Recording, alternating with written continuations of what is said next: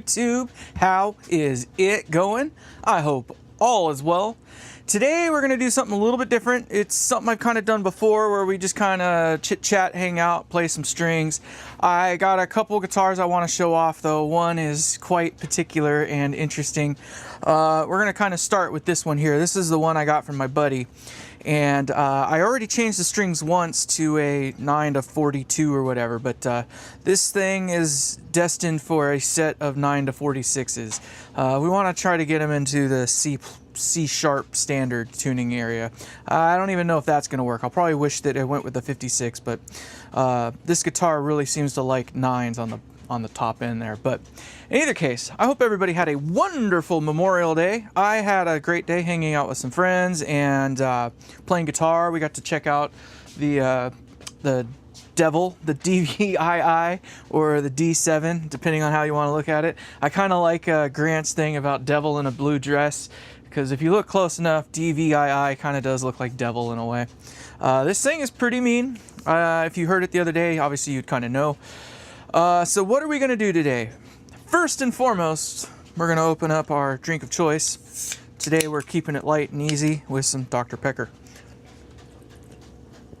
I don't know why I say that every time. It's just something I got to say. I don't know. Dr. Pepper's so good though. 23 flavors. And once it hits your lips, it's total bliss. Anyway, so as I mentioned, this is a guitar that I had bought for a buddy of mine. His name is Brian. We've talked about him before.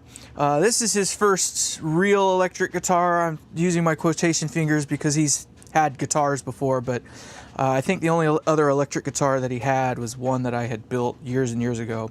It was one of the first guitars I built, and it's kind of a pile of junk. So, no, I don't like those odd strings.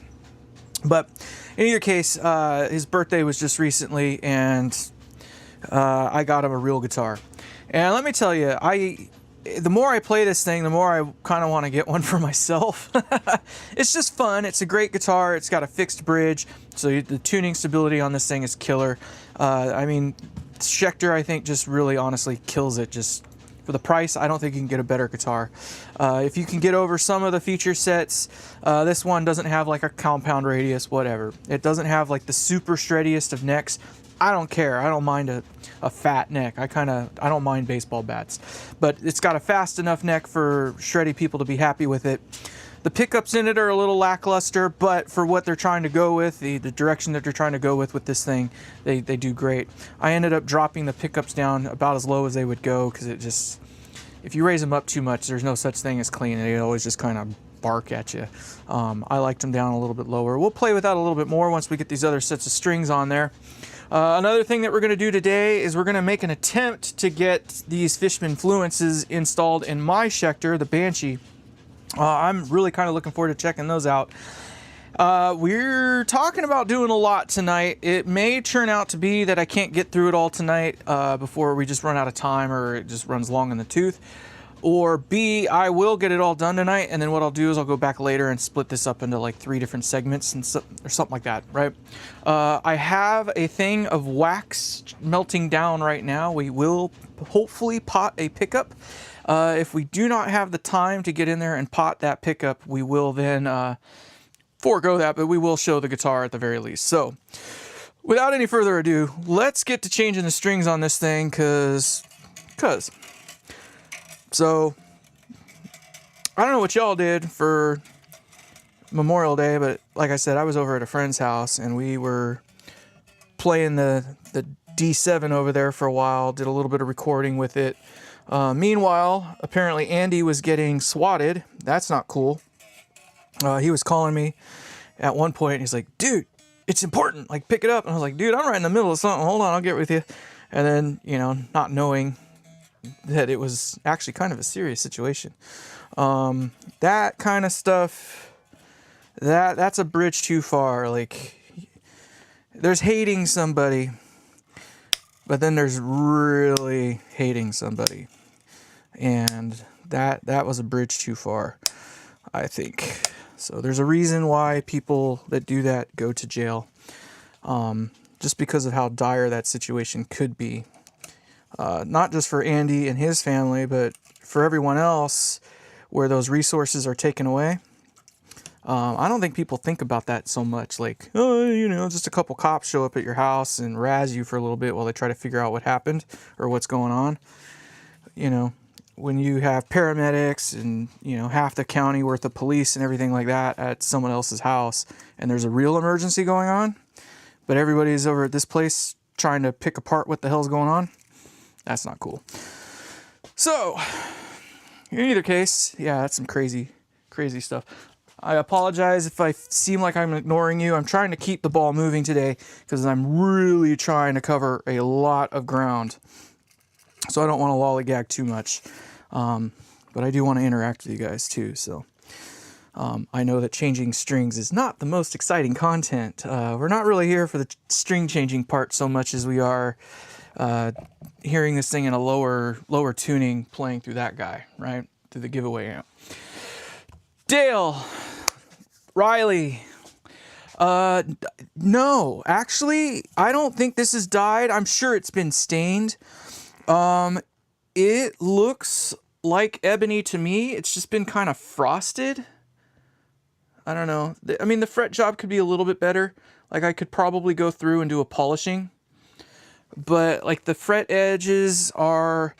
I don't think they'd pass, like, the Philip McKnight nylon... nylons test. Close, but not quite. It's not so bad that I think we need to do anything about it. If it was a little bit worse, I would probably do it. Now, I'm probably a little bit less picky of a guitarist than some others out there might be. I don't know what it is. Like, there are things that I prefer, but I don't let the thing that I prefer that isn't there bother me. Action and string height, or whatever you want to call it, definitely is something I'm particular to. But I'm not going to say that I'm going to sit there and grit my teeth until it's changed or whatever. Brian, he knows how to play pretty good. He's not bad of a guitarist, honestly. He's self-taught, and he just kind of fiddle farts around when he can. And despite that, he's actually a pretty reasonable player. He picks up quick on it anyway, which is, I don't know, he's natural at it. He's a multi-instrumentalist anyway. He can dink around on the piano. He's a drummer at heart. I think he was actually chosen to be on the Blue Devil squad years and years ago, down in San Diego, so that's kind of a big deal. But in either case, if I give it to him in a state that I think is okay, he'll be happy with it. And later on, when he gets curious, I guess you could say, then we'll go through and give him the real setup. This thing, honest to God, though, came from, I bought it from Sweetwater, and it came from them pretty much good to go. The only thing I ended up changing was the pickup height. That was it. Didn't require much love otherwise. So I'm just going to keep on moving here.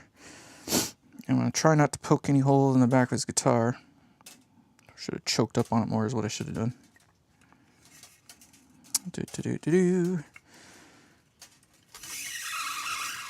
My very first guitar was a Samick.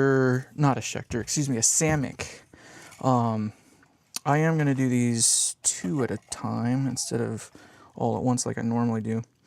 My first guitar was a Samick, and I still have that guitar.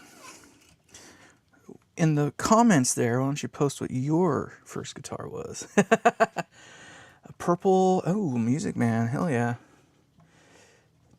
All right. Ooh, I haven't tried them either. I am taking a very bold step. I am not a fan of, how do I put it? I am not a fan of active pickups. However, I will say that I have eaten my words on that recently. I had a buddy down the street who picked up a set of the EMG, not the Kirk Hammett, but James Hetfield set of pickups. And they're active, of course. And I was quite impressed with them. Impressed enough that I almost decided on them over these guys here. But I'm curious about this technology here. Wait a minute. That's not what I want to do. I want to go like this. So I decided I'm going to go with the Fluence. After a little bit more reading, it kind of sounds like the ToshiSweetStaffy are probably the more popular ones of these sets here. I went with the moderns, even though I'm probably going to be more of a classic kind of guy. But I really wanted to go outside of my comfort zone and kind of force myself down a different path. So I did. I went seriously down a different path. But you know, we'll see how it goes. Less compressed.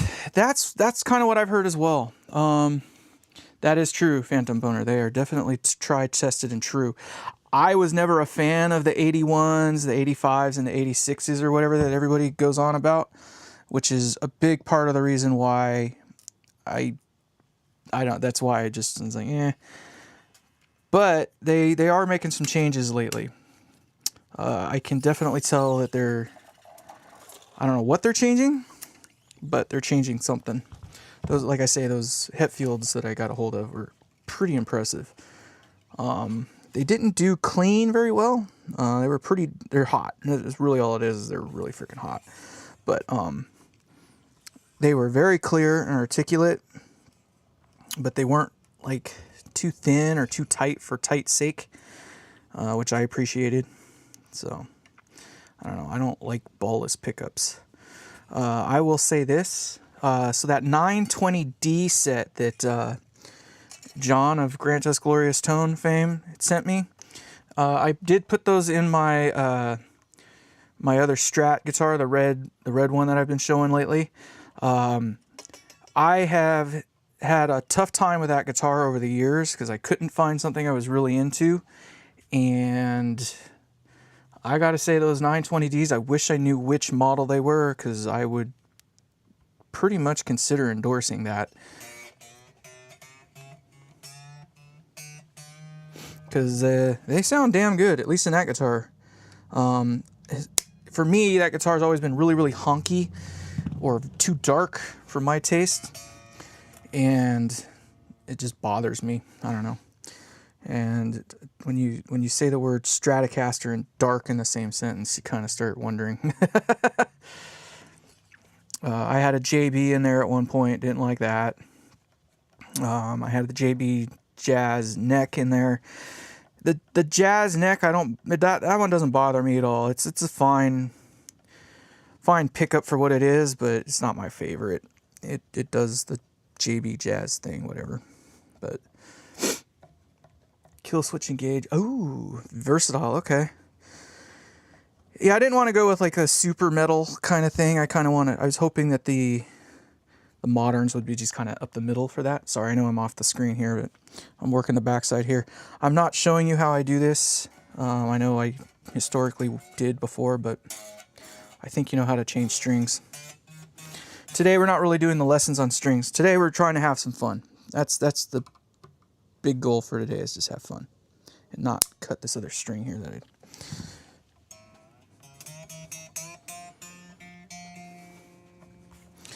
I'll come back and tune that in a minute. We are going to try to do this thing in C sharp standard. I don't have any guitars that I've ever tuned in to that depth before, I guess you could say. So we're breaking all kinds of records for me lately. I am wine tasting. How's that?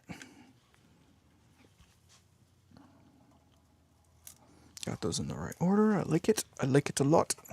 But yeah, this is a beautiful guitar. And it's only $600. Wasn't that bad. I'm not gonna lie. I'm quite impressed. I would definitely, if it were prudent for me at the moment to go get one, I'd go get one today. But, you know, wife and priorities and stuff like that. You can do a lot with $600 to build a guitar amplifier. You know what I mean? And I got to start saving for shipping. Because I get to ship that amp not once, but twice. I got to ship it out to South Korea here in the next few weeks for John to get a hold of. And then I don't know what we're going to do from there.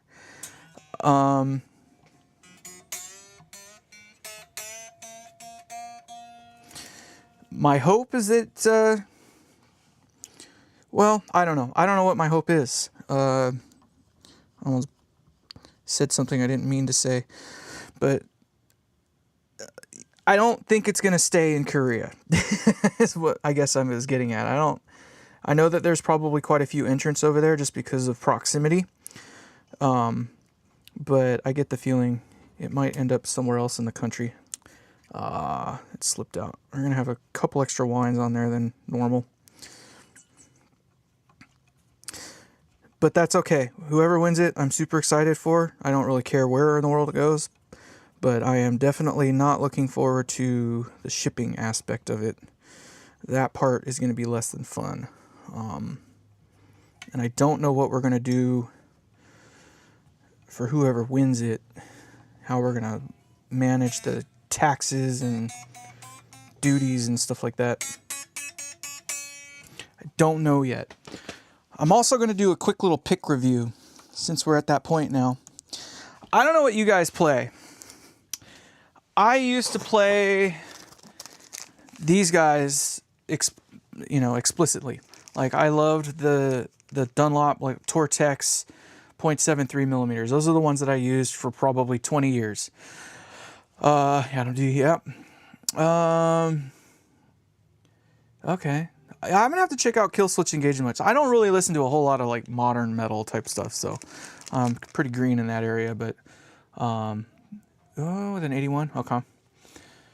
So I've always liked these. They last a long time, they're comfortable, they do what they're supposed to do, but not too long ago, the case that my Schecter actually came in, my Schecter, not this one, had this tucked away in there. I never noticed it. I've had that guitar for like 10 or 12 years now, but this was sitting in there, and I was like, I'll give it a shot, just because why not? And I was super stoked with it, stoked enough that I went out and bought some more. And this is the Gravity frick if you could see it, Sunrise 2. You can see this one's been roaming around the shop for quite some time.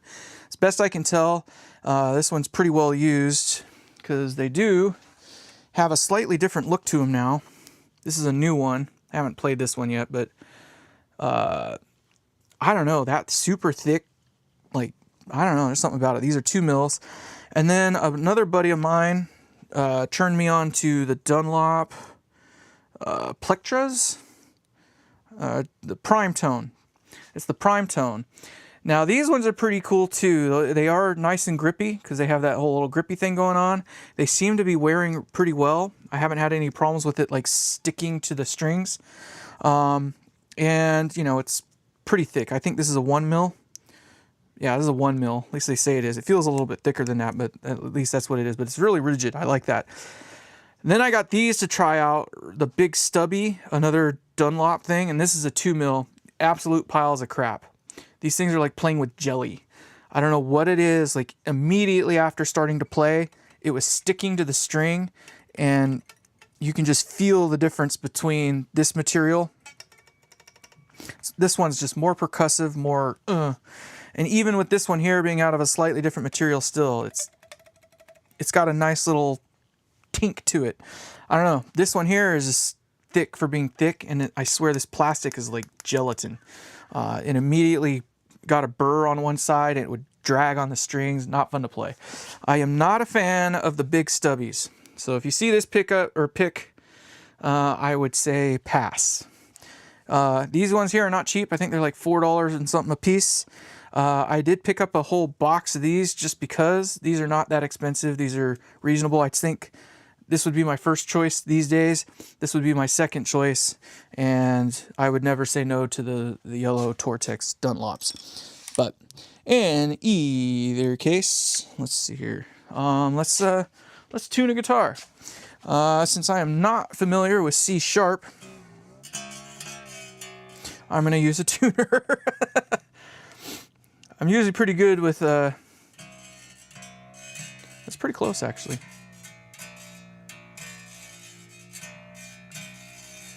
I was at like a B something.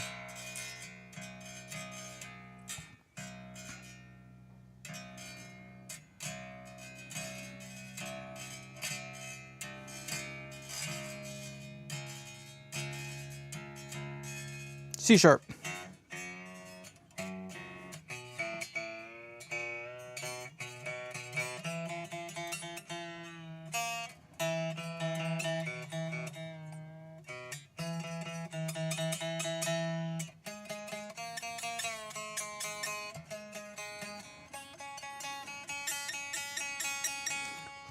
Not too bad coming out of the gate. Maybe, I don't know. My ears are old, but I generally get pretty close. Generally. Not always, but generally. I'm going to go ahead and detune that one so I can cut the string. I usually wait a little longer, but these ones have a couple extra wraps on them, so I'm not really worried about them slipping. Okay. There, now I've done all my little cheat. Let's turn on this amplifier here and kind of get a listen for what it sounds like. And my wax is starting to melt, but it hasn't really melted yet. And I've kind of lost my thing because of where I'm...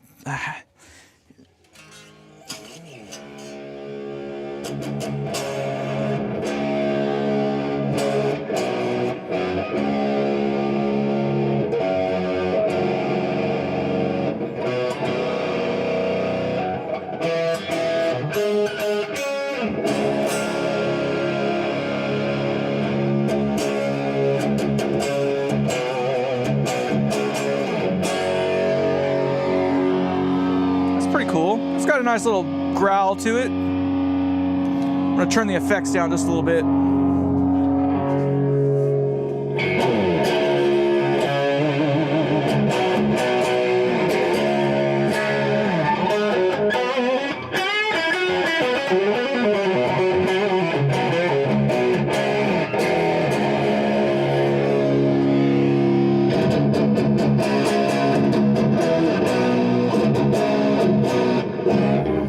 I need to tune this thing again already. I probably should have stretched the strings.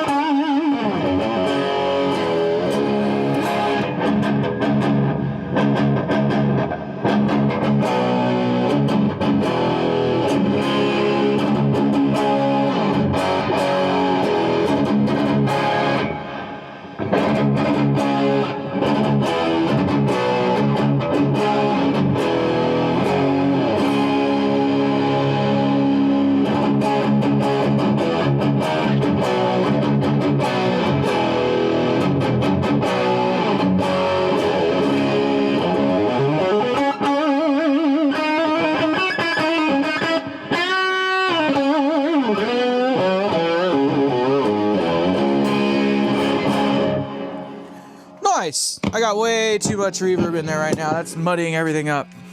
So we're not gonna talk about that. I like it.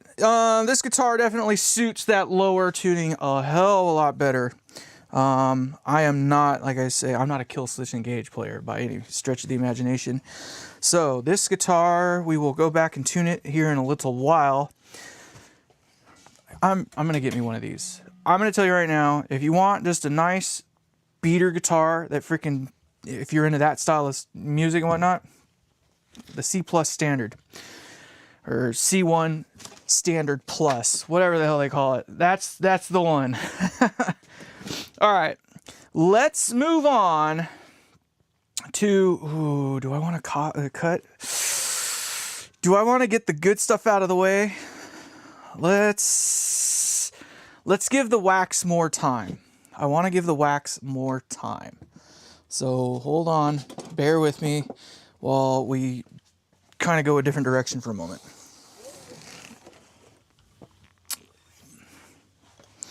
All right, so here is my ejector.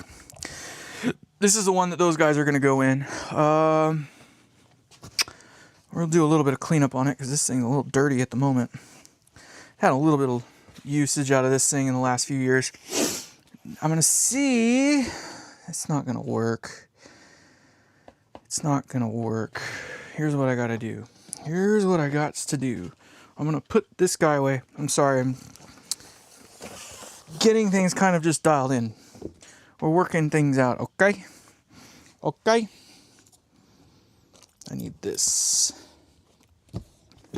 All right, so we're going to put this guy in because what we're going to do is actually take the bridge out. I think that's just going to be the smart play.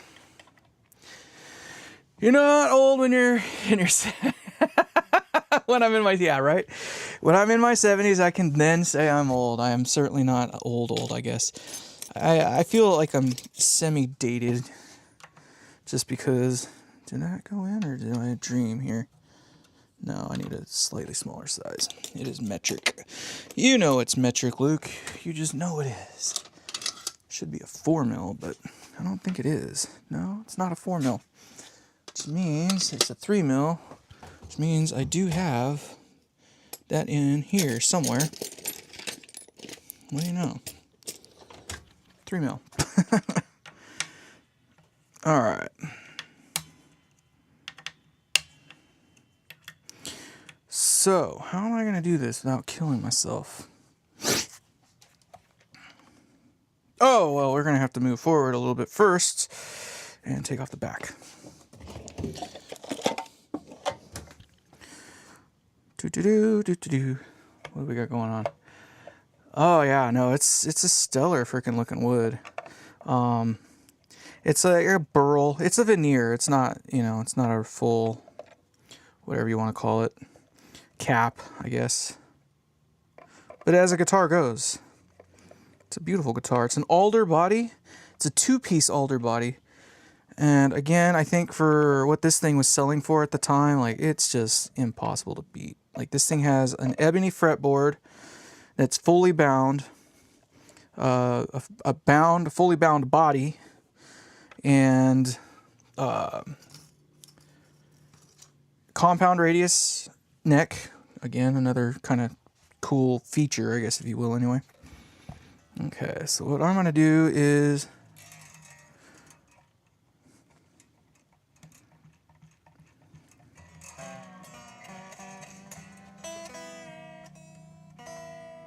come on, baby.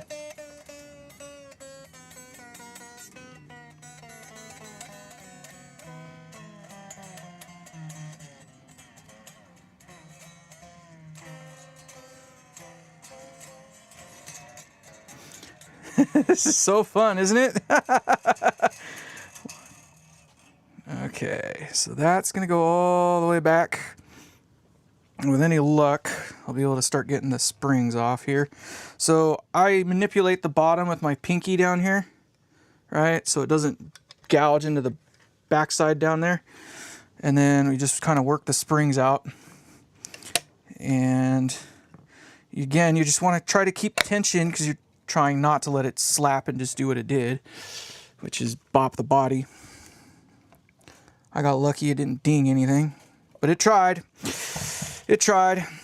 All right, and then you can get to these guys. It's just easier to get to those guys. I think those are also 3 mil if I'm not mistaken. Yes, they are. You do not need to go crazy with these things, though. Loosening them up. If you go too crazy, loosening these things up, you will lose the blocks. Well, I shouldn't say you're going to lose the blocks. The blocks will just fall out. And, it's not fun when the blocks fall out.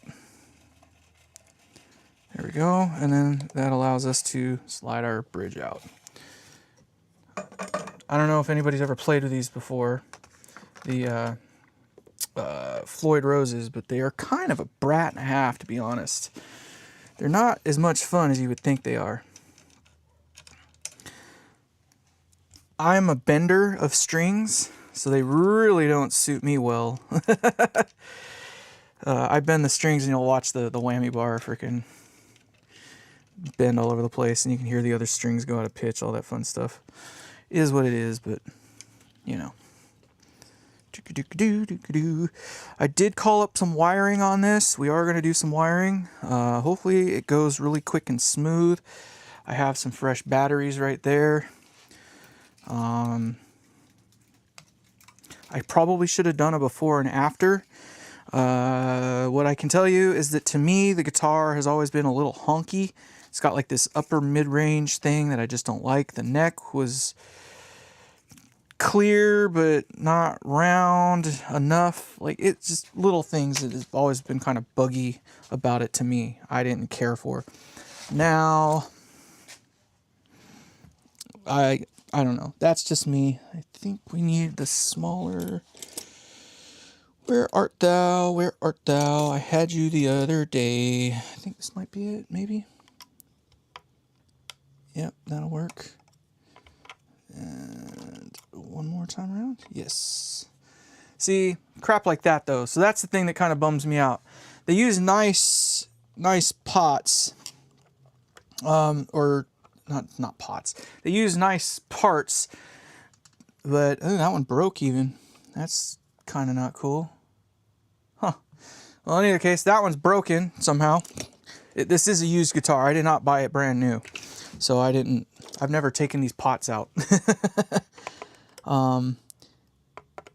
But I think they're original to the guitar, if I'm not mistaken. I could be wrong.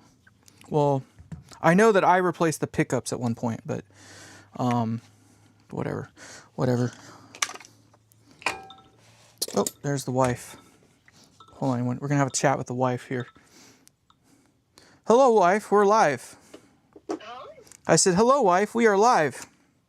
Oh, hello. How are you?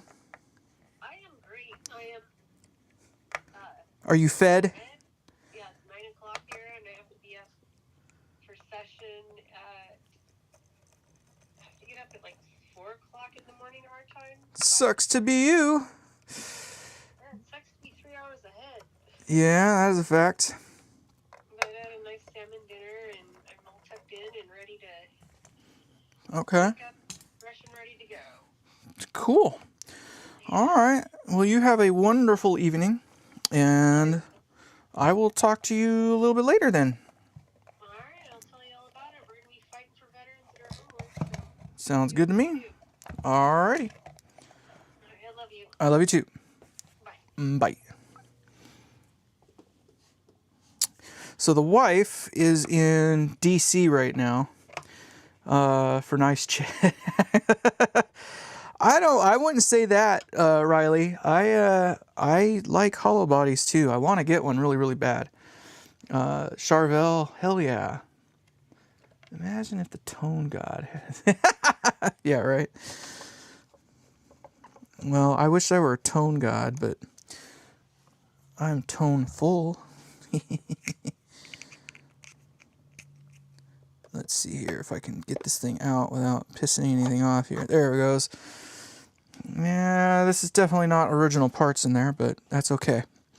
Let's see here how we're going to pull this off here. I got to move some stuff so we can move other stuff so we can do stuff. It's time for a drink of the Dr. Pepper.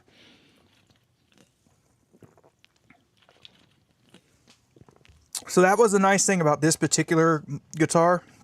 This is a real Floyd Rose. It's the Floyd Rose 2, so it's not their, their original line or whatnot, but it's, as Floyd Roses go, this is the best one I've ever worked with. The knife edge is just spot on. You can full dive, full whatever, it always seems to come right back to zero. It just works every time. I am going to get brave. I am going to just take things out. And then we'll deal with the rest later. So we're going to get this guy put in there, as you probably already know or have guessed. Stay there. You go there. Let's go there. Do do do do do do do do do do do do do. I guess I probably shouldn't do that over the guitar. That'd probably be smart, wouldn't it? I'm hoping I don't have to bring the heat like way up, but we're gonna see where this thing takes us. And yeah, I wish I didn't use the back of the pickup, or the pot, excuse me.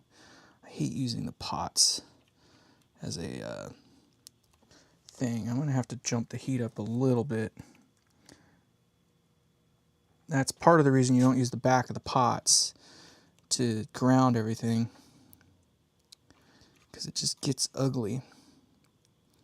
And you got to put all this freaking heat in there, and there's that one. And it gets just fucking weird. Don't do it, people. All right, I'm not going to mess with that. I am going to cut that. Okay. And then what else do we got to take off? We got to take off this one. So we are reusing the blade in this one, the blade switch thing, whatever it is. And we are going to... That's about it. That's the only thing we're reusing is the blade. I may or may not switch out the jack. I need to get to the jack. But at least the pickups now are free. Yikes, you little brat. So this is what I had created to hold this thing in place. The original one had crushed itself to the point where it was useless. All right. So this one I rewound. This is a rewound, sorry. This is a rewound JB. So I took it apart, rewound it, and then potted it again. I tried to get it to be a little less honky sounding. With no luck.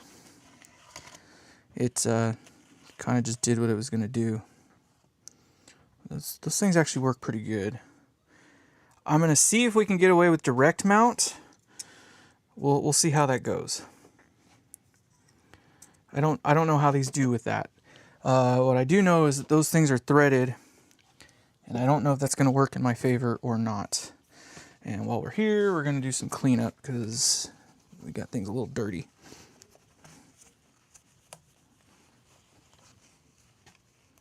Do. And then the other thing I got to do is take out the pots. I think. Yeah. I think too much. That's gonna make me work. I guess it would be easier if I could just find the correct part for that, but that ain't it. I know I have the correct part for that. It's just, where is it? This one might be this one. Nope. Maybe this one? There's that one. There's that one's off. Alright, so now I gotta find the other one. I kind of feel like it's a size I already have out somewhere. No, it's this one.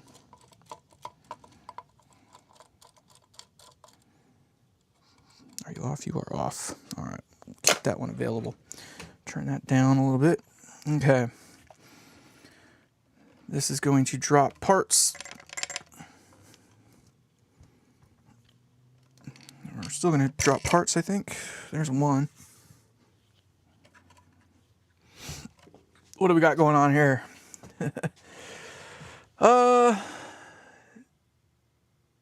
I didn't do any shielding. They have some sort of shielding in there. It's not much though. Let's see those little, whatever that is. I don't know what that is, but they did it, not me. There's some booger snots in there that I've never noticed before. Looks like glue or something. I don't know what that is. I'll go through with another implement later to clean that off. But they are kind of shielded, it looks like. I've never had a noise problem with this thing, but I don't know. I don't usually have a noise problem in general. Lucky me. Lucky me. Alright. And let's see if I can get away.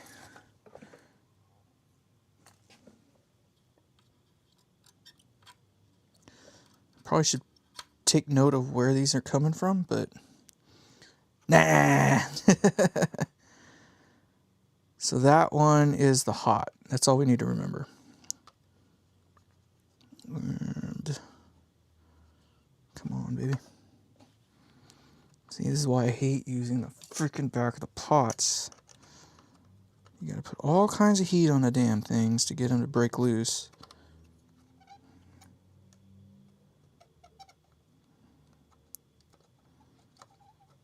Come on. How hot do you want me to go?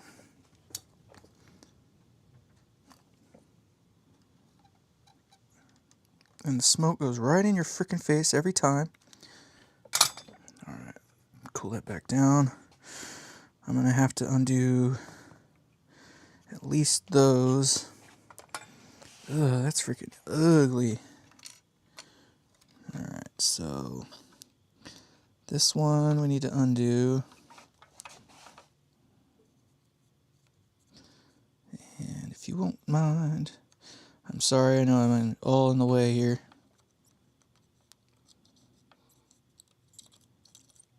Come on, there we go.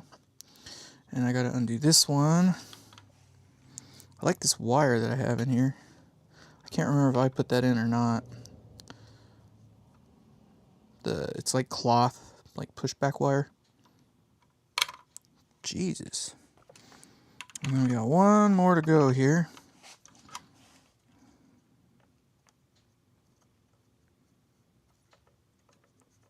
And there we go. All right. So we do have to put a battery in here yet still. And if you wouldn't mind coming out.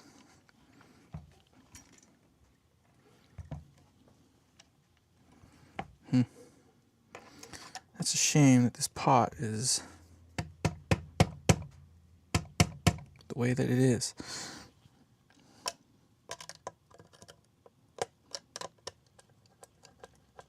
What the frick? Vert the frick! What did they do to this poor thing? I know I never changed that one out. Another washer for the run. Alright.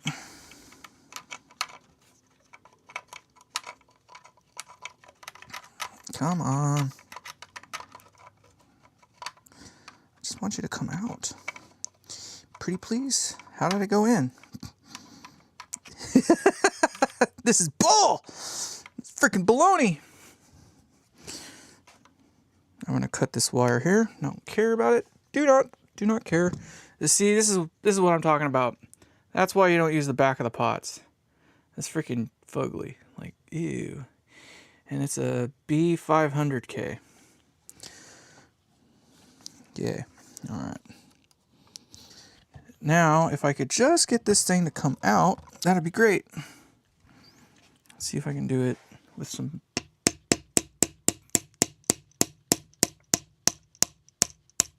gentle persuasion. Smooth operator.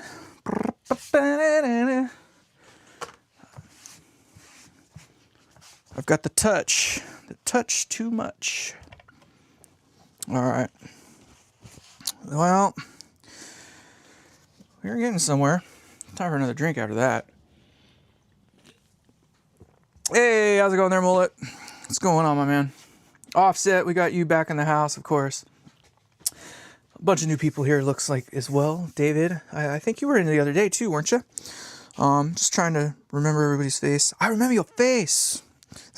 I'm just trying to remember everybody and acknowledge everybody. Thank you for coming in, because this is super duper not exciting. But you're here. Lucky you. All right, so I did buy these brand new direct from Fishman. So let's see what comes in the box. Some instructions. We don't need those. I'm kidding. We were going to need those. So it comes with more pots than we need. I am going to go with the switch the whole way because I want to be able to utilize the the switching features. So I think these will give me, I think we get 2 options with these, because you get up and down. I wish I knew a little bit more about what options there were. But I thought these things had 3 settings on them. I thought, if I recall, there was 3 settings, but I don't know that I can get that 3rd setting with the switch that I got. I'd have to have a 5 position. I don't have a 5 position. I only got a 3. So, I took a gamble that these were going to be deep enough to get these to fit through. I talked with them and Sweetwater, and they said they don't carry the long shaft version. What I am noticing is that those holes are ginormous and these ones are not. So what looks to me is going to suck is that these are definitely long enough of a shaft to get through. If you would get the fuck off. Thank you. But they are the thinner shaft diameter, so that means they are probably going to just, yeah, they're just going to sit in there and rattle around. We will have to manage that.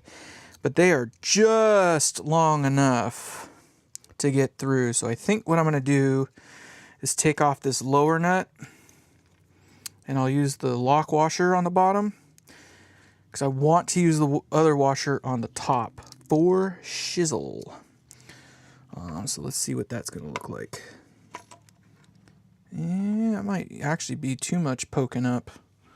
And of course, they're not the pop top style, but they do go down deep enough I can get it to go below. So this will work here like that. I'm probably also being dumb by even thinking that I can put this on first without soldering that stuff first. But I'm a brave guy. I'm going to try it anyway. And I think this is the size I wanted.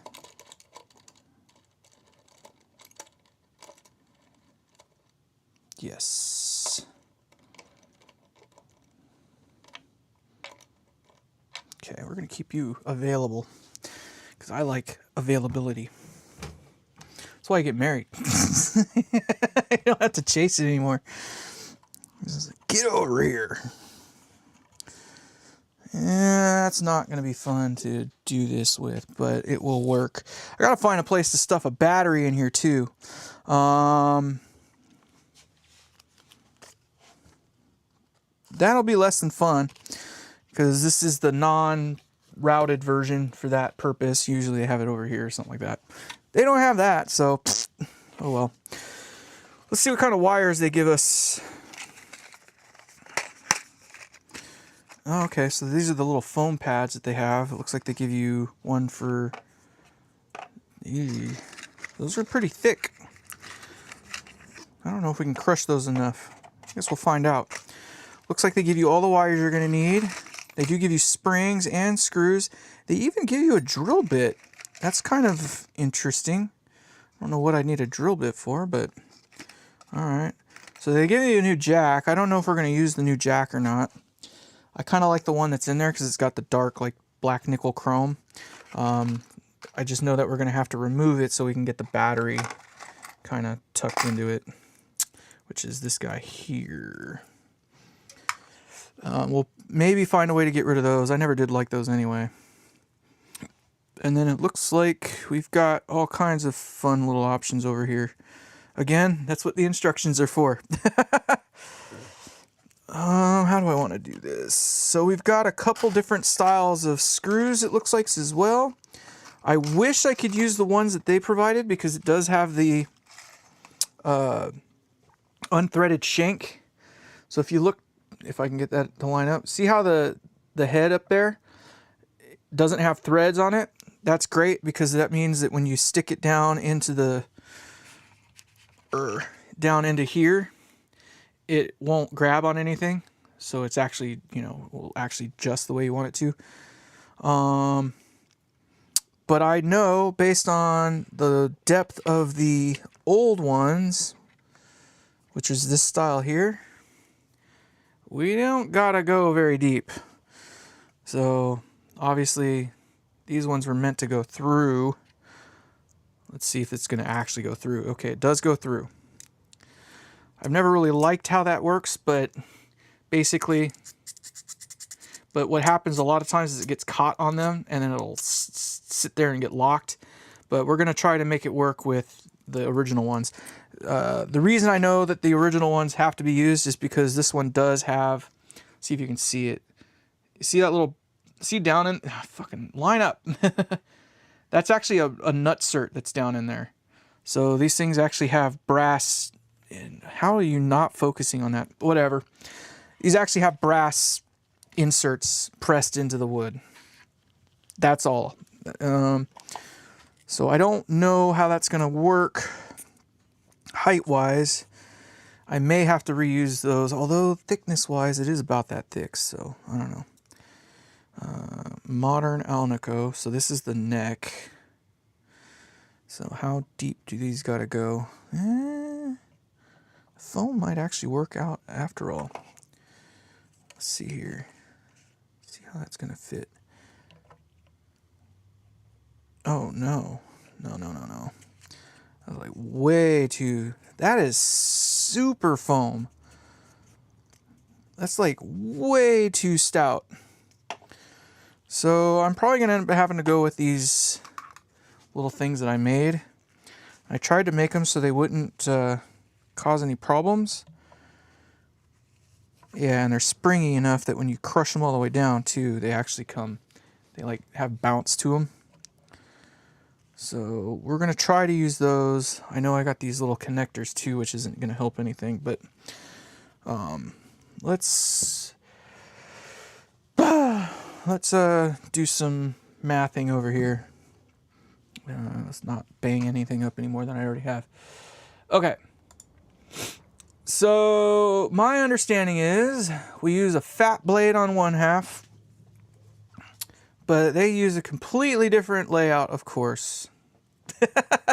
They show the fat one over here, and then they show the smaller one over here. I guess it doesn't matter which one you use.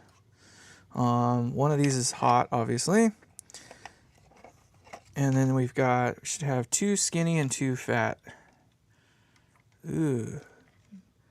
Okay, so for the neck, they're using this one. But they don't say which way it should go.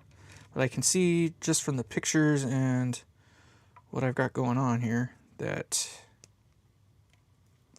it goes like that. Click. That's a lot of wire to run. And then they're using the blue and the green one.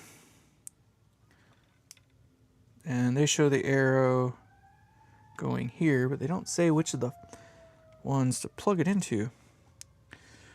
So V1, low gain, ground, bridge, no connection, neck, south connection, voice 2. Well, I definitely want the frickin' voice 2. I better not have to solder anything to those. I'm going to be pissed if that's what I got to do. Because if I got to do that kind of crap, Daddy's going to be pissed. I have no idea. I'm just going to put that on there for now.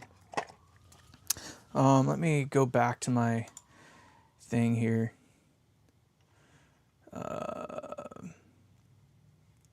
One humbucker, 1 volume, push-pull, 1 tone, push-pull.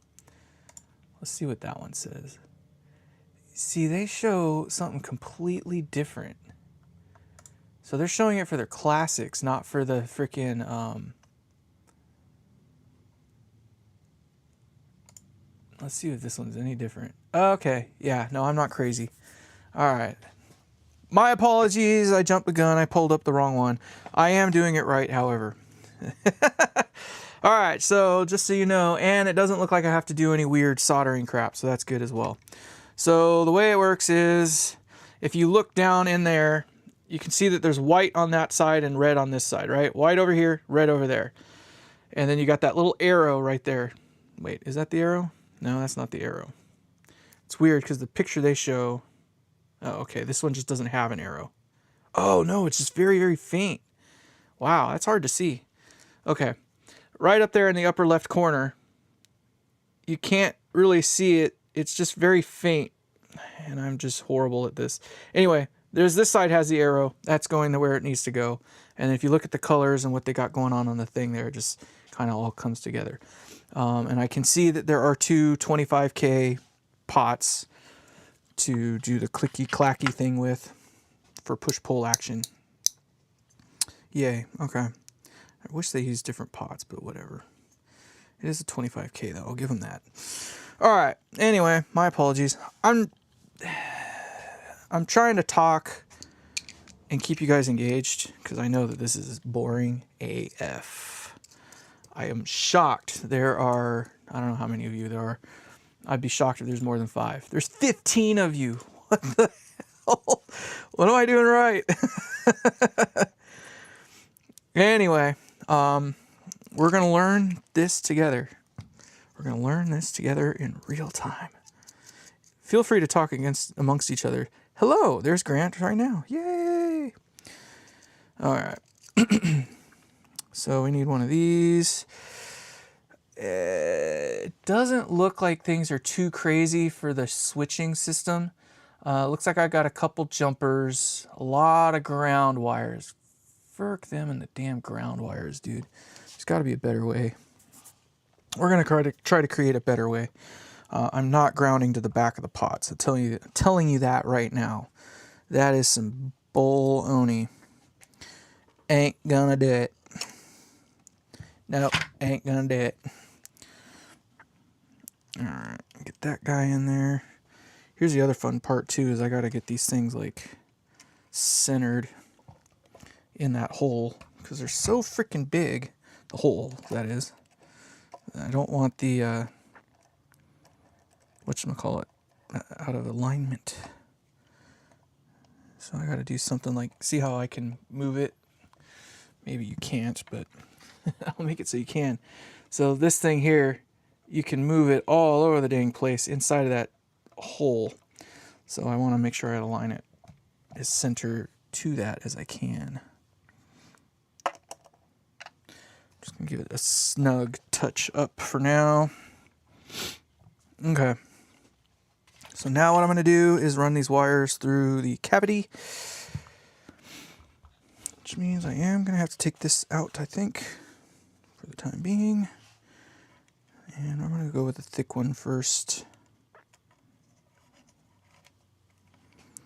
Probably gonna end up with a lot more than I need to. Part of me is scared to cut it, but I don't know. I don't know. But I want that to be in the center. That's what I do want.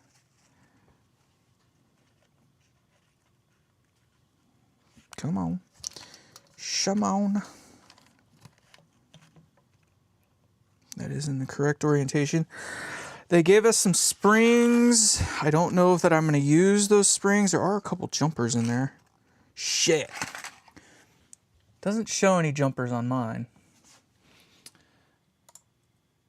It does not show any jumpers. No. Or jumper to ground for voice 1 low gain setting. Note, connect V1 gain to or jumper to ground for voice 1 low gain. So apparently there's a low gain setting. That's where the instructions kind of come in. The ones I threw. Let's see here. Watch, it probably has everything I need to know right in here.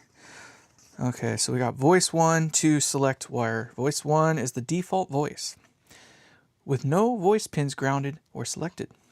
To select voice 2, connect this pin to ground through a switch, contact, or permanently by soldering to any ground or by using one of the included jumpers across the pins. So that's what those little jumpers are that's in there, those little black blocks. Note, the single coil voice 3 select pins 2 and 3 override voice 2.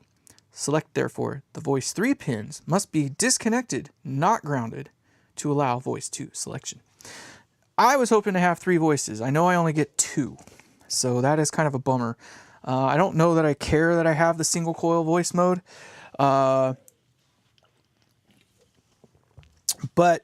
I kind of want to at some point get all those, so I'm probably going to either have to find a 5-blade switch so I can go single coil mode, and then you know, and that. I'm going to have to get a 5-way switch. And I have one, but I'm not going to deal with that today. That's another project. Voice 3, outer single coil select wire. To select voice 3 with outer coil, connect this pin to ground through a switch contact. Okay, whatever.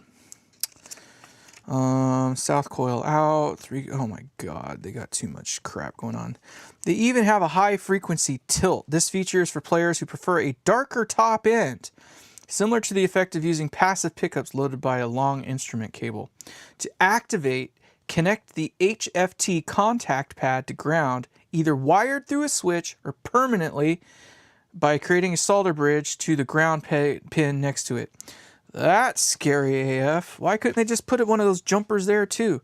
So what they're referring to there, apparently there is a way to make these things darker if you prefer that. So see that HFT right there? It says ground and HFT. So you gotta bridge that with a solder glob if you want, in order to make it a little bit darker. I don't know. I'm not going to do that initially, obviously. If I feel like it's too dark or too bright, I'll go the other way. Now, I expect these things to be bright, but it's a real show now. If this isn't interesting enough, the burps are. So the HFT pad has signal on it to prevent unwanted interaction. It should not share a switch contact with any other HFT or voice select wire. So that's one of those things where you probably have to put it on yet another switch somewhere else if you really, really wanted to. And then they give you wiring diagrams, which maybe what I read here first. I tell you this right now. Go online. They have 8 pages worth of these wiring diagrams at a size that you can actually see, and you can blow it up. I'm looking at exactly, is it this one here? I think it's this one here, more or less. For 6, 7, 8 string, open core, modern, whatever. Except for I think they're using a 5-way switch. I don't know. It's one volume, one tone though, so this is the correct wiring diagram.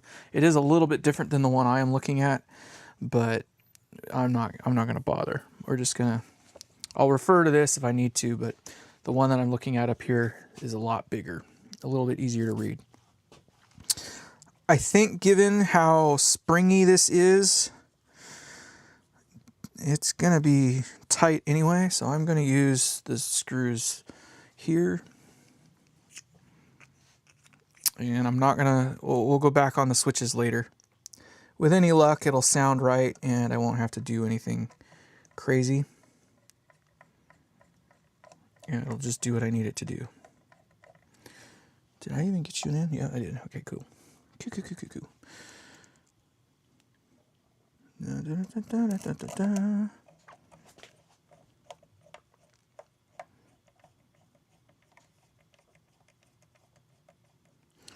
And we'll take the side and push it down a little bit more. Ooh, that's why I don't like them. If you get a little abusive with them, they'll start doing weird stuff. So that's essentially like perma mounted. That's like almost direct mount status right there. It might not be exactly direct mount status, but that's pretty firm. I like that. I like the way that feels. I will accept those terms. Okay, next. All right, so I guess we just do this the same way. The way they're showing it, the white is on. Well, yeah, it goes like this. So again, I'm just cheating. I'm looking through the little whatchamacallit there, and I can see the white on this side over here. And according to their little diagram, and there is an arrow. It's just really, really hard to see on this particular connector is what it is. You can see it better on this one. It's like literally right there. On that other connector, it was like almost invisible. And then I'm going to go to these outside. Yes, goes to this side of the things. All right. Then we're going to, that one's pretty well centered. I like that. I can dig it. I can dig it. And I guess I should have put the wires in the hole first, but whatever. I know it's a short shot, so. Come on, poke on out. There they go. And then this one goes like that.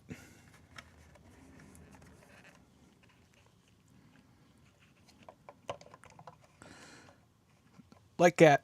Just like that. And let's mount these things. Get it over with. Isn't this the most fun? Never thought you'd be doing this on a Tuesday afternoon, did you? Watching some idiot freaking put together a guitar. We are making some progress on the main topic of the show, though, which is not this guitar. It is actually the most authentic guitar in the world. And I say that with authority, because I am not kidding. The guitar that I'm about to show you here in a bit is the most authentic guitar in the world.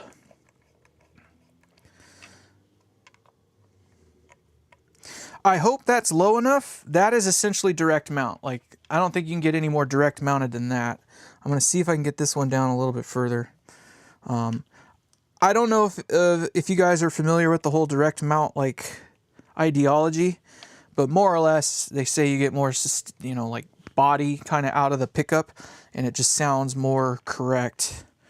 But that might be up for debate. I don't know what everybody's thoughts on that are, but I know for me, I like the concept. I don't know that it's true or not. All right. So that's kind of cool that they do what they do with these. So they shrink wrap them for you, so that way you don't have to deal with that, you know, try to stuff these things down cavities. Now we are at a point, though, where we need to make things connect to themselves. Now, what's nice about these particular pots is that this, the outer jacket, if you will, of these things, looks like I can use it as a ground plane. And I might just do that. I'm going to try to go through this kind of quick if I can. I don't want to waste too much time explaining and talking about stupid stuff, but at the same time I also want to best practice, if you will, for things. And I also want to leave a spot for a bateria. So I got to find a place where we can fit a battery in here. Imagine that. I don't know that we're going to be able to do that, to be honest. What is that? The name's Grant. You guys. So, I guess depending on how I would do this, I might be able to get this thing to fit there. It will fit here and not interfere with the switch. I think I can do this. So, I don't know if you're seeing what I'm seeing. But if I put the battery there, goodness, I can twist this switch out a little ways to give it a little more room, so I can get the whatchamacallit on there, this guy. So I'm going to give that a shot right now, because that is probably the most important part, is making sure that that doesn't touch anything either. Stay away from each other, please. Start a fire. It won't start a fire, but certainly get very upset very quick. Or is there another spot that might be better? It seems like there's a lot of open area, but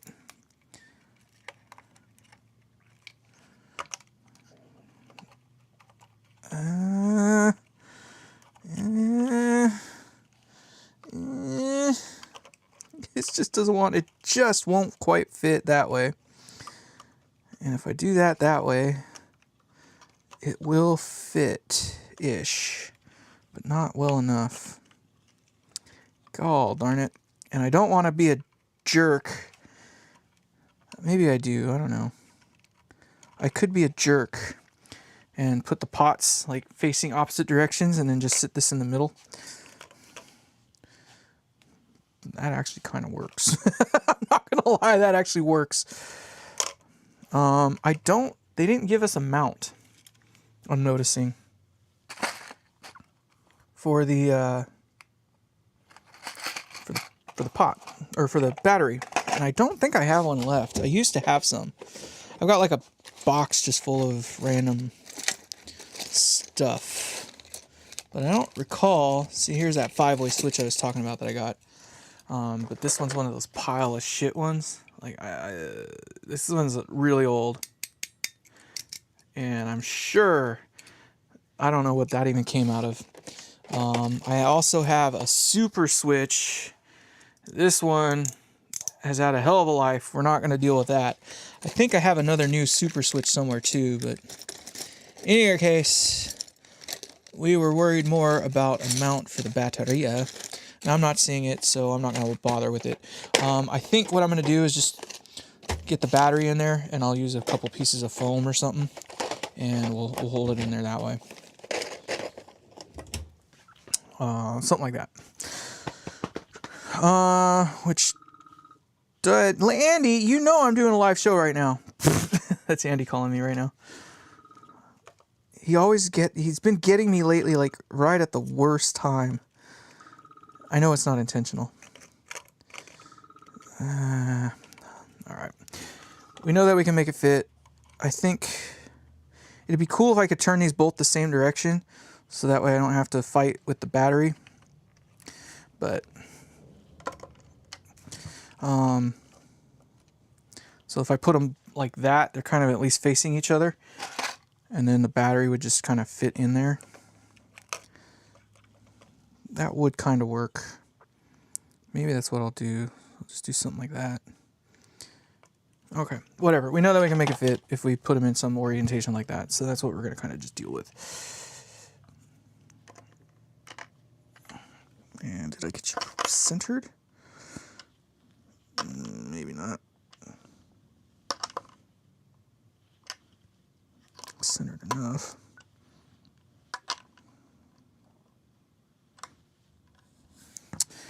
Okay, so this is like a last chance right here to see.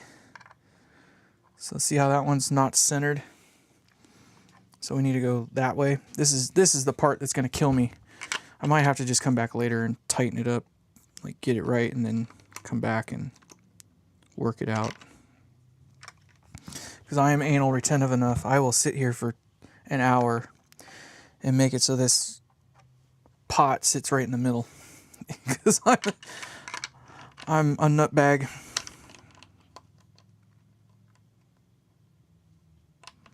It's kind of where it wants to go. It's pretty close, I think. Dawned on me that I can use this kind of as a gauge. That is pretty close. It's not going to rub on anything, so that's good. All right. And I think I have the jackets for those too that are meant for these compression style ones. So,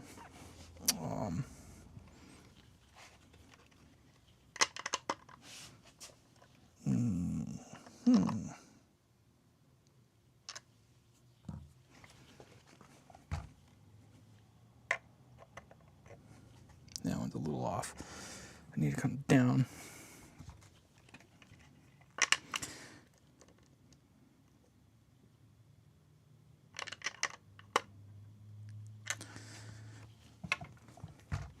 Not really trying to lock them in at the moment. That's not centered, but it's close enough for now. All right. Click, click, click, click. All right. Moving forward, because we haven't been making much progress, if any, recently. There's 21 of you somehow or another watching me do this. This is ridiculous. Oh my God. Now the pressure's actually on.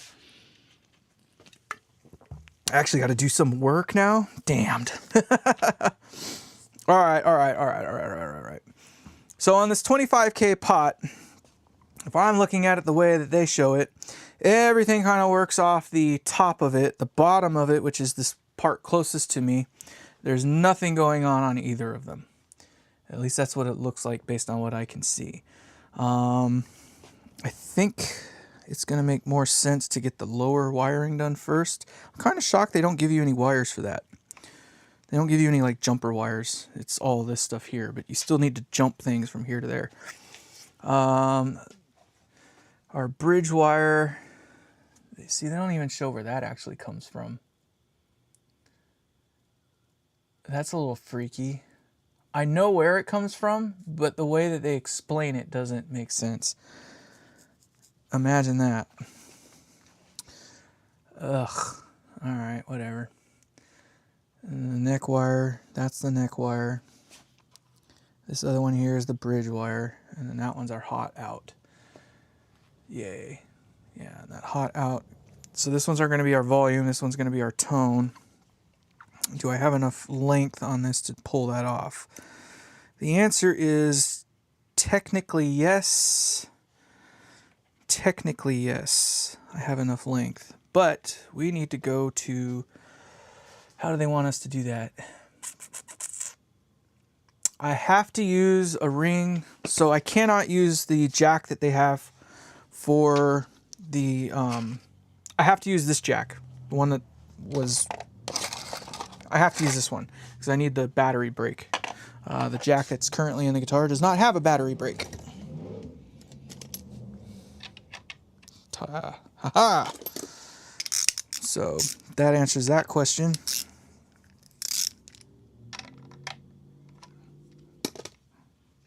And doop-doo. Dang it, gimme. So that's why I wanted to use the original jack, is the parts that came with it were same color, or the color that I want anyway. Are you too big? You are too big.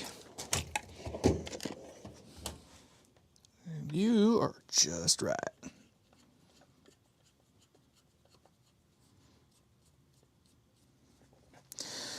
Do do do do do do do do do do do.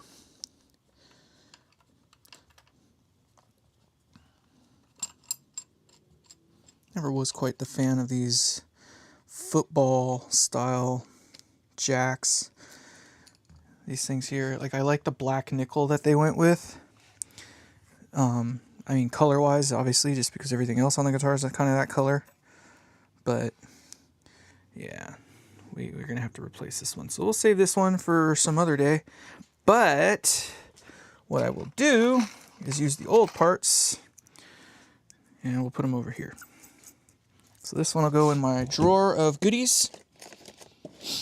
And we'll have to take this one and get the parts. And this. And that. And this. This better freaking fit. I'm going to be pissed if it doesn't fit. It fits. Alright, cool. Good. Good. It's good. It's good. This is going to be less than fun, too. I gotta route wires through the hole. Now, as I recall, sleeve and ring goes to the battery switch. They actually put a battery switch. It's not actually a switch. What it is that they have, how do you explain it? Their thing. So we have to go with what they show here is more or less what it is.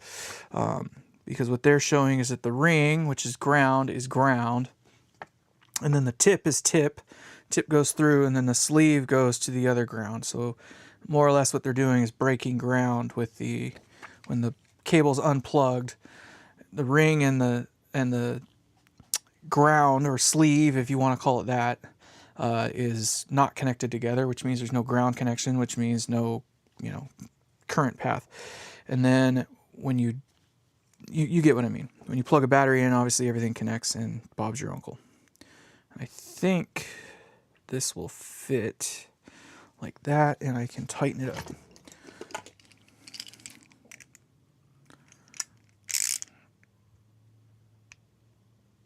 Toit like a toiga. What I'm going to do is set that in there. It looks like it'll fit.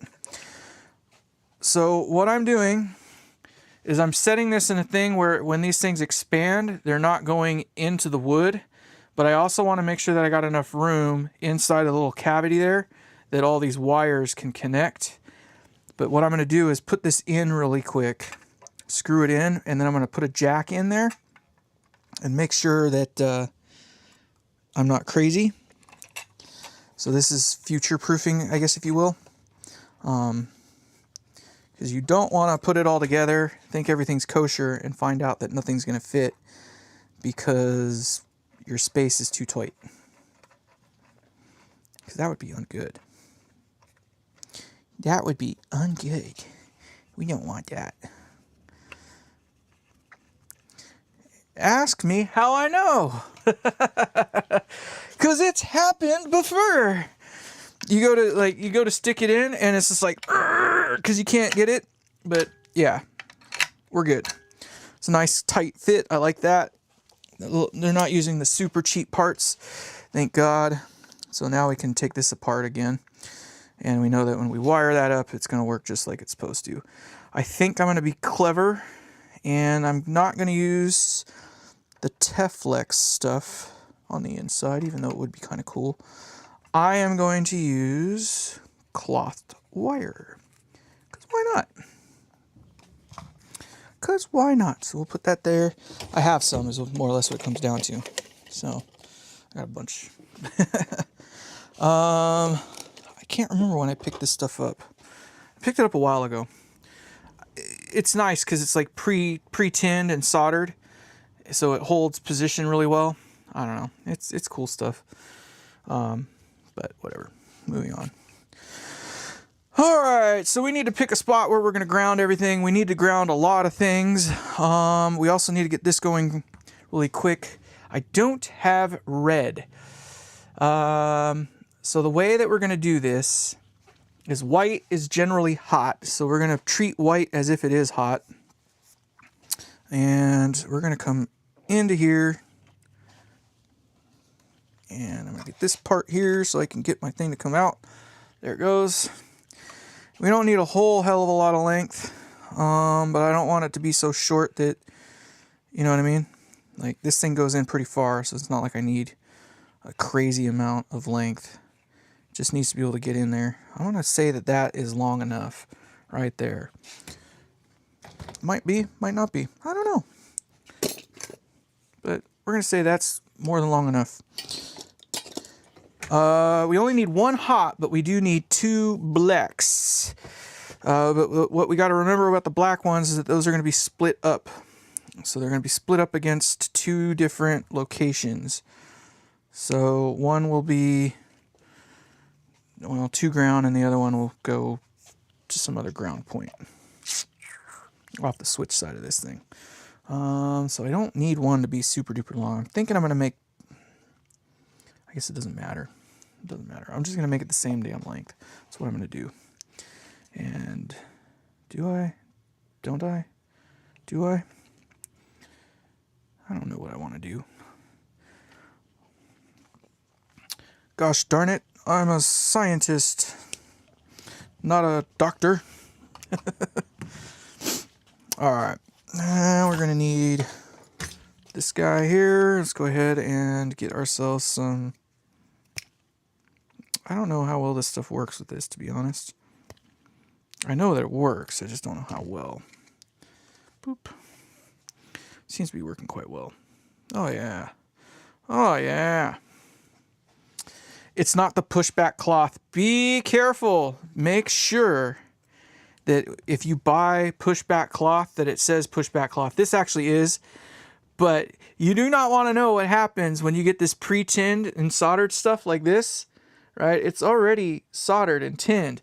But if you go and you start trying to push the thing down and you're not certain if it is, it'll just poke right into you because it'll just slip right out, right? It'll just slip right out. Ask me how I know that one too. The only reason I don't really care for pushback wire is because it starts getting fatter. So, you know, I'll usually, you know, that's cool and all that you can do that, but I'll do what I kind of just did, which is strip back some at least. So that way, you know, we're not, the whole wire doesn't end up getting pushed back. That's why I'm not a big fan of those amps that actually use like real pushback wire. It's probably not rated for 300 volts or 600 volts like it should be. Technically speaking, all wire in your amp should be rated for 600 volts. And if you see an amp company building a guitar amplifier with this pushback stuff, this stuff's only rated for 300 volts. It's not rated for 600 volts. Yes, I understand Fender did it. Yes, I understand all that, but that doesn't make it right. It can get you into a situation that you don't want to be in. So I would recommend that if you're picky about your amp and how it's built, you might want to consider that factoid. If it is made with pushback wire, it's very, very likely to not be rated correctly for what's going on inside that amp. And then yes, always use clippers, not your teeth. Do as I say, not as I do. All right, so what we need, one of these grounds is going to go, actually I didn't even need that second one, because this ground is the one that goes to the jack, not that one. Whatever, I'm just a jackass. I don't know that I want to cut these, but I also certainly don't want that thing to be connected. I got some choices to make. It shows that the three of the reds go together. So this one here and this other one here, those two reds go together. That much I know. And I don't think I need to cut these things anyway. I hate cutting wires, and I appreciate that they give you like a mile more length than you need. That much I do appreciate, but I hate cutting wires because you just never freaking know. You just never freaking know. Like there's always going to be that instance where you're like, dang it, should have not done that. So I'm going to do something stupid. And I say that genuinely. And I'm going to coil these together. And I'm going to get them out to a length I know that is longer than they need to be. So a couple reasons why. So let's say you put this thing together, right? And you absolutely freaking hate it. If you cut the wires to literally be just long enough to get where they need to go, you are absolutely screwing the next guy. Because if you take this thing apart and then you go and you put all the wires together, or everything back together so you can sell it to the next, idiot like myself or something, that guy's not going to have enough length to work with. And that extra 6 inches might have been all he needed. So I'm going to cut this just long enough, and I'll tuck the rest down there. It's going to be an ugly show in there. Once I know for sure that I'm happy with things, I have them wired the way I want, I got it sounding the way I want, etc., then go back and cut it. Once you know you're going to keep it and you're not going to screw the next guy, then cut the wires.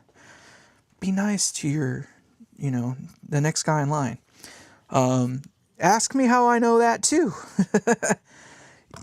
Would you like to venture a guess that I might have bought a pickup set one time that was used, and somebody decided to literally cut the wires as short as freaking possible? Bet your sweet ass they did. Guess who bought that set of pickups afterwards? This dumbass.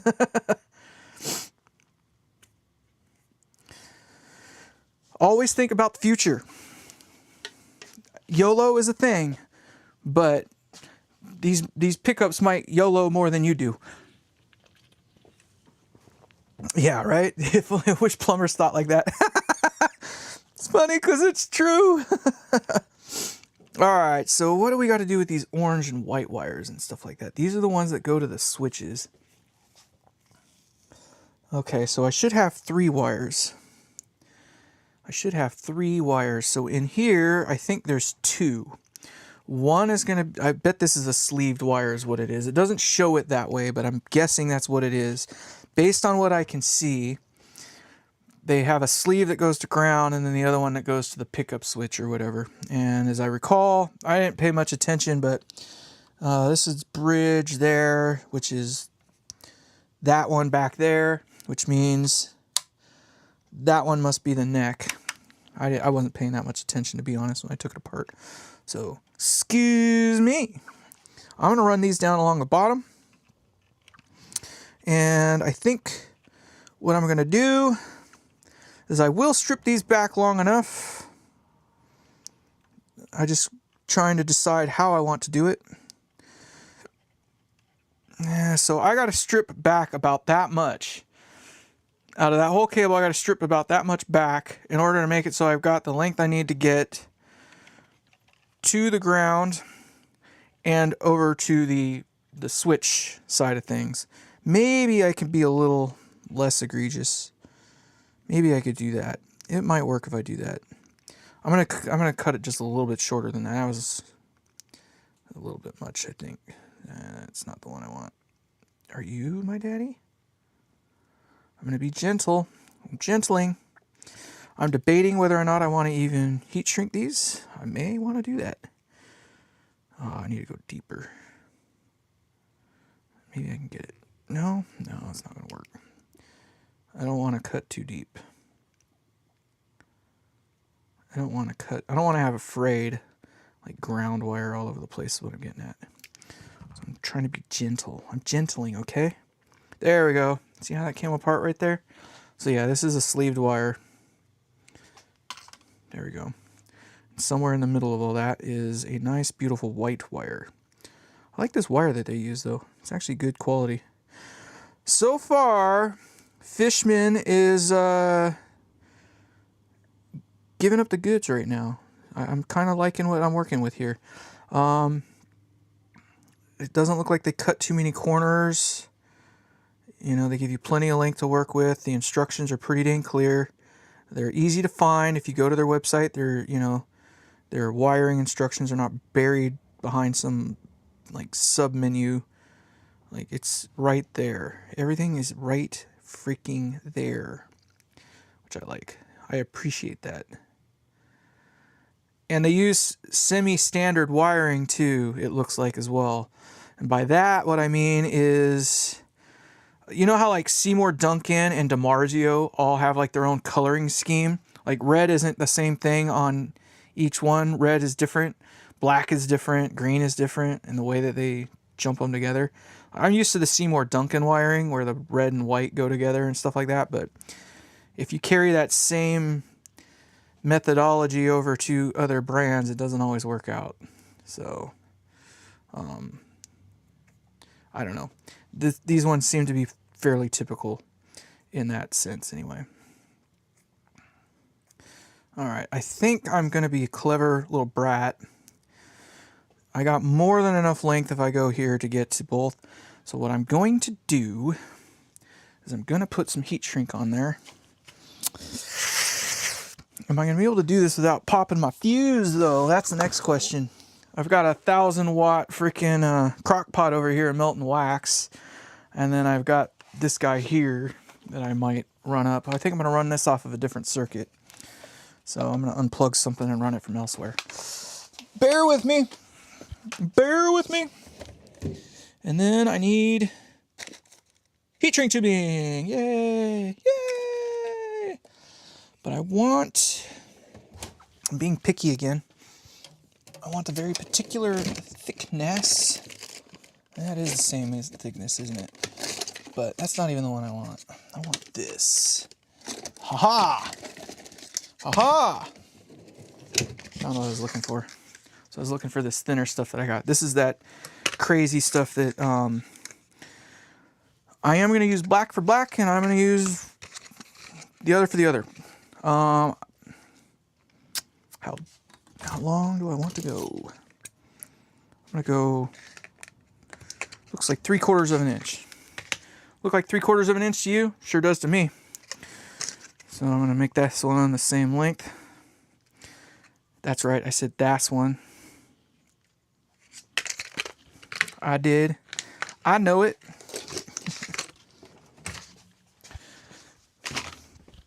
Because I'm crazy. Crazy like a fox. Alright. So what we're going to do is put this on there. Doop-de-doo, doop-de-doo. And I'm going to go right there. Stay. Plug this thing in. Wonder how much this is going to make the lights blink. Not at all.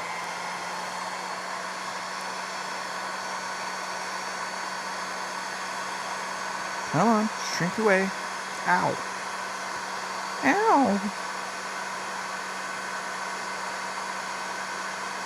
Now, if I were smart, what I probably would have done is also put something on the ground wire before I freaking heat shrink those, but I'm not smart. See? So I didn't do that, which means, guess what? That's just going to run out there loose, which honestly is going to be quite all right. Not that worried about it. Here's why. We're going to solder the end of that. See? See? We're going to solder the end of that, see? What the hell did I just click on? What is the book hours on this job? Shh. Don't you... I'm a turtle, all right? I would honestly say that if you were doing this on a day-to-day basis, this would probably be maybe a 1 hour, 2 hour job. Mainly because you got to take apart everything to do it and reinstall everything, of course, too. So, yeah, I'd say you could probably do it in 2 hours. I hope to God it's not going to take me too much longer, but at the rate I'm going, it might. We'll probably... I don't know. It'd be nice to get this project finished, but we're learning in real time. This is new for me. By new for me, I mean I've never installed this pickup before, so I'm not 100% sure exactly how it goes. It's pretty similar. They're all pretty similar, I guess is what I'm getting at, but, you know. So this one goes to here and there, so we don't need to have quite the same length. But what is the point? What is the point of making them different? I'm going to just do it just shy of being the same. There we go.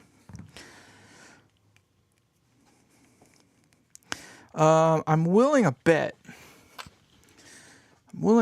that if you paid somebody to do this, they would bill you for 2 hours. And then they would do a horrible, horrible job and not do a lot of the things that I've already done. Which is do all the nice, cool things. They would just wire it up real quick. But maybe not. I don't know. I'm not the fastest worker on the planet because I like to do things assuredly is the way I like to put it. I.e., I don't jump unless I can actually see the bottom.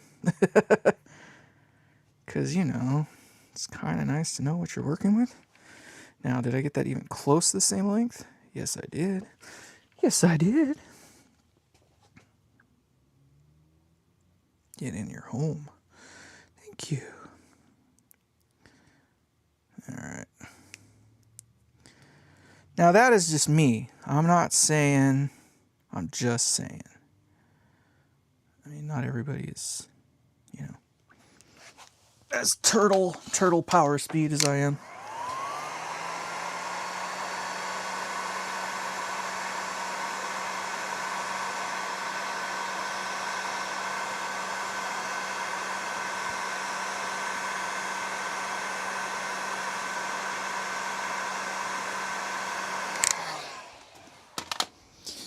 That, and I keep saying it, I am kind of stalling for time a little bit, because the next part of this video is really kind of the part I was shooting to do, which is the world's most authentic guitar. And I am being very tongue-in-cheek when I say that too, by the way. That is meant to be a joke. Hopefully it's a joke you get already. I hope that gave it away just in and of itself. All right, so the way that these are working, the switches get switched. That is kind of cool. They make it pretty damn easy. So the high frequency tilt wires connect to ground to activate. Insulate if not used. Can be wired to a switch. Blue and yellow can share the same switch contact. Whatever. So apparently I only need to worry about the green and gray wires. So I got a green and a blue for the back. which is kind of weird because they don't really show it that way. What are they showing here? In here, I show the gray wire being used for voice 3. Okay. So they're using the green and the blue. And fuck, man, I'm getting old. I need to blow this up. I can't read it. I wish they had like open core modern humbucker set. So I have the modern humbucker set open there, but not the open core. I don't know what the difference is, but this is what came with it. So whatever. But this one's for the correct whatever I got going on, volume, tone, and a 3-position switch. So they definitely have what I got going on. So I'm going to use the green one. They show it going to my tone control for that one. Makes sense. The blue one goes to the other switch though, which is unique. I wonder how that works. I'm kind of interested in why they're doing that. So both of them do something different. This is going to be less than fun. We might just get it so that they work and then we'll move on. Because at the moment, I don't see a need to go crazy. We'll just make it work and we'll call it a day. Because right now it's already starting to get to the point where I can see things are going to get a little weird. But my stuff in there is starting to melt away, and that's good. So I'm not in a super duper hurry yet. We're only 2 hours into this. We're only 2 hours into this. I was expecting about a 4-hour show. And that seems to be about what it's going to be. Finishing this wasn't necessarily like the whole of my goal, if you will. But, so what do we want to do? This needs to go back still more, so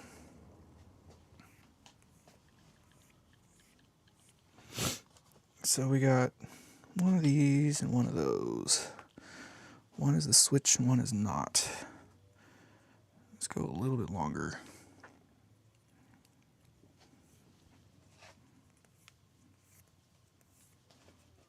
Boop de doop de doo, doop de doop de doo. Doop de doop de doo, doop de doop de doo. All right.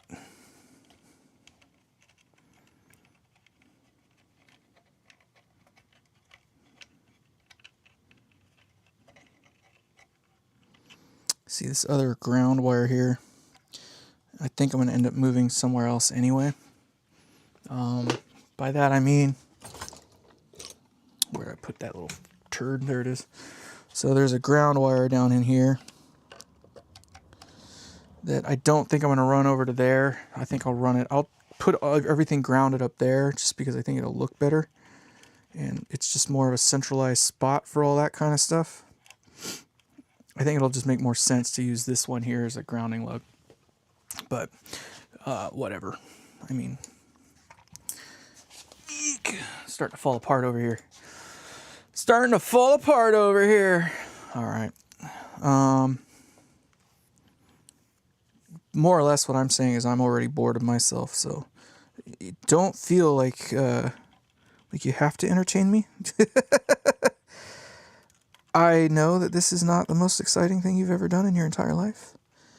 Not trying to hide that fact. But at the same time,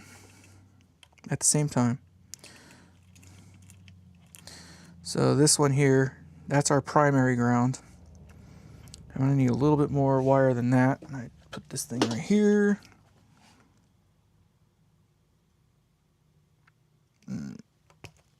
There we go.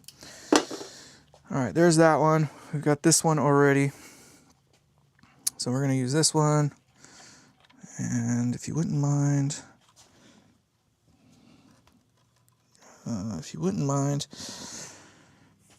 fine, I'll go this way. I don't care.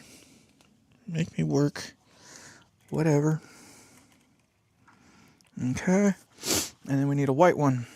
Do the same. There we go. All right, so the white one is going to be our tip, if I'm not mistaken. How do they do it? So their tip, yep, that's the out. The tip is going to be our send. So this is our hot wire. This is the one that's going to come off the middle of our pot right here. And then the other two, one's going to be to the switch side of things. So the sleeve is always the sleeve. So the sleeve is going to be this one here. So that's the one that's going to break our ground connection. That is the one that'll go to here. And then the other one is the ground that goes to the battery. That's going to go on the ring. That's the actual switch side of things. Okay? So I don't know if you've ever seen these before. Sometimes it's kind of a pain in the butt to dial out exactly which one of these is which. But this one is the tip because it's the one sticking out the furthest. And let me quantify that for you. Or again, we're talking to newbies here. If you're not newbie, I apologize. I'm not talking to you. But so in position 1, it's all the way in, right? We're going to pretend it's all the way in. But see how this one here interfaces with the tip of the jack? That one is the tip. Now there's a ring and a sleeve in this here. Now the sleeve is what connects to this here. But if this were a stereo jack, there would also be a ring.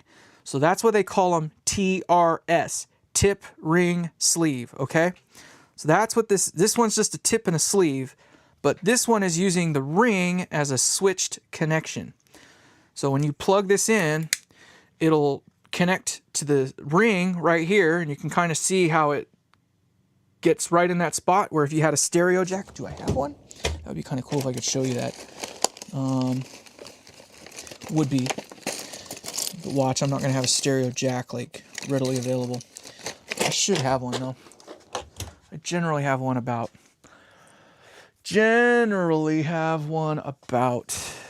But of course they are all buried away at the moment. I'm trying to think of where I had a bunch of other cables stashed. I'll give one more half-ass look in here.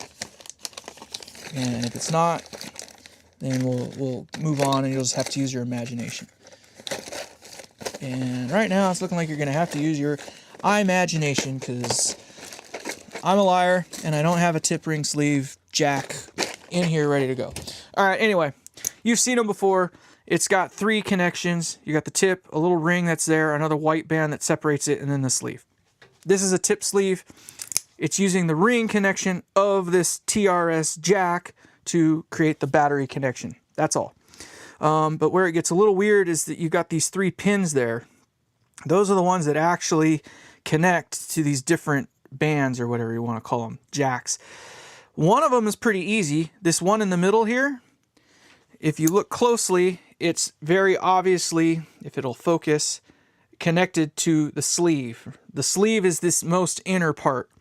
Where it gets a little weird is you have to start thinking where this one is across the other way. So if this is the tip, then that's the tip because they are directly across from each other. This is the ring. If you look here, directly across from it would be the ring connection. Make sense?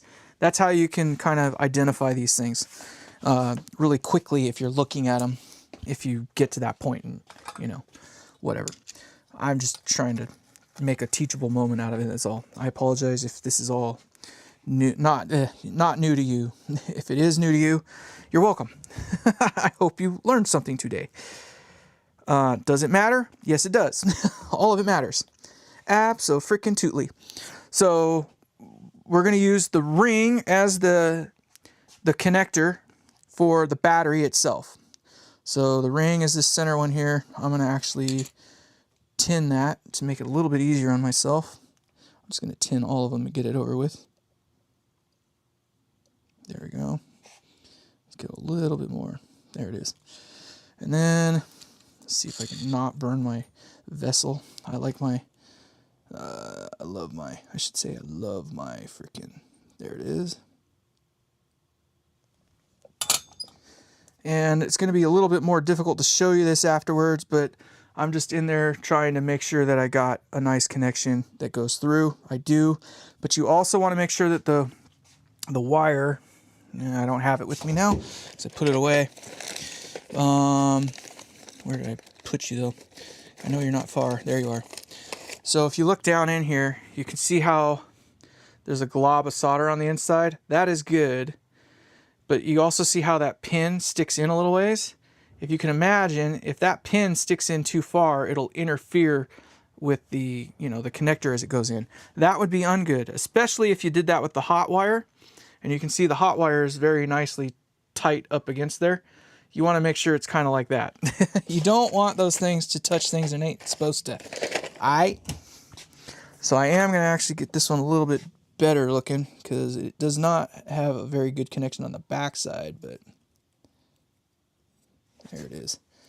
Maybe. It's tough to get down in these things sometimes.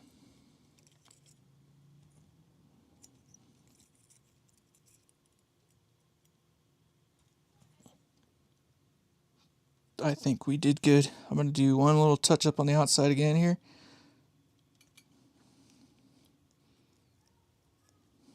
There it is. And I'm just trying to make it so it stays up nice and tight against the wire there. We just don't want, you know, we just don't want anything to go away. Then the tip is going to be our white one. So let's go ahead and get that one tinned up. I know that you can't really see what I'm doing. If I had a better way to do this, I would do it, but I don't really have a better way. So, sorry. I guess sorry. Technically sorry. And if you wouldn't mind, thank you. The nice thing about some of these pre-tinned soldered wires is that they tend to fall in there really easily. And you can bend the wire ahead of time. And they will stay put. I've got good connection on that side. Now we got to do the, I did that wrong, didn't I? Yeah, that was the wrong one. Oops! I meant to do the ground, not the tip. It's alright. Practice makes perfect. Yeah. Do as I say, not as I do. Alright? Alright? Just bear with me. We're going to get this. If you would stop fighting with me. Trying not to pull them back out. I guess it doesn't matter, but... Oh my god. This is where helping hands comes in place a lot of times. You've seen them before. People have those things. They're called helping hands.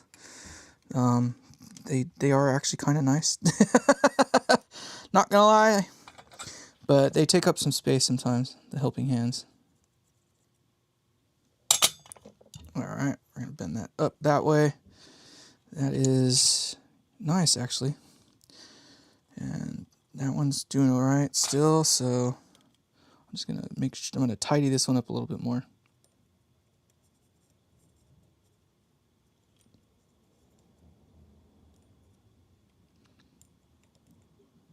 Come on. Come on. There we go.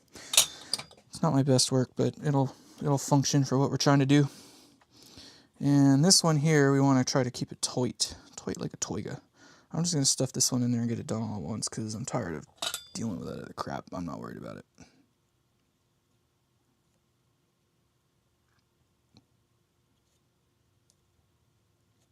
Okay. Let me double check on this other side. Oh yeah, we're in there. We're in like Flynn. Then what we can do is take this guy and put it back in its hole. And if we did everything right, it should fit. It does fit. And we can put this end back in.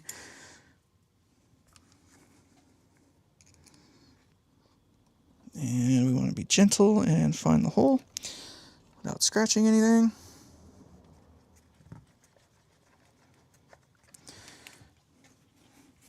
Alright, get this one back in. And I had two. Oh, nice. Linear, you could push 200 watts. Yeah, probably.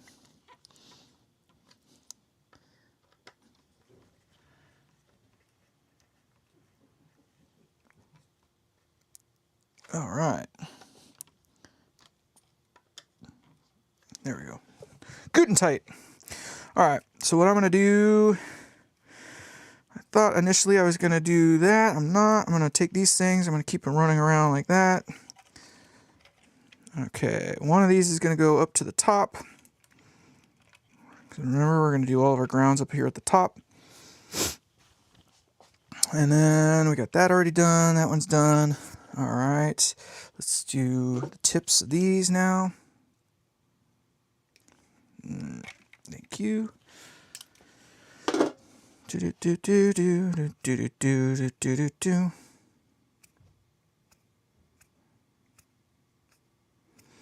I wish they would use more like Teflon based wire for some of this stuff. These wires are always so thin, and if you use even just the smallest amount too much heat, it melts the jacket back, and then you end up with this long old lead sticking out that you don't need.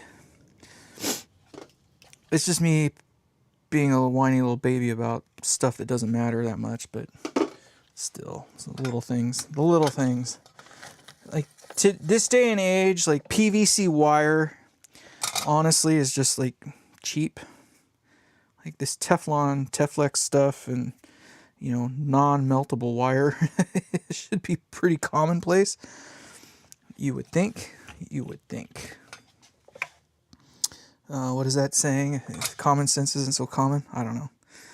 I'd like to think I'm filled with a fair amount of common sense, but I wrote the book on how to be a fool, so as I breathe in lead fumes.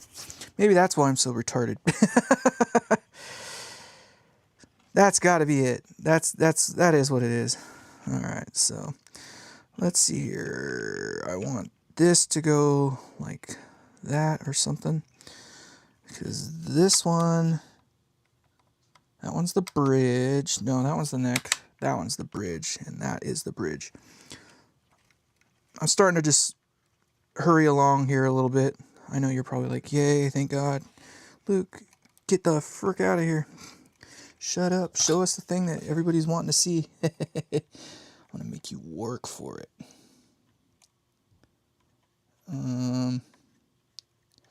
I already know that I'm going to have to go back and redo a lot of this. So I'm not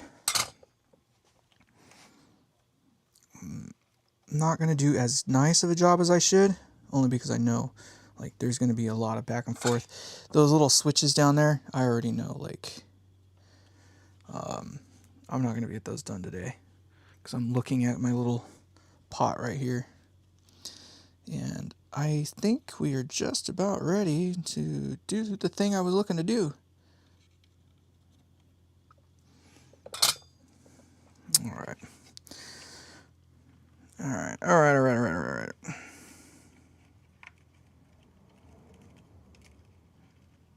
And if you wouldn't mind going down there, because I said so. All right, so this one's the tip. I am just going to push this one back because I'm not interested in trying to figure that out. I am going to go ahead and just get this one done. And I'm going to, which way do I want to come around with that one? Do I try to get clever and go around? Yeah, because why not? It'll make it. Sort of. It'll make it, though. Or will it? Yeah, no, it'll make it. This is what I want.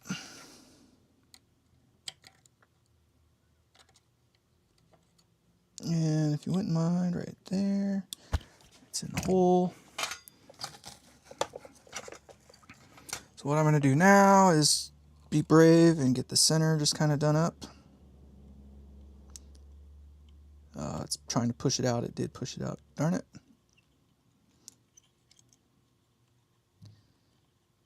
There we go. All right, now maybe I can get it to push back in. Ah, it's going to make me do it. It's going to make me do that thing. Work. It's going to make me work is what it's going to do. There it is. Boop. All right. I should have made that one a little bit longer. I guess I could go the other way with it. I still can, and I think it'll make it up and over. Maybe not. I don't know. For now, that's the way we're going to leave it. I'll come back and clean that up later. So that's the center of that one. We still got to come off. One side is going to ground for sure. The other side is coming off of our center point there, so that's going to be our white one. I think I'll reuse this, because why the hell not? Because it would be kind of nice to reuse it. Doop-de-doo. And we don't need it to be that long either. The way that they're showing it, the center is going to be that side there. That would make sense. 1, 2, 3. Yep. So 1 is what's going to come off the center lug of that one. Yay. So let's see if I can get down in there. Get down on it. Down, down, down. Down, down, down, down. Oh, the joys of being a kid.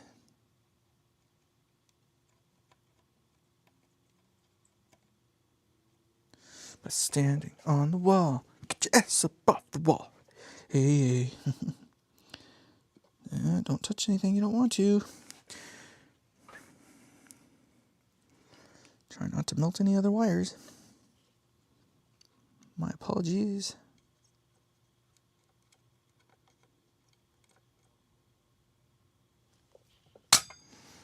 Ta-da! Okay, and that goes to the center of this one. So we're going to go ahead and cut that right about there. Save that piece for something else. We'll push this back a little bit. Something else I got to do at some point in here is, oh, did I break it? What did I do? What did I do? Did it not even get soldered on there at all, or did it break? I wonder if I just missed altogether. Oh, I see what happened. See, that's why I don't like wrap jobs. So what had happened was, if I'd have wrapped it, it would not have actually completed its job, because it wouldn't have been enough. So in this case, what had happened was the hole where all the solder was opened up all the way. And I probably moved it too fast and caused it to pull out of that hole that it had. Okay, that's working. That's the way you do it. Money for nothing and the chicks for free. I want my... Okay. I want my MTV. Ooga ooga. Money for nothing and the chicks for free. Come on, get in your home. There you go. Like a rock star. Get your freak on. Get your freak on. What art thou? Did I make you mad already? No, I never finished you. That's what it was. Ha ha! All right. Do do do.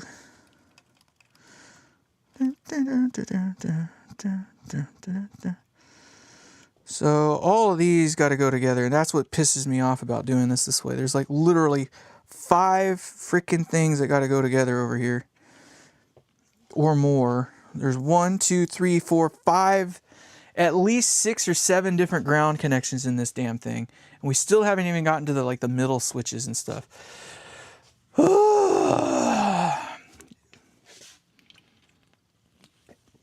That's such a cool song. Money for nothing.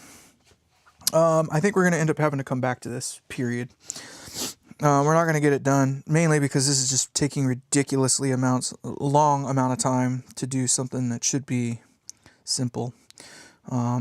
Again, somebody that does this every day and knows this circuit well can obviously do it faster than me. But today, I'm losing motivation. I'm losing motivation quickly, is what I should say.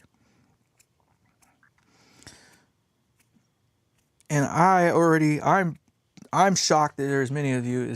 There's 15 of you somehow or another in here at the moment, which is baffling my mind. But I want to complete this because I know that you guys want to see it done and want to hear it. I do too, to be honest. But I don't know that you guys are going to sit here for another hour while I work with it. So we still got to put the bridge back in, the strings, all that jazz. Like, I'm pretty quick with string changes.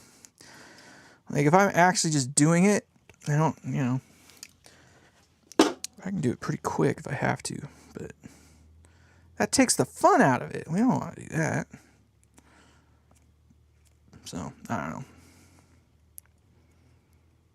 Okay, so what I'm going to do here is just jump all these to kind of together like this.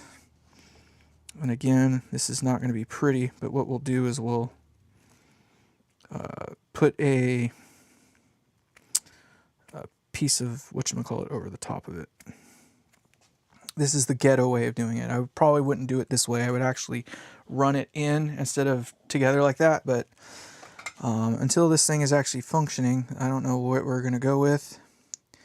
And I don't want to cut things so short that we can't, you know, change our minds. All right. So with that, what we'll do is we'll take a little piece of, do I want to use white? I kind of want to use white. Do I already have one cut? Do not. I was hoping I had one of these already cut. It's all right. I don't have red in this size. I'm working on that. I bought some red, but is this going to work? Like a glove. I have some red of that heat shrink stuff, with the glue and stuff in it, but in this case here, I'm not going to do that. I'm just going to do that. It's white because we know it's hot. Remember, white is hot. But this isn't the glue stuff.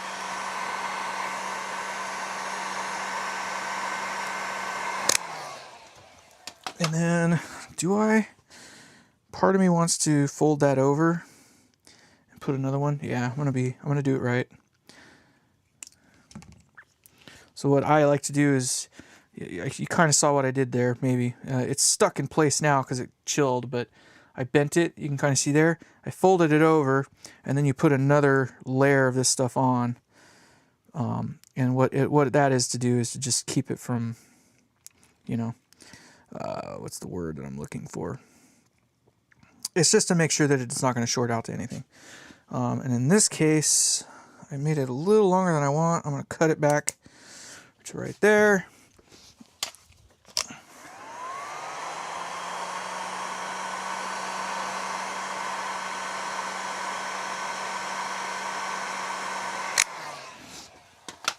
And you can kind of see, maybe you can't, I don't know. In either case, there's a whole nother thing in there. Like, it's capped off. Like, there's no way anything hot can get in there and touch the way, in a way it's not supposed to. And I probably should have wound that on there. I should have wound it on there, but whatever. That's not what we're here for right now.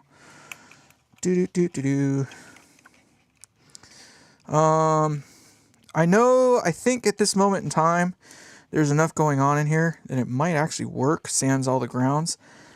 We're going to quit with this one right now. I'm over it. Maybe we'll come back after we get to the part that I was really interested in doing. And then we can finish it up. But for now, I know you guys are bummed. I'm bummed, but I'm over myself in this particular part of this project. Because this other half will go quicker. I'm promising you that the other half will go quicker. And I think what I'm going to do is just take all these, throw them in. What does this say? Steven, you're the man. What do we got? Reading the chat. I hold an... All right. I got the best chat ever. Come on. You guys are troopers. I appreciate you for hanging out with me. Because I know this isn't exactly what everybody had in mind for today. I was hoping this would go a little bit quicker. So here's the nice thing. This is where I think EMG has one up on Fishman. Like, you saw all the connectors in the back of the pickups and stuff like that, right? Well, the way that EMG does it, like, everything out of the box just clicks together. It's all quick connect, everything. And I think Fishman could one up the game a little bit by making, like, there's no reason not to already have the connections made on these things. Like, I know that there's like 20 different ways to wire them, but realistically, you know what I mean? Like, everybody's pretty much going to wire it the same damn way. So why second guess it? You know what I mean? I don't know. I'm a little bummed because I want to make noise out of this thing today, but that is why we make multiple videos. So we'll come back. Maybe we'll do another video on it. And maybe what I'll do is I'll converge this all into another video. I'll cut this piece out, this segment, and then splice it back together when actually getting all this stuff together. But you can kind of see what we got going on here. They're cool looking pickups. I like the whole little S thing or whatever they got going on, but this is just getting a little long in the tooth. If I can't stand what I'm doing, I know no one else can stand what I'm doing. You know, I know my shit don't stink. I'm just teasing. I know my shit don't stink, though. I'm kidding. All right. So this next part is going to go a little bit quicker. And I say that genuinely because it'll be a lot more interesting to watch. How's that? And I say that with confidence because we're actually going to do something I think it isn't regularly done. I'm going to put this in here because I know we're going to want that. I don't think we're going to need these. Put them back in their little home. Sorry, watching the top of my head a lot here, but... All right. Bateria. Little trash things. I'm just cleaning up. I want to make sure that we got a fresh start for our next bit. Fair enough? Fair enough. Might need that. Certainly will need those. This is going to go there. All right. Are you guys ready? Drum roll, please. For the most authentic guitar ever made. Who wants to venture a guess? I'm going to give you guys just a couple minutes to venture a guess as to what we're about to look at right now. What do you think we're going to see? What do you think we're going to see? John, you already know what it is, so you don't say anything. Enter today. This contest is going to be good. Trust me. You want that amp. You want this amp. Trust me. This amp is badass. I do not want to give it away. I want one for myself. What do you think we're going to see next? This is the most authentic guitar ever made. I'm keeping it out of view.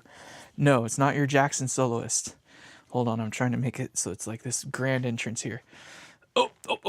Can't see that. All right. What do we see? What are we looking at right now? Does that look cool? What do we got? Do you think that's cool? Do you already notice something wrong?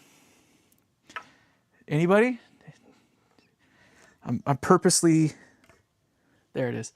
I'm purposely obscuring things. All right. Ready for the next bit? Anything yet? Anything else look a little obscure? I don't know about you, but I'm pretty certain there's never been a Gibson Les Paul Custom with an ESP fret marker, Telecaster body with stop tail bridge, humbuckers, And it is in the Gibson's scale length. So this is a 24 3/4 inch scale length. What do you think about that? And I got my gross ass fingerprints all over it now. Now, here is a little bit of the story on this guitar. A friend of mine bought this guitar for pretty cheap. I can't remember how much. It was cheap enough that it was worth it for him to buy it. And he saw it. He got it because of, you know, all the obvious reasons. Like, obviously this is not a Gibson, but they went even with the open book. This is just painted in there. But then they actually put a Les Paul Custom on there. But it's got an ESP neck. It is a bound neck. That is actual binding. The fret job on this guitar is second to none. They actually did ball ends. They actually did, if it would focus, I don't know if it will. They did ball ends on all of those. All of them. So the fret job on this thing is stellar. Freaking stellar. They use the absolute biggest piles of junk freaking tuning heads ever. Like, biggest piles of junk. It is a set neck. So there's another oddity to it. The pickups are unpotted. That's why I have wax over here melting. That's what I've been stalling for, was to wait for the wax to melt so we can take these out.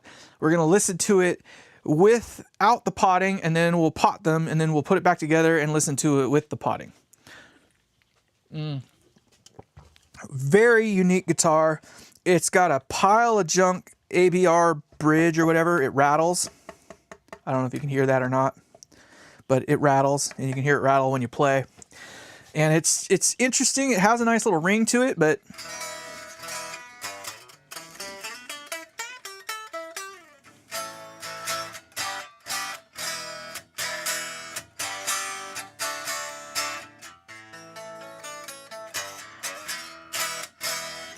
so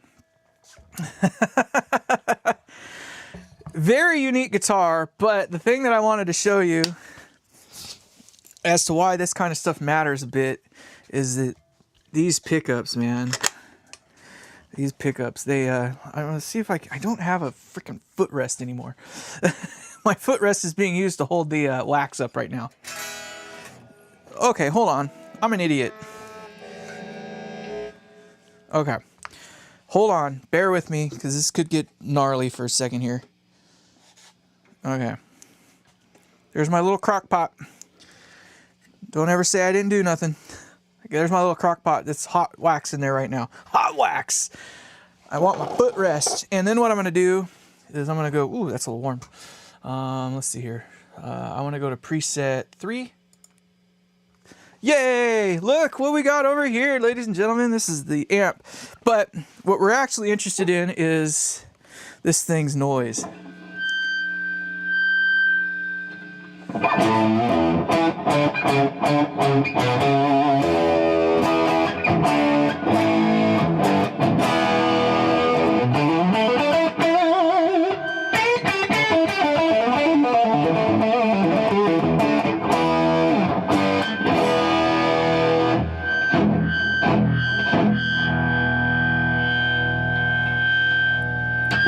This is the neck pickup.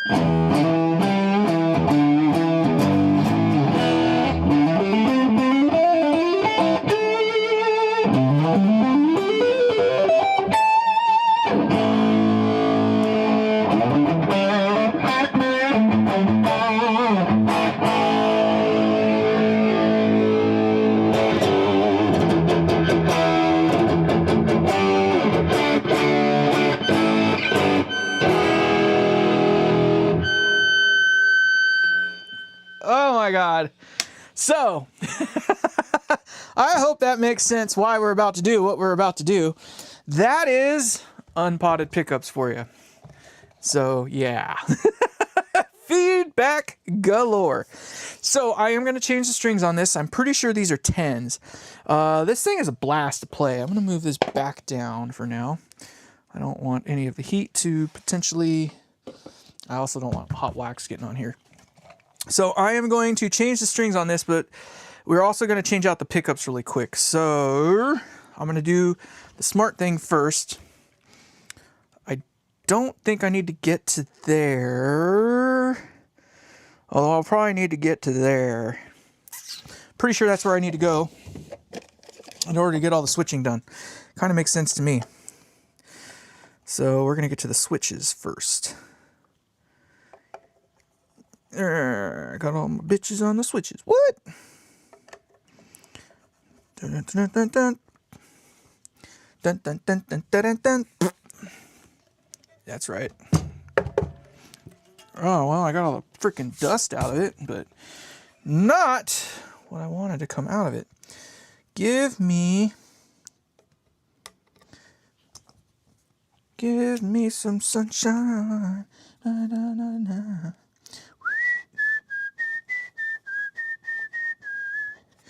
I'm only human and I'm missing you, babe.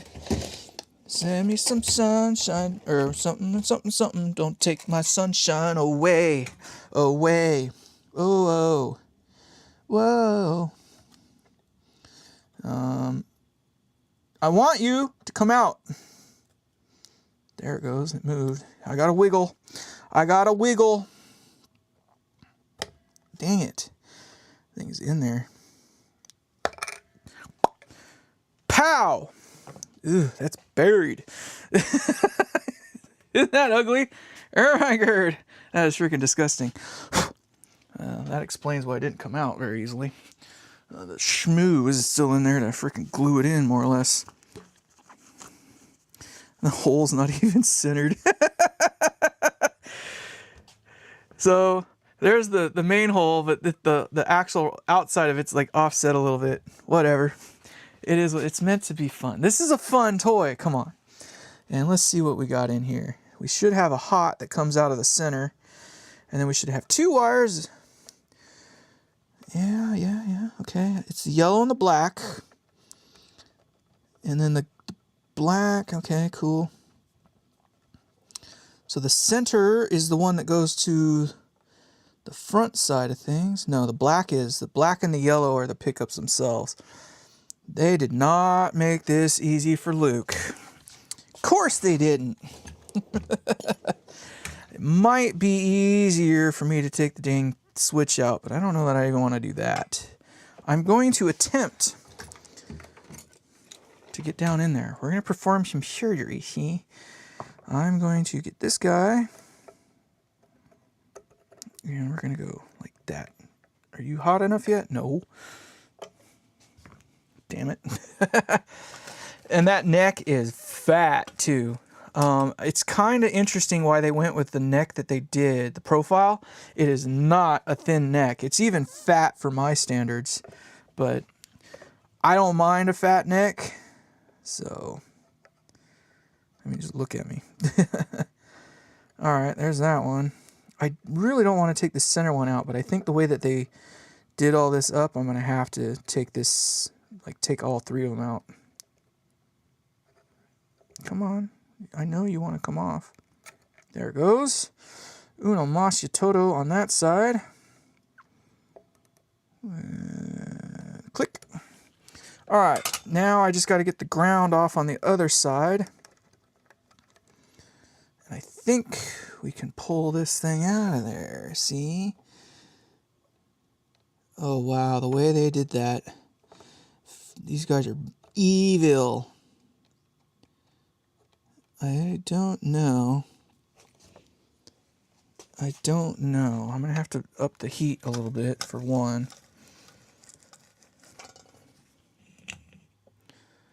And we're going to melt some solder on the end of this thing. And then we're going to just get down in there. There it is. Ta-da!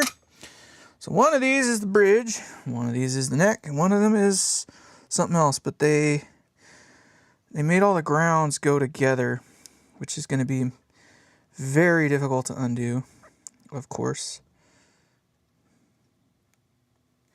Oh man, this is never going to work. We might have to just cut that. Yeah, let's see what happens if we cut it. We got enough length, we can redo the grounds. Not the end of the world. And if I have to run a wire over to it, whatever. Let's see, is that enough though that I cut off? No. I basically need to cut it all off. Cut it all off. Yay! Alright, so now that's free. Let's get that out of here. Get those out of here. Alright. Stuff those back in the hole. Yay! Alright, do I be evil? I'm gonna be evil. I'm gonna be evil. Don't do what I'm about to do, children.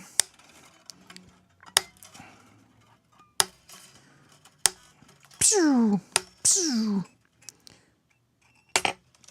There it goes. Nice. I only had one of them pew out the back. Usually I get 2 or 3 of them to pew out the back. Usually. Not always, but usually. Are you going to stay? Yeah, that's... It's a loose pile of junk. It'll work, though. It works. Alright. They did a good job on the strings. They did a really good job on the neck. I am not going to lie to you. All the money on this guitar went into the fretwork. It's a $500 fret job on probably a $250 guitar. They did that good of a job on the frets. Now they say it's an ebony fretboard. Now, I don't know about that. I don't know about that. Hold on. You guys can't really see what I'm looking at because I freaking biffed it and didn't change my presets. You're just looking at my chesticles the whole time. But they say it's an ebony fretboard. I don't know for a fact on that. It doesn't not look like it. It looks more like rosewood that's been, what's the word I want to use? Looks more like rosewood that has been, you know, made to look ish like ebony. But I could be wrong. I don't know. Acoustically, the guitar is pretty bright and jangly. I mean, it's got some snap to it, I guess, if you will. But I can't say that it's, I don't know. All right, let's get these pickups out of here.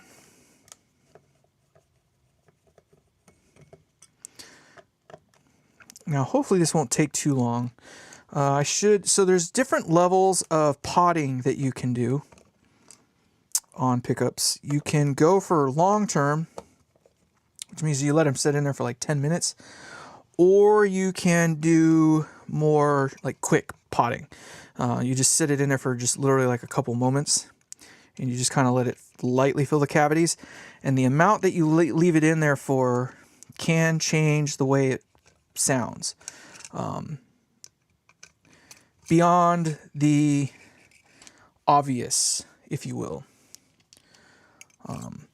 Which is to say that these are pretty bright, obviously screechy. Oh no. They go all the way down to the volumes first. Brutal! So I didn't need to take them apart up here at the switch. They ran them to the volume pots first. Oh, that makes sense. Duh, I'm an idiot. That's really what it comes down to, is I'm an idiot. I didn't think about the fact that there was a volume for the bridge and a volume for the neck, and that they would come from here up to the switch. I undid the switch needlessly, is more or less what it is. But that's okay, because I'm already seeing things I want to change anyway. You can't really see it, but like that cable right there, that's not exactly ideal. It should be kind of tucked down in there, into that little pocket. So that way this pickup will actually fall into its hole the way it's supposed to. And even that still isn't right. You can't drop the pickup all the way down because the cables get in the way that they routed it. I wonder if it's even possible to make it so you can. Almost. Almost. All right, whatever. You know how you done it right? You done it twice. That's how you know. Oh, wow. That's another thing that they did to cut corners. Instead of using 3 screws on this back plate here, they only used 2. They only used 2 screws. They used 3 on that one, but 2 on the big one. Imagine that. Imagine that. Okay, this one's already kind of loose, so this one might actually pop up. Yay! Oh my god, those are the smallest pots known to man. Damn, Gina. All right. Okay. Okay. Whatever. Whatever. All right. I shouldn't have turned that off.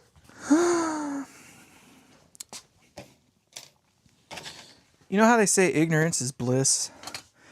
I love making these mistakes with you guys watching because it just shows how human I really am and that I'm just an idiot like the rest of us.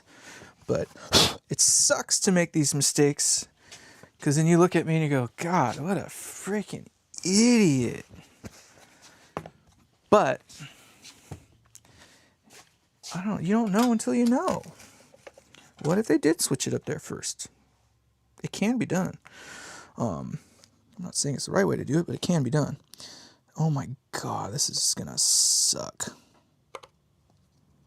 See, they even have the tab right there for it too. So it's like the route out for it. They got the thick spot there, and then they put the thing there, but they didn't actually do it. Let's see if we can actually do this. It's sucky because of the angle of the dangle. It's going to be very difficult to get at the angle I need to get that ground wire off. I don't really want to take the pickups out. Okay, wait. Something's happening. Something is happening. It happened. It came out. Yay! All right. All right, there's the one. This one might be easier to get to. Probably not.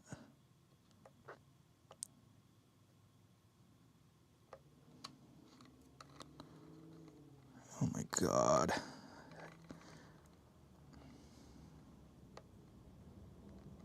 Come on.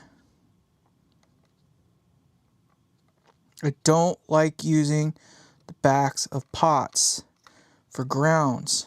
I said it 100 freaking times. Oh, that is wild.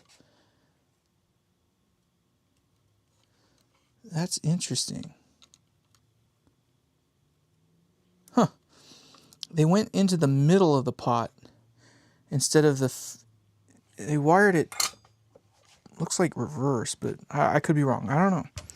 Usually you wire into lug 1 for the input side of it and then out of the center. Well, in this case, they went into, let's see here if we can get this thing to come along here. It's either buried underneath this one. It's probably buried underneath that one. That's what it is. Guess what? We get to take out the other pickup freaking ring first. Let's do this.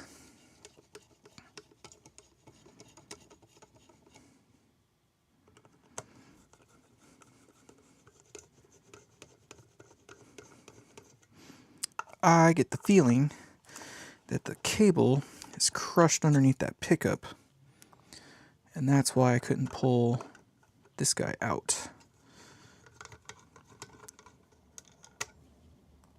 And being that I see spring tension, whoa, I am beginning to believe that might have been what the case was, although okay. Come on. Seriously. Okay. I will take those. Thank you. Yep, that's exactly what it was. So those wires right there, right underneath this thing, that's not a good thing to do. Because when you try to get this thing to go down, you got to remember that that spring on that is trying to push the pickup down, which means it can't even go down as far as it needs to because there's a freaking cable in the way. Uh-oh, wait a minute. What am I doing wrong here? What am I missing? Am I missing something? Yeah. I thought I undid the right one. I guess not. Guess what? Chicken butt. I'm just full of fail today, apparently. I undid the wrong one again. I mean, there's so many different ways to do this, but apparently I'm finding every way not to do it. This red wire is the one that we wanted to undo. That makes sense. That one was the one that goes over to here. Okay, whatever. We'll deal with it. We're going to deal. Oh my god, this one's not even soldered on. So that makes sense why it was wired in what I thought was reverse. It was not in reverse. They were just using a different wire in a different spot. And that pot is already loose. I was able to twist it. You can't really see it, but it's wiggling in space. All right, whatever. Moving on. Which means that one is the center. So the yellow ones are the feeds over to this way. At least as best I can tell, unless they did some other weird thing that I'm not aware of. Okay. Ta-da. Okay, so the red one was in the front. Just remember that, everybody. So that way later on when I'm really making an idiot of myself, we remember that yellow is in the back, red is in the front. Golly. All right. Let's see here. I like that angle of the dangle. Okay, so my wax is 100% melted. Perfect freaking timing. Exactly what I was waiting for. The wax is finally completely melted. Let's go ahead and move this up here. I'm going to take this and put it there. I'm going to do something bold. Turn that off. I'm going to see if I can get the wax in the shot. Hot wax.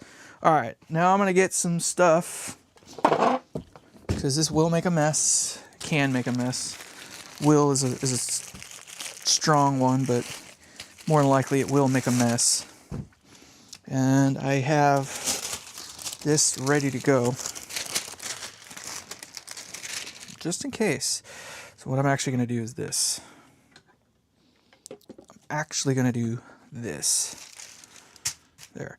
They did a shit job on these things. So these are not high dollar pickups by any stretch of the imagination. Completely unpotted, but like they barely got that thing even on there all the way. You can see it's bent out a little ways. Whatever. I'm not going to change that. We know that they work. That's the important part. All right. So now this is a mixture of beeswax and like normal like candle wax. So it's like a mixture. There's different mixtures you can do. The beeswax is nice because it is a little bit softer. It has a nice smell to it. Candle wax is great though because it is a little more rigid. And I'm gonna go with this one first. So you literally just take it and you drop it in there, and it will solidify almost instantly on there. And if you look, you can kind of see like here, see how it's got the white and then it's still dark on the bottom. You watch it frost over. So what we want to do is get it in there and let all the bubbles come out.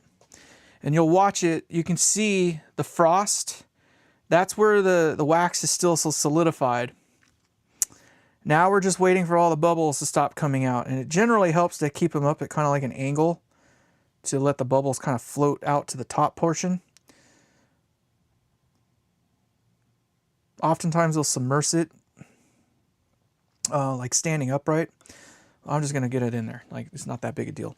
And I'm going to go ahead and get the other one in there as well. Do the same thing. Boop. And you can see, again, it's frosty.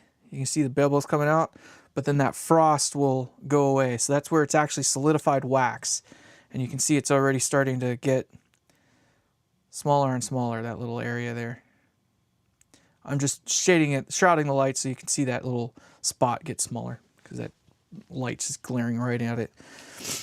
Two different schools of thought on this. In my experience, once it's done bubbling out, if you can lift it up and you don't get any more bubbles, you pretty much got it all. But you sometimes have to move it, and every time I move this one with the red, a bubble comes out. But you gotta wait because inside it's still solidifying as it goes. You have to allow the thing to get up to temperature Otherwise, the wax doesn't impregnate into the wires, and you'll see it. It'll just continue to bubble for a while. But the way it was frosted on the outside, it's doing the same thing inside as well. The wax is solidifying before it melts, gets hot enough to melt, and then ingress further, etc. Yeah, exactly, till the bubbles stop. But sometimes you got to move them around a little bit to get the bubbles to kind of work out.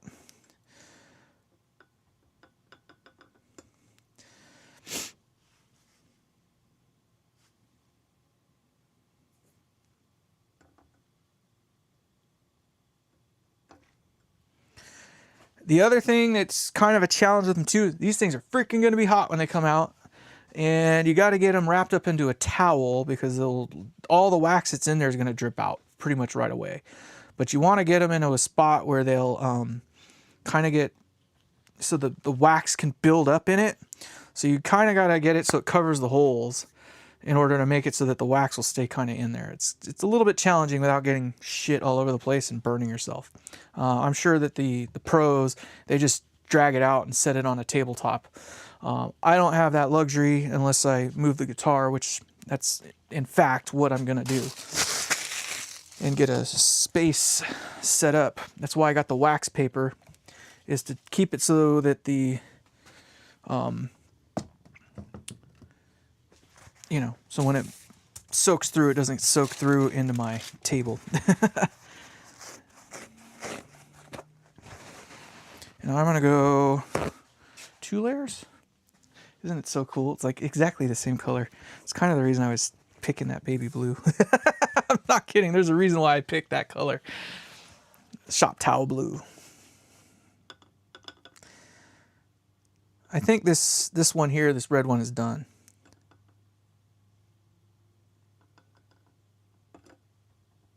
Maybe. I'm still getting some bubbles out of that other one.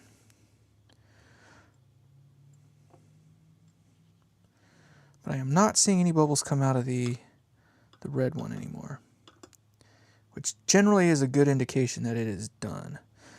What I'm gonna do, because I want to try to keep the wax in there, is I'm gonna get this thing all waxed up and ready to go. I got a couple more bubbles coming out still.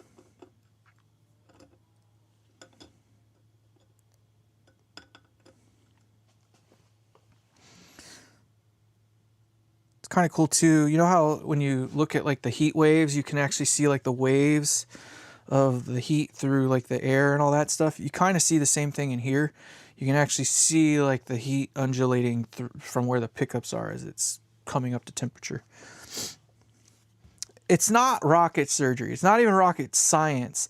Another reason that beeswax is great is because it melts at a lower temperature than the candle wax. So like I say, I already have like a mix. I think it's like 80-20. I think it's like 20% beeswax and like 80% candle wax. And it's literally the stuff you can buy at Michael's. And they sell both there. You can get both there. So whatever you want to do. I don't honestly think it matters that much, especially if you're doing a modest, like, kind of thing. I noticed one says 50 and the other one says 52. And I see something else in here that's unique. There's a wire sticking out of this back pickup. You can't see it. After this thing cools off, I'll show you, but I'm gonna see if I can pick this thing up.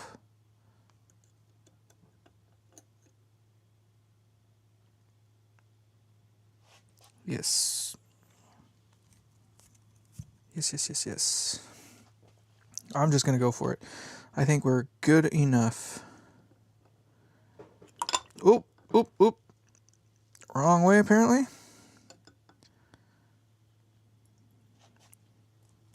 I did a little bit better of a job with that one. Maybe what I'll do is, before this completely melts, yeah, there we go.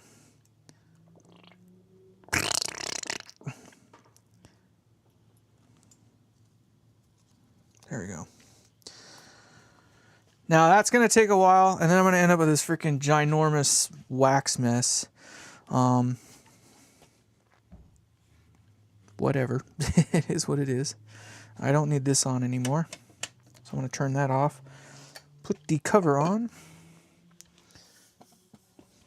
And then I'm going to remove this from the area. We do not want to have a hot wax accident. My bum is already waxed well enough, I think. I'm kidding.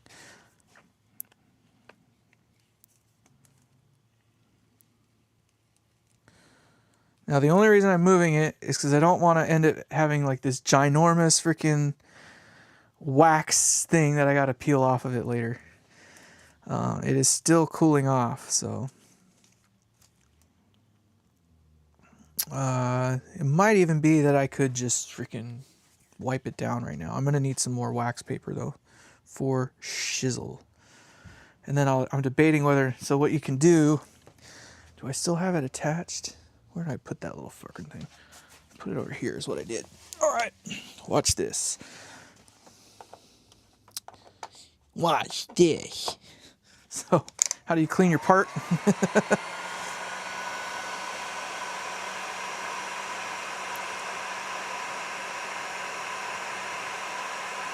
You can see it dropping.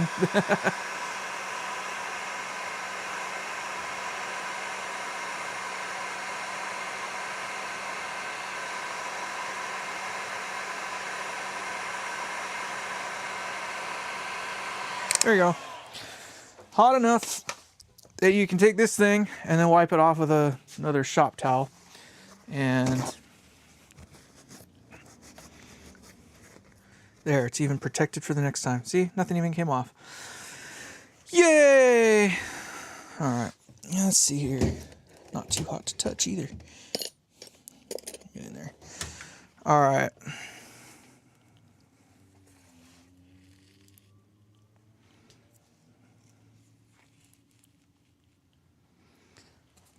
I'm gonna get the wax out of the holes there. I'm just start blotting it off. There we go.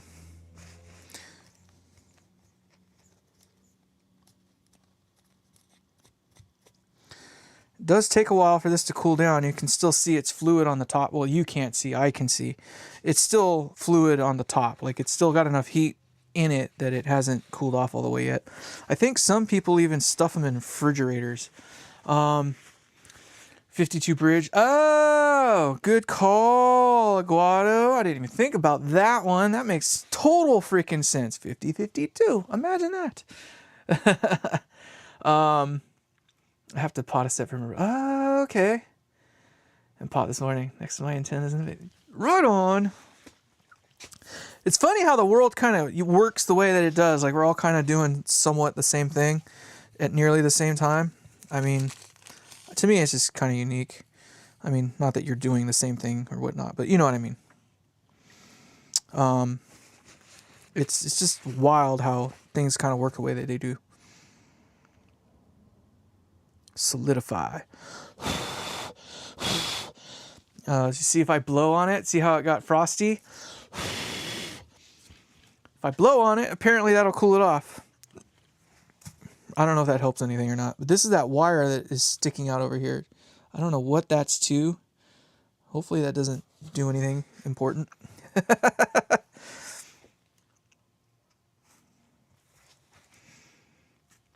I think what some of the companies will do too is probably about the time they get to the point where you can handle it. It's pretty hot to the touch still, but they'll start wiping it down while it's still hot, but not totally solidified. So that way they can get the wax off the part without too much trouble.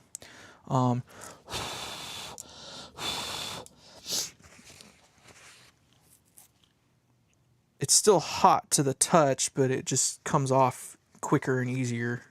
You don't have to rub it off necessarily aggressively like if it were still wet. But you get what I mean. You know what I mean.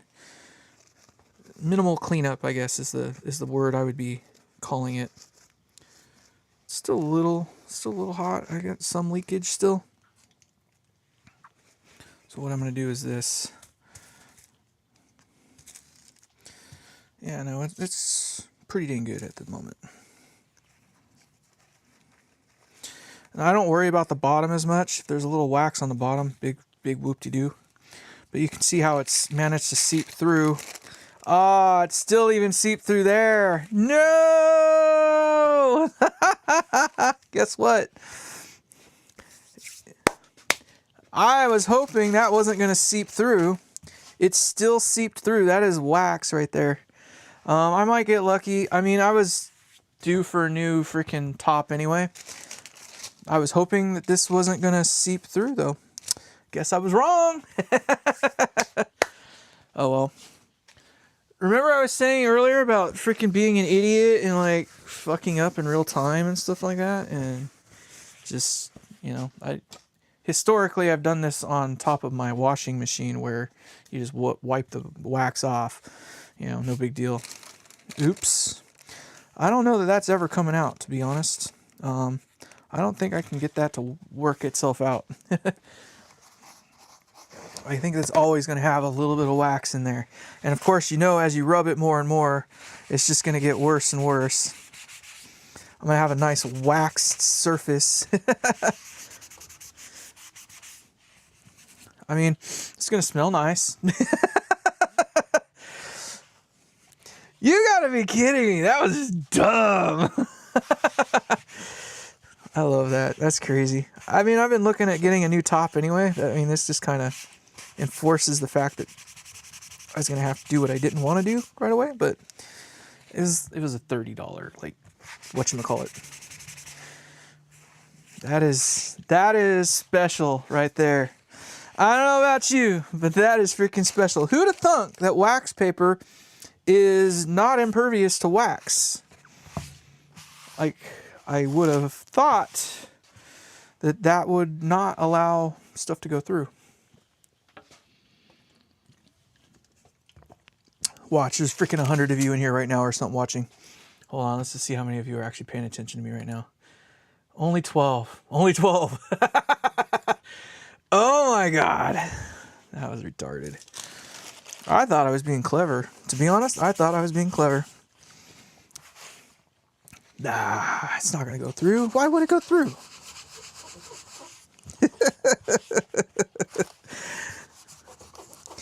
God damn.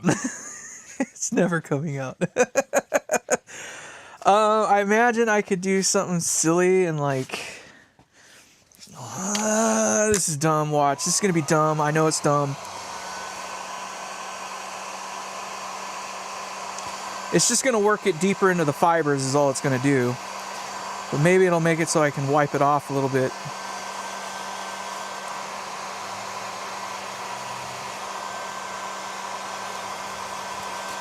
I mean, it doesn't hurt anything to have wax on there. It's just another mess.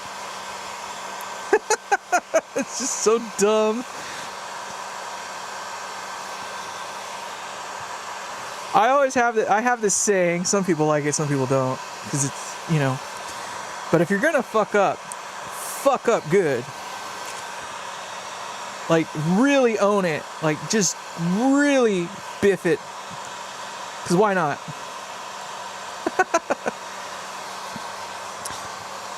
It looks like it's almost evaporating out, which is kind of cool, but I think what it is just seeping deeper into the fibers. It'll probably reappear after a few moments. I don't know if you can see what I'm seeing. You can just see kind of the remnants of it, but...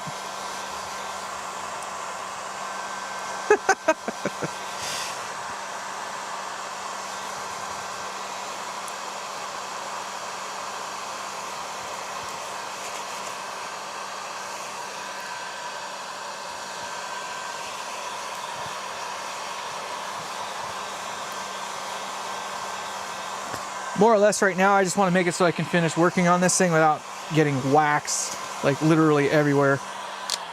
All right, I think it's good enough. We get the I freaking deal. That is special sauce.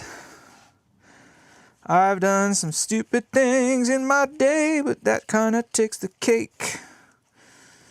Nah, it could be worse. Nothing's destroyed or damaged. yet. These things hold their heat for quite some time. It's kind of impressive. This thing does have a cold setting too, I believe. Let's see here.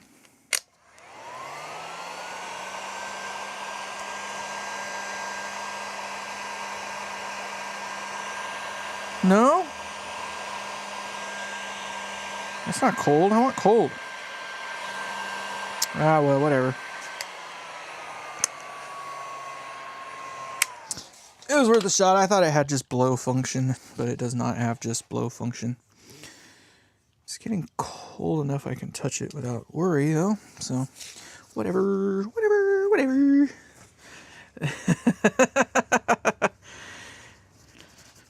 You guys are supposed to tell me, like, Luke, you're about to do something dumb. I think you should reconsider your options.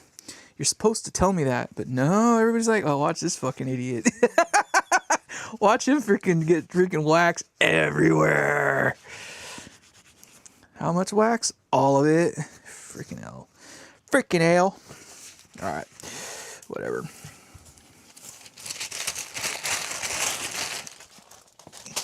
Can't even tell. Ha! I honestly don't know. I mean, we know that when that solidifies, it's going to be whatever, but whatever. Dang it. Stay on my hand. All right. Okay, we are ready to start putting things back together again. We're going to have wax on everything. I am going to be freaking Mr. Miyagi's little bitch for a month. Wax on, wax off. You know what I mean? But I kind of want to wipe my hands off too so I don't have wax getting everywhere. That cleaned up surprisingly well though. More or less I just have waxed mouse pad, of course, at this point, but whatever. I'm just going to wipe down the face of this thing a little bit. Oh, that's kind of a bummer. Just now noticing that this pickup ring picked up some wood with it, or paint with it. Obviously, this is a cheap guitar. It's not a high-end guitar, so we already know that some things about it are just not going to be... So, like, the hole for this thing goes right through the middle. Like, I don't understand why they couldn't have gone in at the very bottom. And then they come up at the top on this one. It's not like they even tried to get down to the base of the cavity. I don't know that ever is going to get fixable. There's a lot of things here that are less than desirable. Get out of there. But it is what it is. So the question is, so this is our 50. That's our 52. I thought the red was in the bridge, though. Why is it thinner at the top than it is at the bottom? Answer me that. I want an answer. I would think that the spacing... No, it would be bigger at the bottom. Oh, I'm a freaking idiot today. I'm just going to shut up. Apparently, I just need to go to bed. I am tired. I've been up since about 1 this morning. But whatever, 3 hours in, we can do this. We can do this. Come on, poke on through. Thank you. Ah, come on. It's going to make me work. Why? Don't make me work. Just go. So I'm going to leave a little bit of length in here. And I think...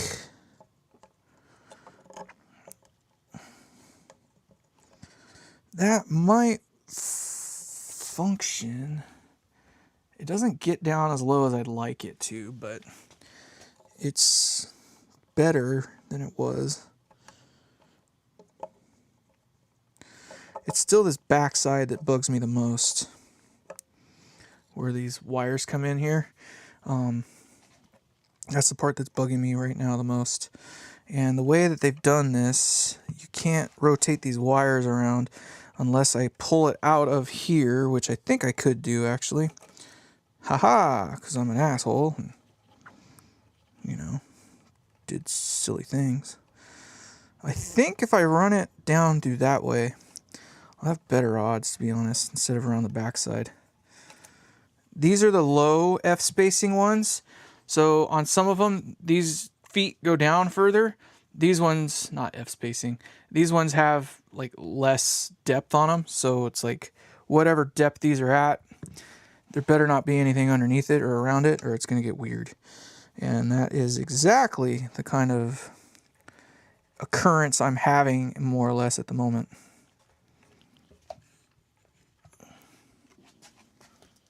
And I see you.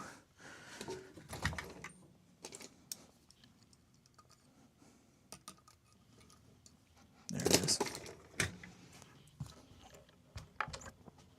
Okay. So that can go back. Okay. What I want to do is get this thing kind of down and over. Because I want these to tuck down along the side of it here and go down into the little well there. So I'm trying to get the wires so that way when this thing is in there, it will, I'm going to do this too. Oh yeah, that's a lot better. It just gets the wires out of the way enough that you can drop that pickup a little bit further down. It's still not great,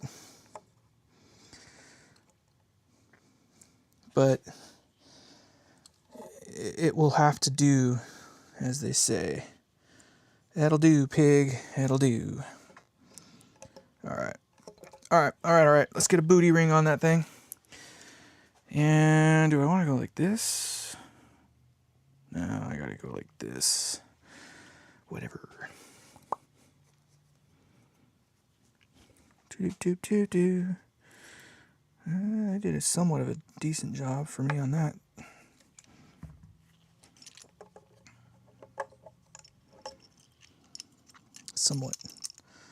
Somewhat. See if I can get this in there. There it is. Haha. I think. Yes, I can feel it. The wax did a good job. There you are. Wax did a good job making it nice and all greased up for me so I can get the screw to just start real nice and easy like. It's like the greased up deaf guy. You guys can't get me. Alright. Okay.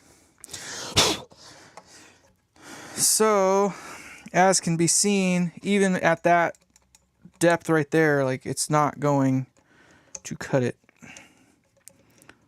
And I'm having to thread this in deeper still.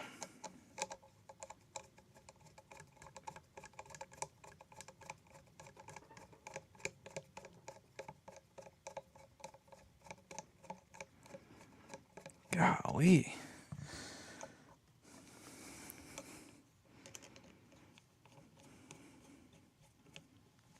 Okay, that's another thing I don't like though, is the screw is now, of course, starting to try to dig into the wires, which isn't good. But it is in a spot.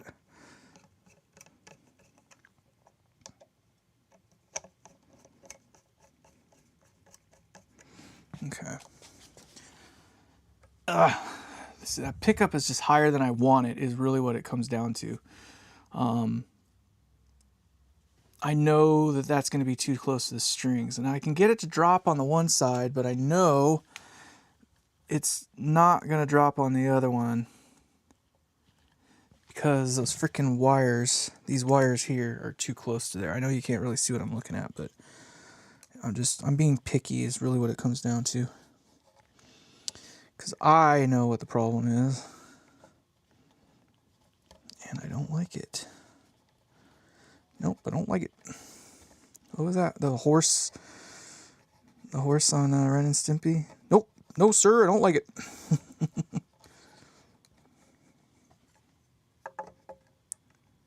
And come on, I know you want to move out of the way of that frickin' screw. There it is. All right, now the rest of it's just getting the wires to fit along the side there. If I can get the wires to fit along the side of the pickup, it'll be a great day. I think that might have done it, actually. Okay, we're going to call it. We're going to put that in there.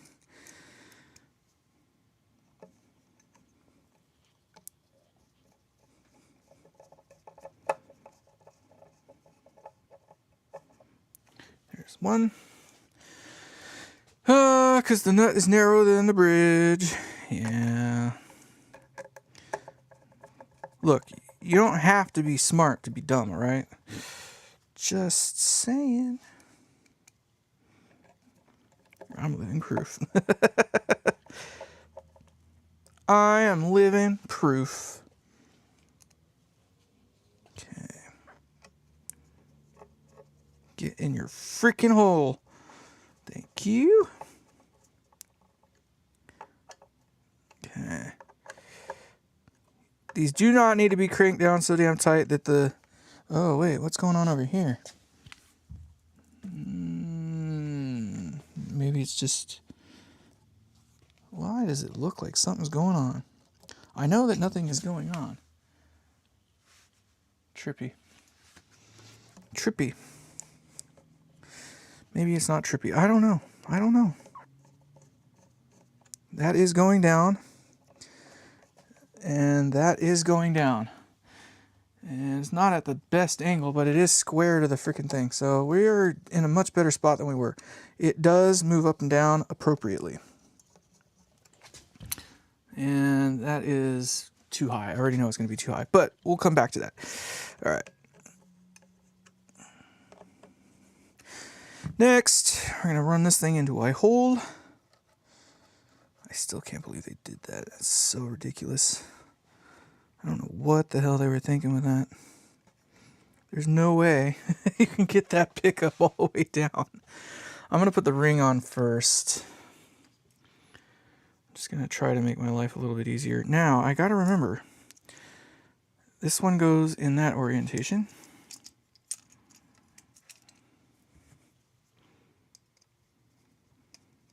I hope. I know that it is. It's in the right way. Okay. Uno mas todo.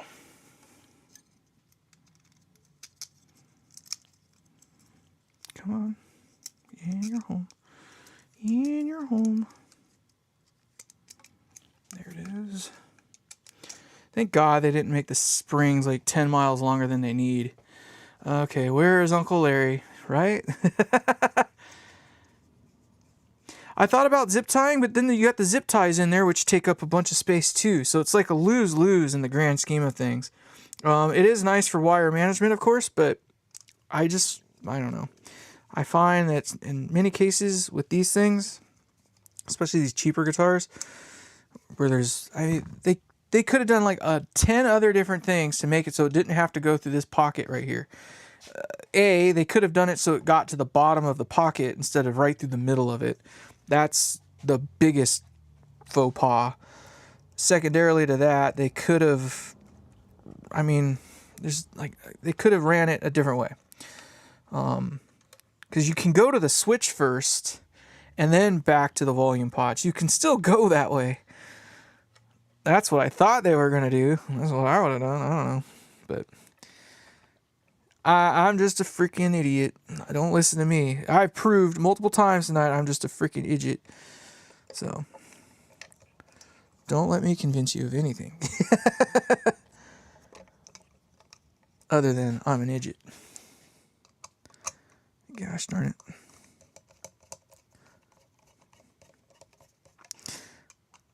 And I aim to prove it. I don't aim to prove it, but... well, that one sits level, at least. Alright, we're going to call it good. I don't know that there's anything we can do about that. The way that they've done it is just not ideal. Okay, one.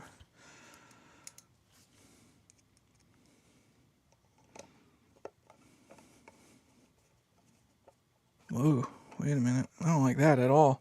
I think I don't see any longer ones. Did they really? That's why that was chipped there. Is they used the same length screws on all of them. Let me double check on that. No, they couldn't have been that mean and evil. No, they were that mean and evil. So they needed a slightly longer screw on these back ones here. All right, let's make it so it's got a better time. Oh, that's so mean. That one's basically stripped because there's no meat down there for it to grab into. So I'm gonna have to find some gold hardware that is longer, because to the best of my knowledge, yeah, it's only got like a couple threads freaking tagged in there, and that little chip that's missing. Yeah, none of these are any longer than the others. Bummer. All right, well, we'll come back to that. There's ways to fix it, but that one there is stripped already. Imagine that.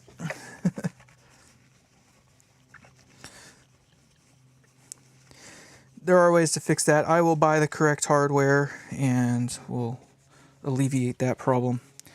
Of course, now I gotta play God with soldering everything back. Darn it. I want this thing to get all the wax off of it.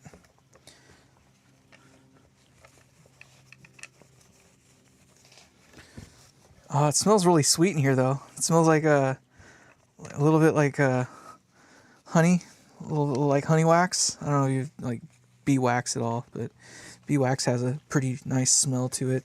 It's kind of sweet. I wouldn't say it's the most pleasant smell on the planet, but certainly not bad.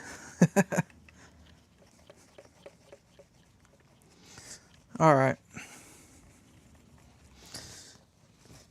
This finish is not very robust either. I'm noticing a lot of little scratches, and I wasn't that evil to it. But, all right. Anyway, moving on. Boop. Okay, let's see here. Let's get the right angle of the dangle on this one. That's the one. Yeah. All right, so I got to redo everything I've done back here. Yay. At least I know how it was. I just don't remember which one was where. Which one was in the middle, etc. I'm pretty sure the yellow one was in the middle, if I'm not mistaken. Really, I guess it doesn't matter as long as I put them all back in here correct. Like, so that one is that. The blue one is the other one. That's the one that went out the middle on that side. The red one is pickup one. The other one, okay, cool.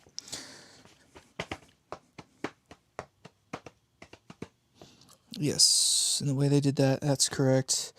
So the blue one goes to the middle on this one. Yay, okay, I know what we're doing. I know what we're doing.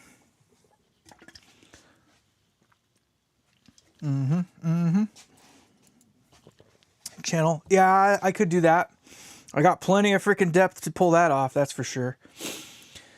Education and entertainment rolled all into one. Yeah, you know, I try to teach you how not to do things. This is a little piece of paint that was missing from the little pick guard. But that little bit right there was what that thing pulled up. Gosh dang it, I need to learn how to do this. But maybe I'll try to super glue that back in place. I will save that piece. Because I think I can figure out a way to salvage it. Where do I want to put it, though? If I put it in there, it's going to get lost. Ha! Right there. Won't get lost there. That I do know. Okay, we've got plenty of temperature now.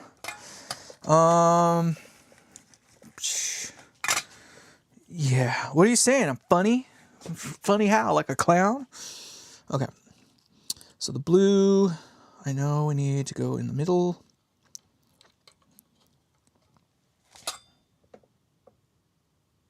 There it goes.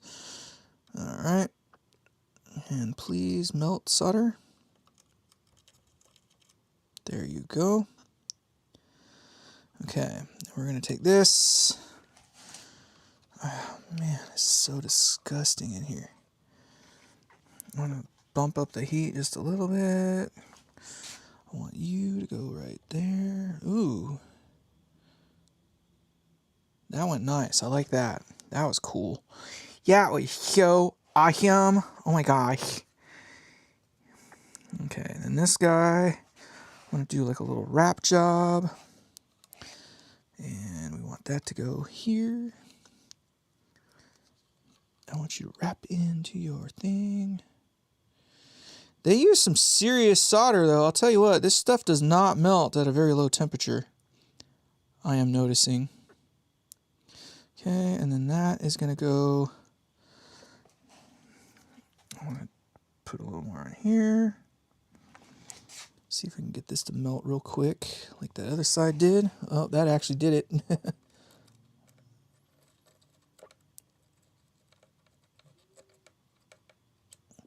Except for now it's being a little brat.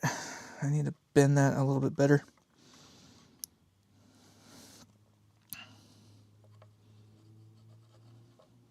Yes. Yes.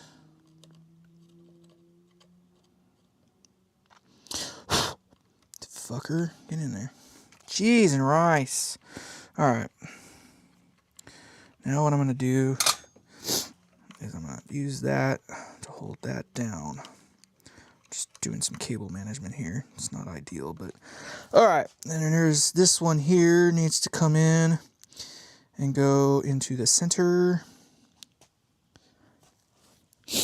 Not into the center, into the far side, excuse me. Ugh, my nose is starting to run right now. Something angry. I do not know what I did, but...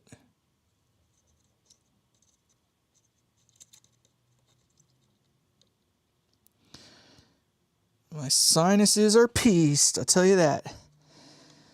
Okay, so get down in there. I know you guys can't really see what I'm doing. I apologize. At this point, I am literally just doing what it takes to get this freaking put together. Because balls. And if you wouldn't mind, I need an implement. And I also want that to not get in my way.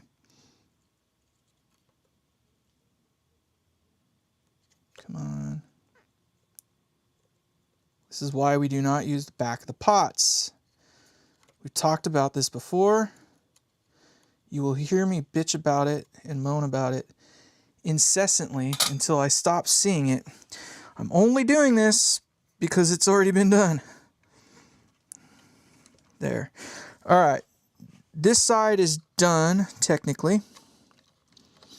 What I want to do is... I'll go back to that. We're going to get this side done. Now, my challenge is I need to learn which one's which. And I don't know which one's which anymore. So the black one is my... It's weird because it comes off the tone control. So the black one's probably the... The black one is the center. So that should be the hot one. That makes sense. So the black one is going to the middle. So we know that much. So I'm going to put the black one in the middle. This is going to suck. Okay. The way I extrapolated that is that the black one feeds the tone control, and the tone control is what feeds the output in this particular thing here. You can see that because this is the red jack. So that means that this one has to be, this black one here has to be this black one over here. And that's got to be the center of this thing here. So that's just how I managed to figure that out. For better or for worse. Alright, so that one's on there. I just can't remember which one needs to be front or back. So I'm going to say that's the top pickup. That's the bridge pickup, which means we're just going to do a quick little beepy beepy to confirm my suspicions. Usually speaking, it's the side that it goes to,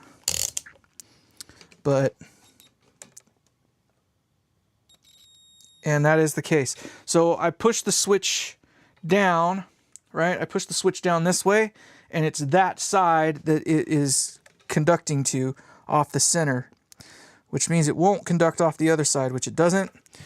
And then if I, wow, that switch is loose too, and it beeps the other way. All right, so my suspicions were correct. That only comes from just years of messing with the damn things. You just kind of learn that there's like a methodology that they use. So the blue one is going to be our bridge. So if that's in the down position, I want that to be the bridge. So that's going to be this side here. And now we're going to play God with it here.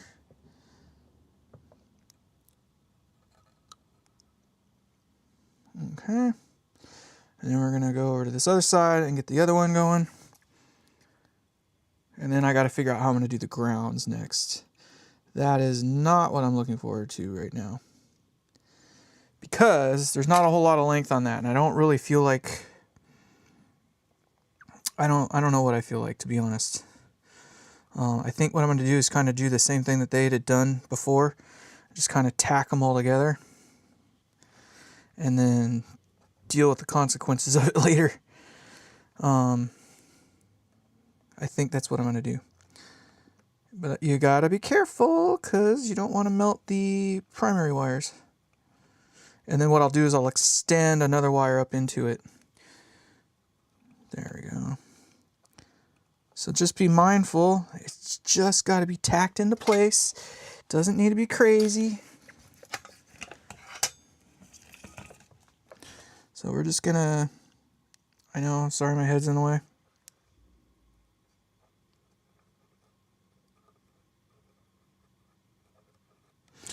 That should be good enough. And we just need a short black wire. I wish I had something that was a little more pliable, aside from this stuff. But I'm going to use this because I have it. It's readily available, and I only need a short. I'm going to go with a longer length of it than I need. Again, just because there's no penalty for it. And what I will do is get this side over here done first. Bump up the heat a little bit, make sure that goes quick and painless. We're getting there. We're getting really close, everybody. I apologize. And you are... Click. Alright, and then we're going to get this one, and I'm just going to kind of hold it in place. Like, it's honest to God, not going anywhere.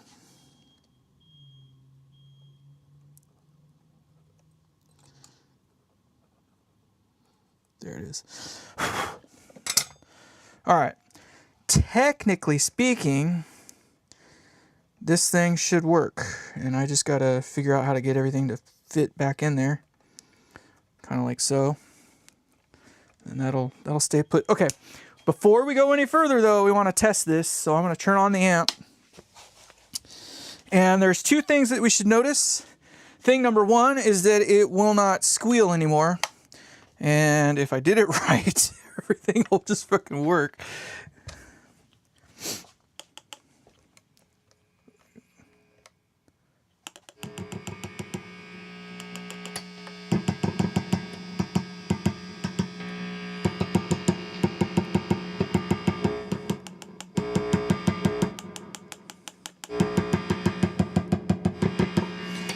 Everything works and no squeal. The buzz is because it's literally like 2 feet away from this thing. And there's probably zero freaking, say it, don't spray it. There's probably zero, whatchamacallit, like shielding in this thing. So imagine that, right? All right, so you saw how we did that. Not too bad for banging it out, I guess. I don't know. With all the other idiocy that went on. I'm shocked. the fact that it worked at all. And I was using the plastic end of this to bop on it. Now, a tool like this is great because it has metal in it.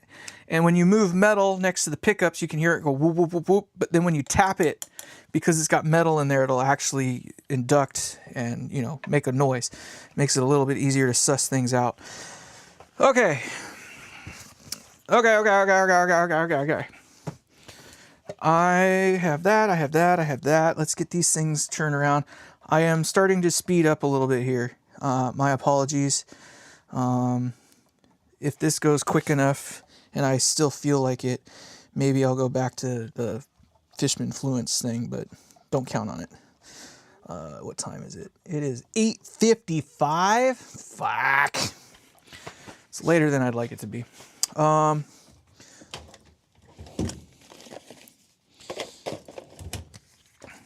It's not for lack of trying. I'll have to finish that one up later. I'll probably do another live tomorrow, and we'll get to actually experience that whole thing. That's part of the reason I didn't show you a before and an after on that. It's quite literally because I knew that the likelihood of getting it done in one day was pretty small. And by the time you could actually do an A/B on it, I wasn't going to redo any... I wasn't going to go back and do like an A/B video later on. Like, it's something I can... I don't know. I'm not really trying to do reviews, I guess is what I'm saying. Really trying not to be a review channel. I know it kind of seems like it today, but I like what I like. How's that? And I don't know that I like the Fishman Fluences yet, so I'm not going to sit here and say, okay. Because I might want to put those other ones right back in there. Who knows? Who the frick knows? Yes, I understand I did not put the bridge on yet. I'm more worried about not scratching this guitar any more than it already has been scratched. So I want that there. And then I'll take this, do that, stay. And I just want to get this one on.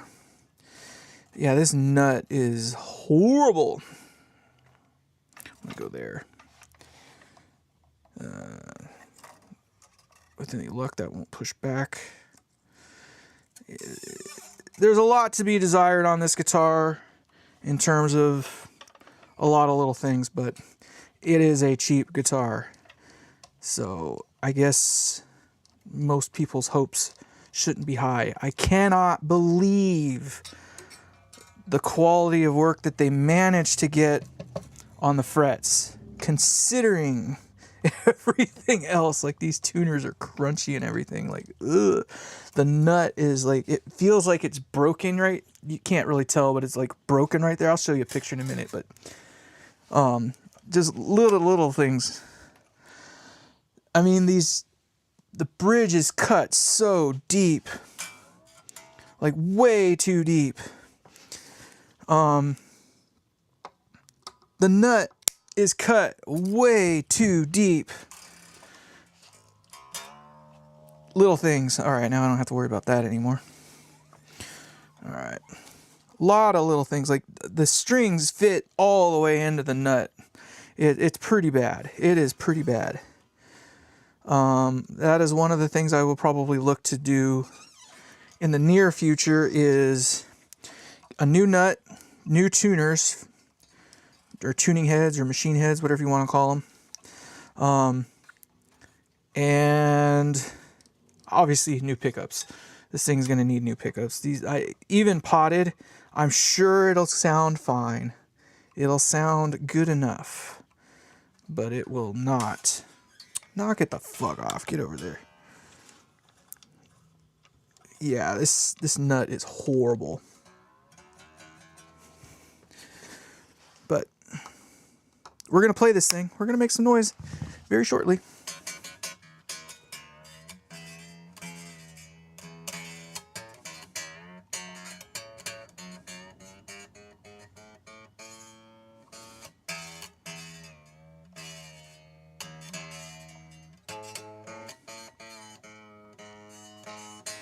ish. That's still a little too high.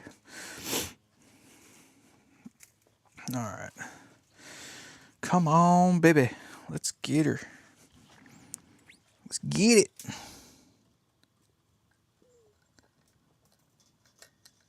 Come on. Into your home.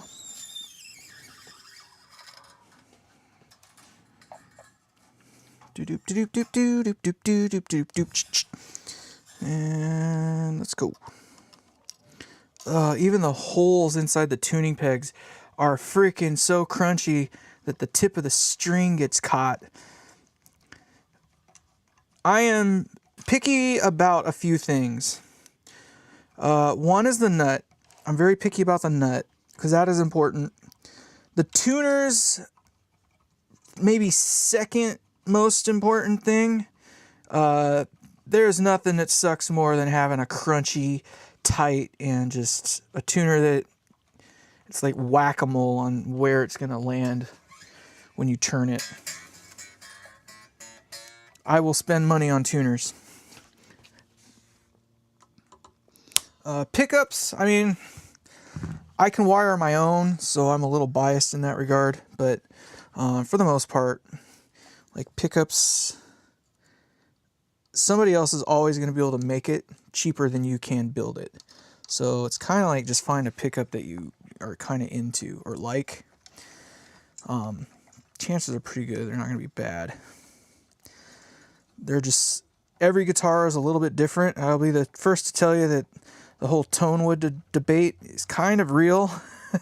I'm not saying that the tone of the wood necessarily exists, but what I can tell you is that every guitar is a little bit different. And it is kind of style specific. You know, a Gibson kind of sounds like a Gibson. A Telly sounds like a Telly. 9 out of 10 times. So, you know, certain pickups suit those types of... My favorite Telecaster pickup, if you're looking for a pickup for a Telecaster and you want a hot beast, like you want your Telly to be a spanker and, you know, like take no names, the freaking the Seymour Duncan Jerry Donahue. Hands down, the best pickup that you can get for a Telecaster. Just saying. If I was to endorse a pickup, that is one I would endorse. I own one. I would own 5 if I owned 5 Tellys. I like it so much that I even tried to replicate it myself.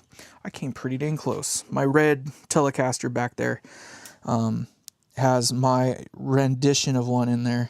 And it's pretty dang close. It's rude like it is. It's a little different. But fun pickup. And they're not overtly expensive either. That's the other thing. Like, I think they're like $100 and something bucks maybe. I mean, $100 for a pickup's not horrible. It sucks when you got a Stratocaster or something like that, and you know, got to put 3 of them in there. But all right, over the top. So what I'm doing is over the top and under the bottom. You guys can't see what I'm doing. You just have to know. I'm doing like I don't know what style it is. It's not the luthier's knot. I don't like the luthier's knot. And I don't like wrapping the string back around on itself, so I don't like taco the string over the top of itself. None of that kind of crap. I just go over the top the first time around and then pinch it the second time around. So when you wrap it around, you go over the top. This is the string. And when you come back around the other time, you go over the top the first time, but then you go underneath it, and the 2 wraps pinch the string out the middle. I want the right angle of the thing. That's the one. Okay, we're getting really, really close, everybody. Sorry, I know. Thank you for hanging with me.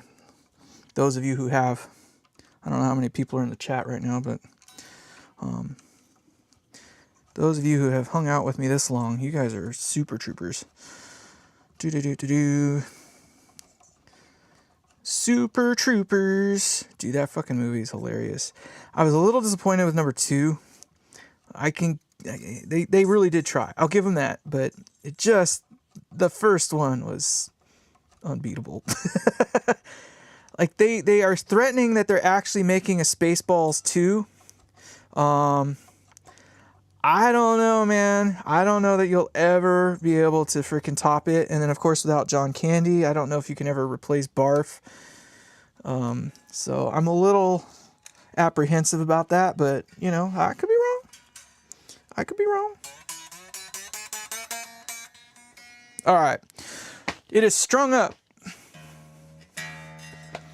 I'm going to move this. I want my freaking... whatchamacallit. I'm going to put this back down on the ground. There we go. All right. I'm going to use my cool pickup. And then I need to tighten all the freaking knobs. I'll deal with that later, though.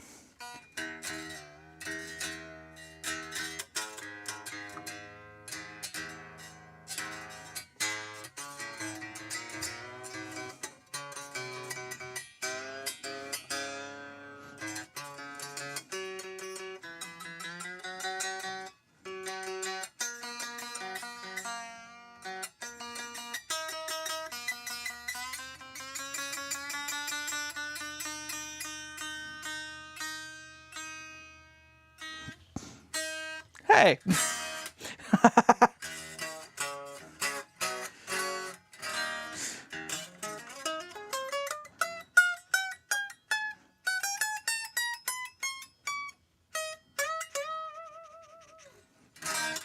All right.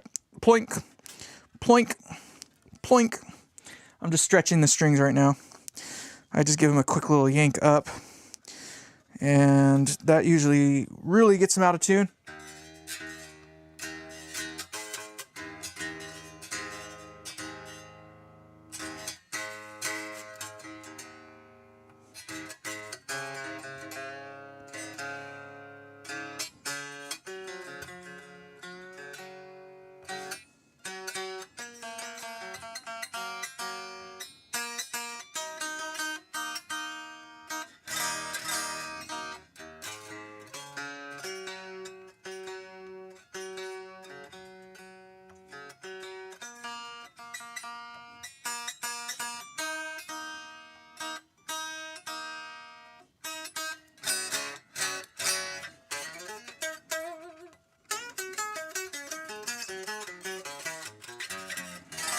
All right.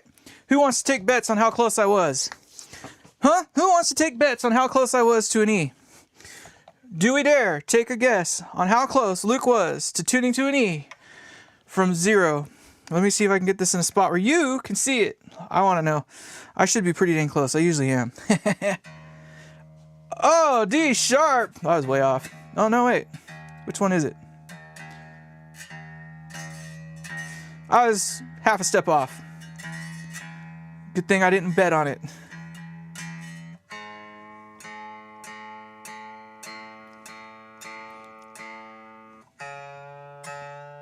At least it was to a note. I was confused because of the C sharp earlier is what it is.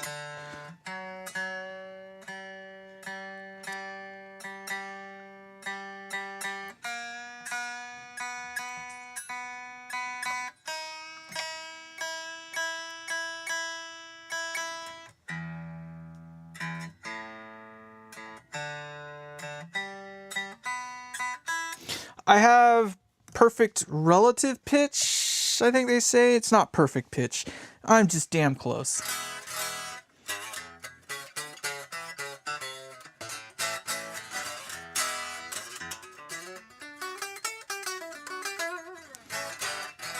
Yeah, wrong channel. I definitely haven't been building a guitar. I've been building a guitar amp, but not that.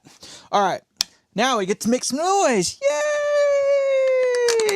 All right, let's get to an actual camera view that's interesting, semi-interesting. Yeah, there it is. What do we notice? No squeal.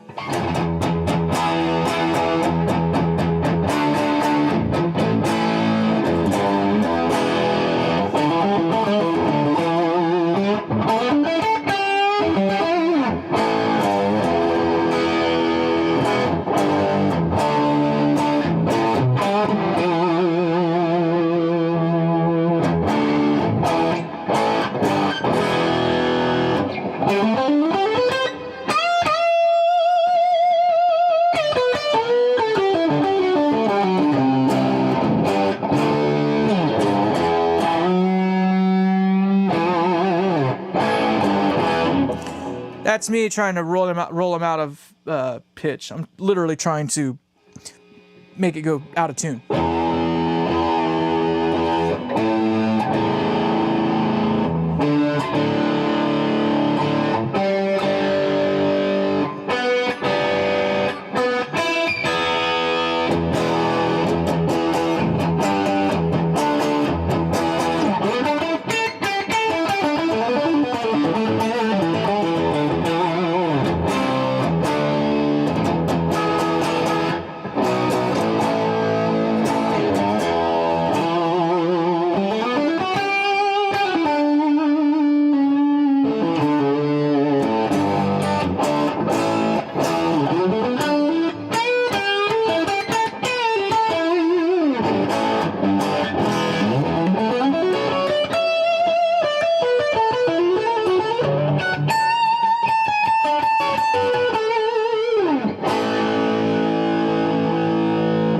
All right, neck pickup.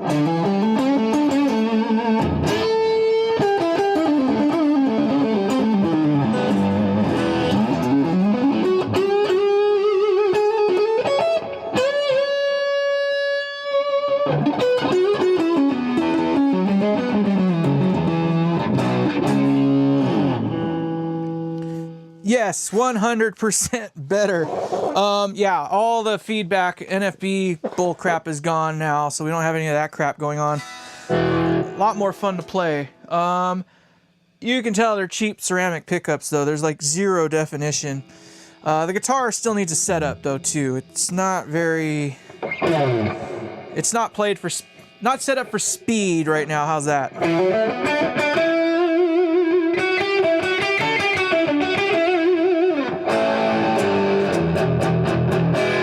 They're bright, but they're not clear. It's weird.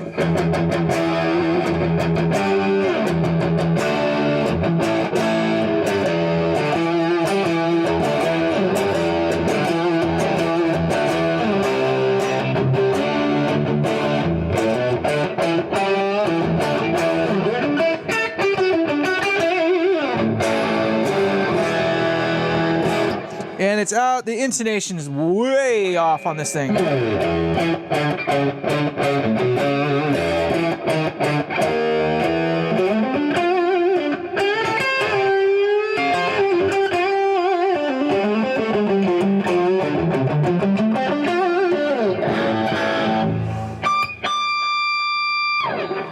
I think the neck is part of the problem too.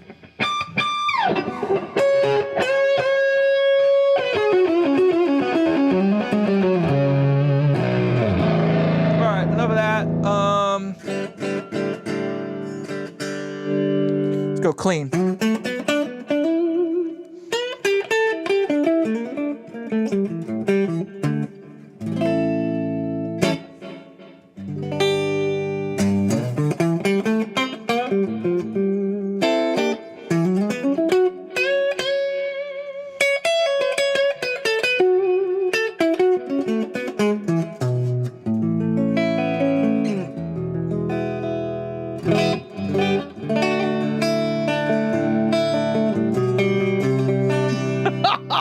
That sounds so bad.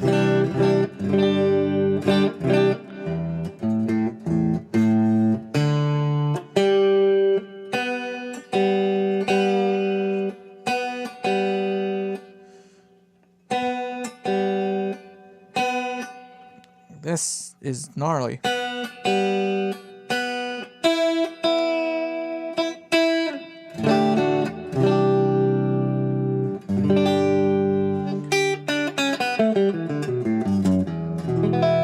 Yeah, these pickups just sound like absolute doo-doo is really what it comes down to. They're bright, but they're like plasticky for sure.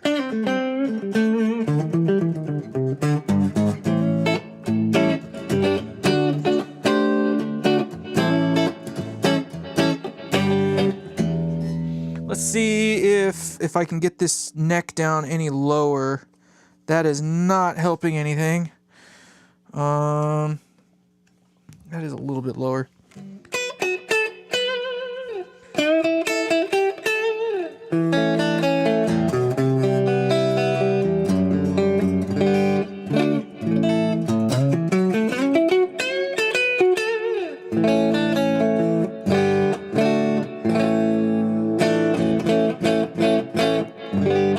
No, these pickups just sound trash.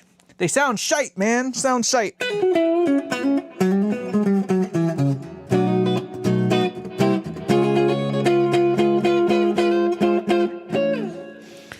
The guitar could use from a little bit of a setup, but it's close enough.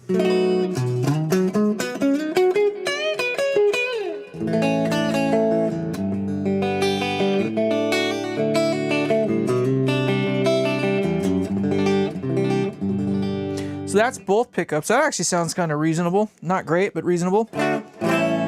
That's the bridge. I'm gonna bring the bridge up a little bit. A little more outy putty. Even though it's got more output, I think, than it really needs. It's like these pickups are hot for hot's sake, and they're ceramic, so they're just brash.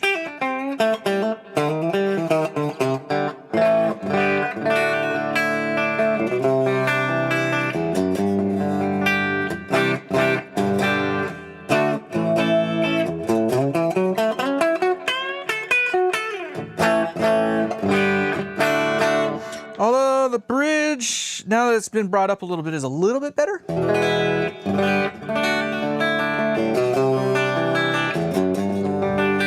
little bit, not much. I don't know if you guys noticed that though. The effects loop is working really well right now.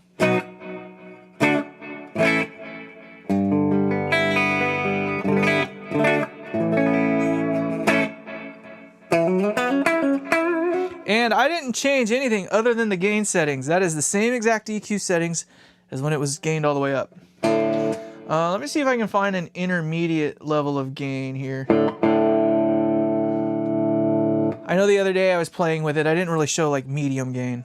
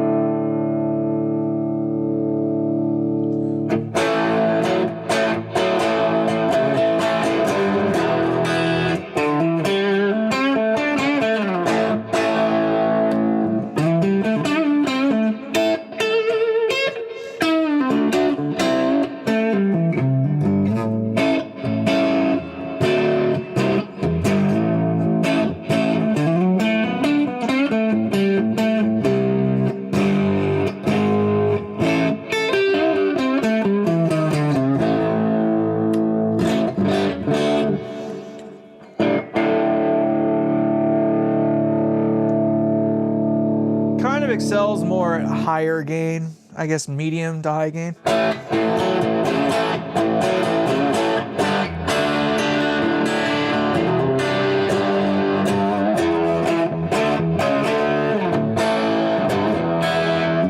Not a fan of that sound, but let me roll back volume 2 a little bit and drive volume 1 up. Volume 1 is where the gain really kind of lives at. Volume 2 is kind of, think of it as like a primary master volume, and you try to treat the second half as if it were a phase inverter.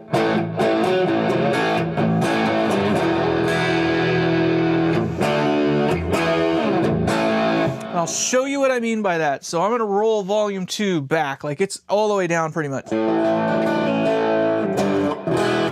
We still have pretty much the same amount of gain. This is volume 1 all the way up.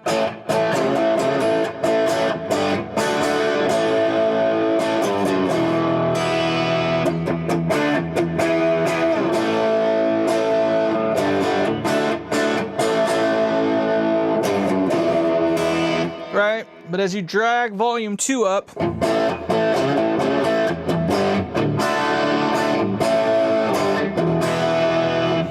it'll get warmer and it'll get more distortion.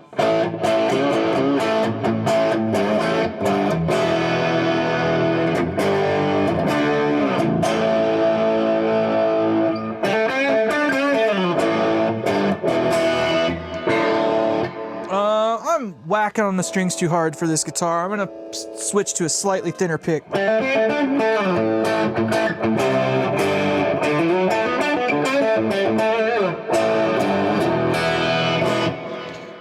So this is volume 2 halfway up, the main volume 1 all the way up still.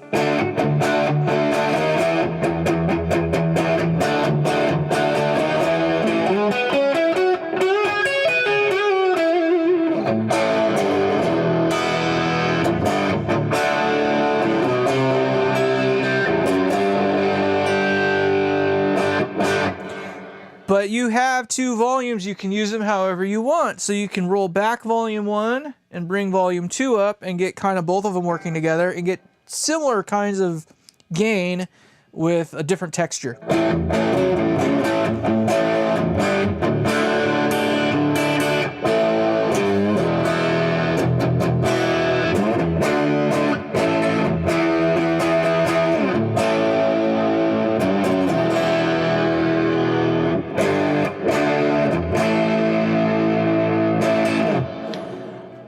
I don't know what you heard. To me, it got a little woolier, almost too fat. Volume 2, if it's turned up a little bit higher, will get a little more rounder sounding. Again, like volume 2 is kind of treating it as if it were the master volume going into the phase inverter, like your typical Marshall style thing, but that's not what it is. So that's why it reacts the way it does. So volume 2 is all the way up now, and we're volume 1 at like 2:30, 3 o'clock, right?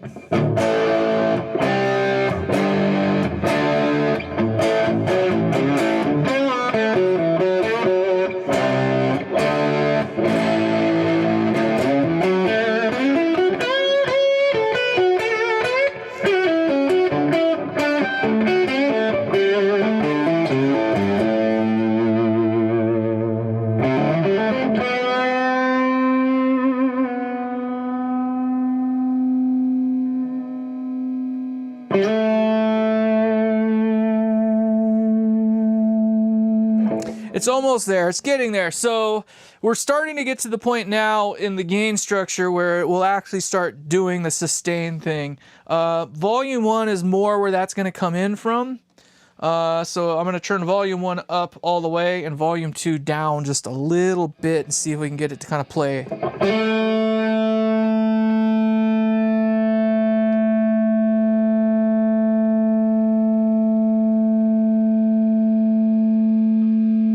Pretty close.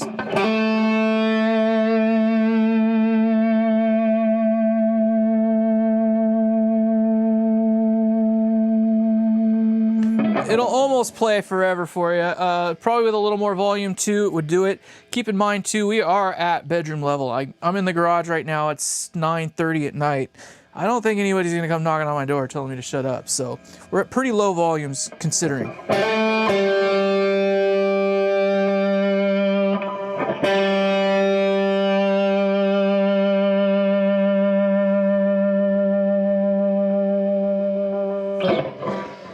These pickups suck too, so.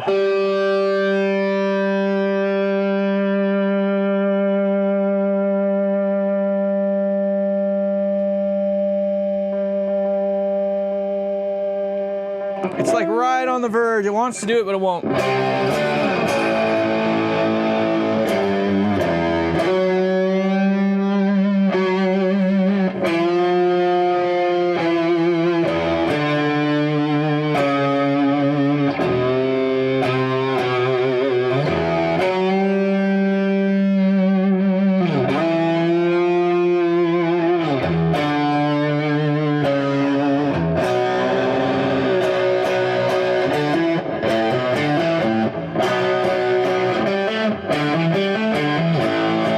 Whatever that part is.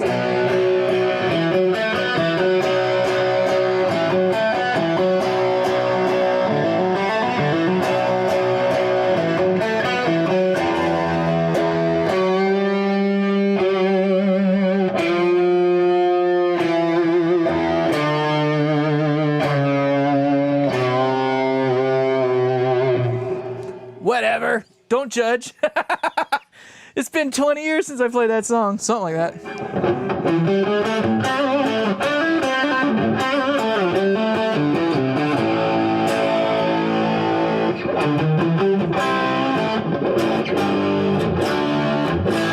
I'll stop right there. They're probably already going to get me.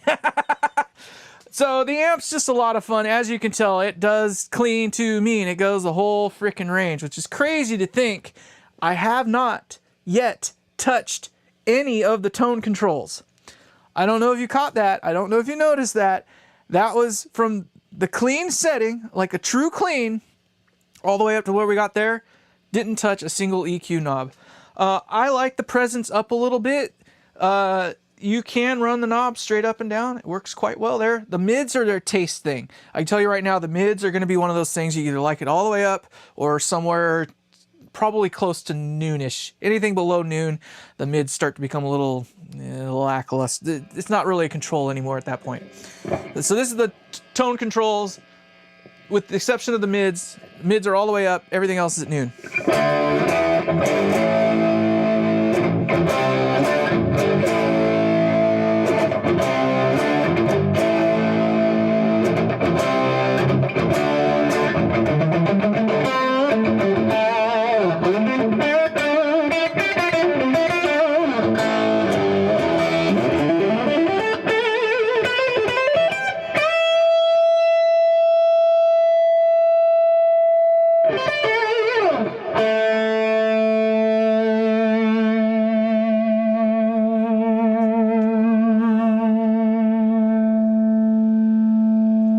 Do it. Yeah, it's like right there. These pickups suck.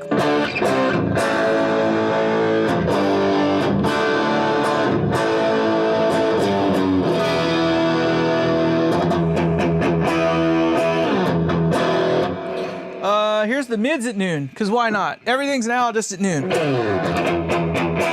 So you hear it sucks a lot of volume out of there. Oof. It's a little brighter.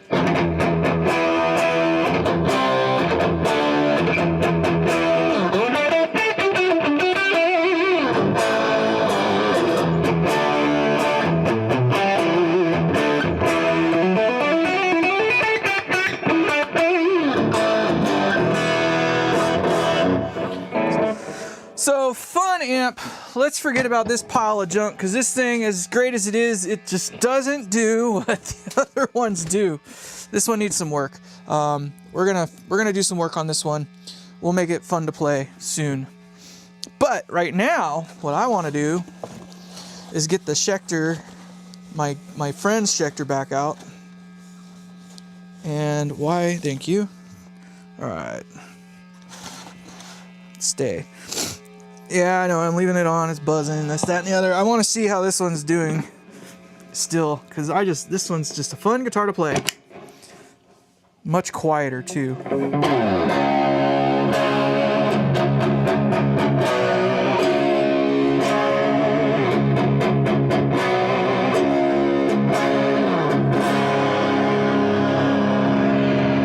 This one's gonna like the mids all the way up.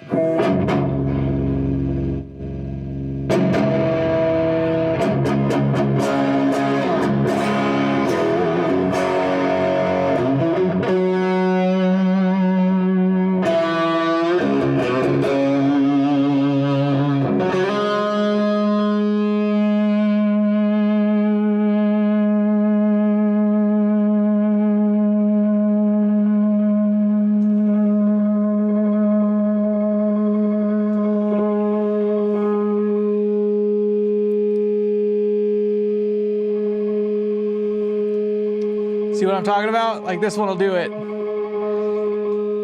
It'll just hang right in there.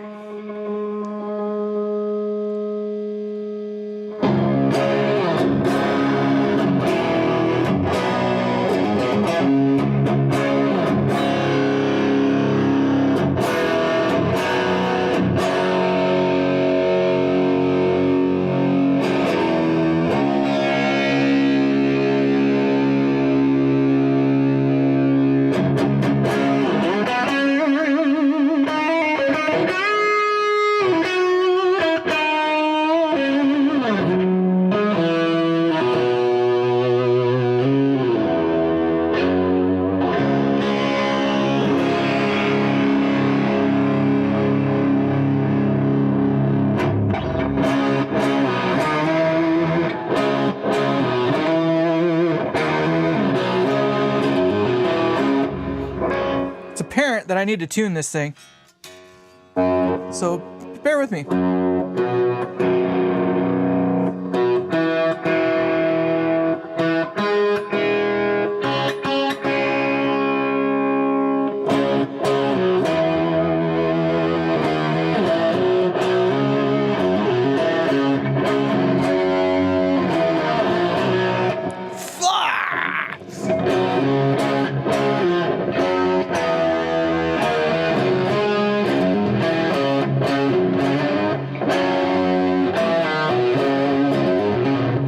It's been about 20 years since I played that song too.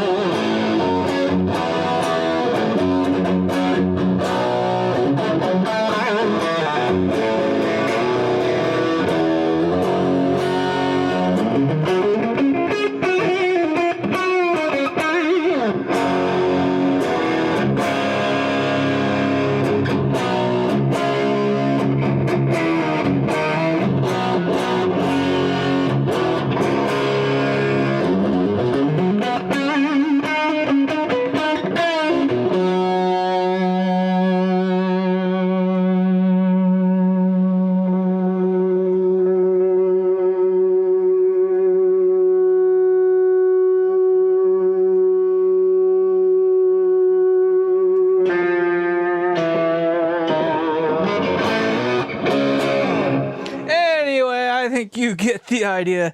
Get yourself one of these if you're interested in something that'll do something like that. I need thicker strings still to do the C sharp standard thing. So never mind my lack of playing ability for that chugga chugga stuff. And gosh dang it, what did I bonk? I think I got lucky. I didn't actually bonk anything. Yeah, I guess you got to put a first ding in it sometime. Shh. All right. Definitely a cool guitar. I want to get me one of these just for the funsies. Beautiful guitar too. I'm not going to discount that by any stretch of one's imagination. It's a beautiful guitar.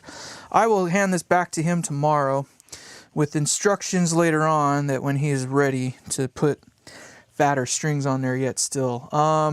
In C sharp, this thing can get away with like 10 through 56, I think. Right now it's 9 through 46, and it's just not quite tight enough. I don't mind it, but it doesn't do the, it ploinks too much, I guess is the way to put it.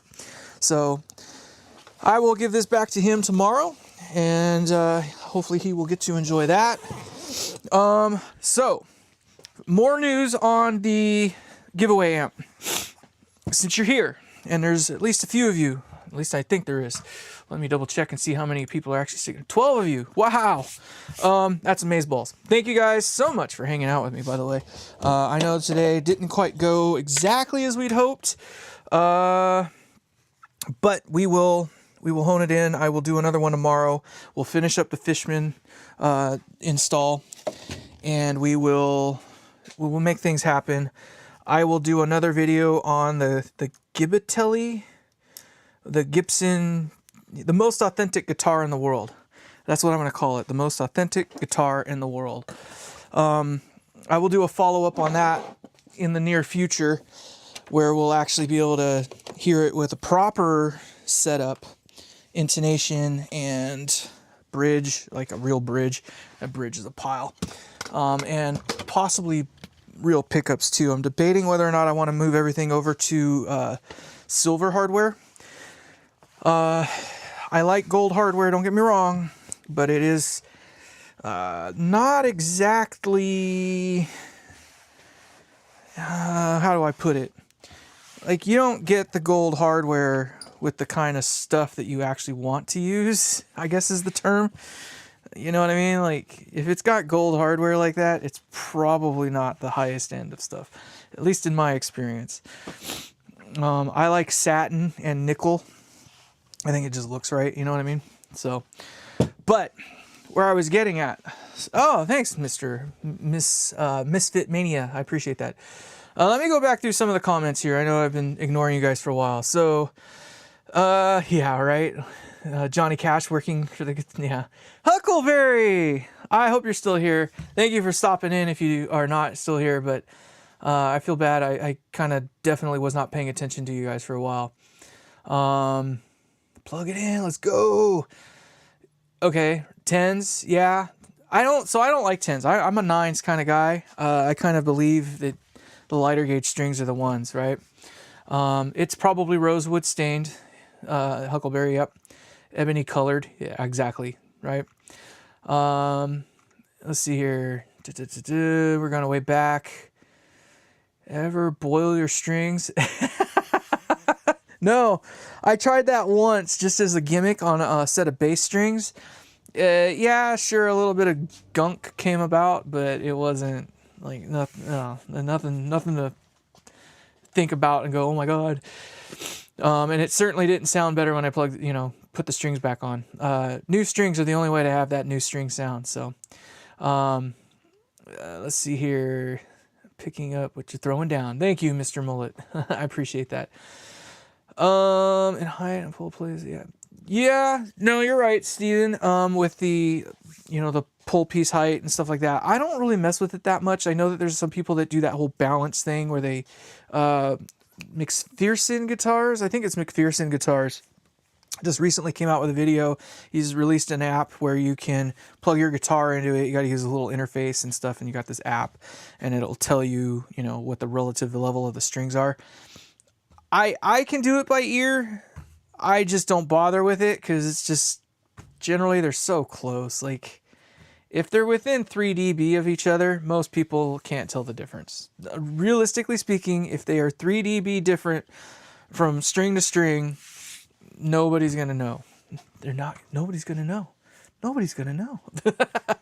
So I don't sweat it too much. Generally, by the time you rock the pickup left or right, up or down, left or right, you can get it within most of the way there anyway. And I think a little bit of imbalance between the strings is kind of gives the guitar some of that character too. But yeah, too much of a good thing is still too much, of course. Let's see, the only Steven. Okay, so Grant Us Glorious Tone is talking to you, Mr. Misfit Mania. For the giveaway, you have to email him, Grant Us Glorious Tone at ToshiSweetStaffy, excuse me. So ToshiSweetStaffy at gmail.com. And the instructions are in the description of this. No, they're not in the description of this video. I don't even know that I changed the description in this video. I might have blew it there. But in all the giveaway, if you go to my channel and you go to my lives, because this build right here is done live. So, all right, so every inch of this thing, just about every inch of it, you'll see this amp being built live. But the instructions are there, or you can go to Grant Us Glorious Tones page, subscribe to him, because he's the one actually doing the giveaway. All right, just make it clear to everybody out there, if you're watching now, or yeah, it's probably late now for most people, but if you're at this point in this video right now, take note. I am not doing the giveaway. I am building the amp. The amp is built. It's just about completed. I still got to peel the plastic off on the inside. I need to redo the faceplate. Unfortunately, the source for my plexi material is not very careful with the material, the media, if you will. And unfortunately, I had some scrapes on my plexiglass that I can see. You can't see it. I can see it. It bothers me. That's got to get redone. And I'm going to try a couple different things with the effects loop. The effects loop is working quite well right now. It is not a problem. It will work in its current state. I need to reduce the drive there's a knob inside the effects loop unit that I got from Elam's 1894. I got it from his channel. I got it from Elam himself. And right now, after talking with him a little bit, it sounds to me I need to reduce the drive going into the send level of the effects loop. So it's got a little thing going on. I need to adjust that. And then I think what I'm going to try to do is install it in a slightly different spot inside of my amplifier. I have a bunch of happy accidents that are built into this thing. More or less, I was playing 4D chess. I knew that there were going to be things that were going to require some engineering, if you will, some clever workarounds. And as a result, it left me with a lot of little places where I can try things and do things to alter the circuit as needed. One of those things that's going to help me, I think, is that I can take the effects loop, which is currently wrapped around the master volume. So just think of the master volume in and of itself, nothing else, nothing before or after, the master volume. The effects loop wraps around from the input to the center wiper.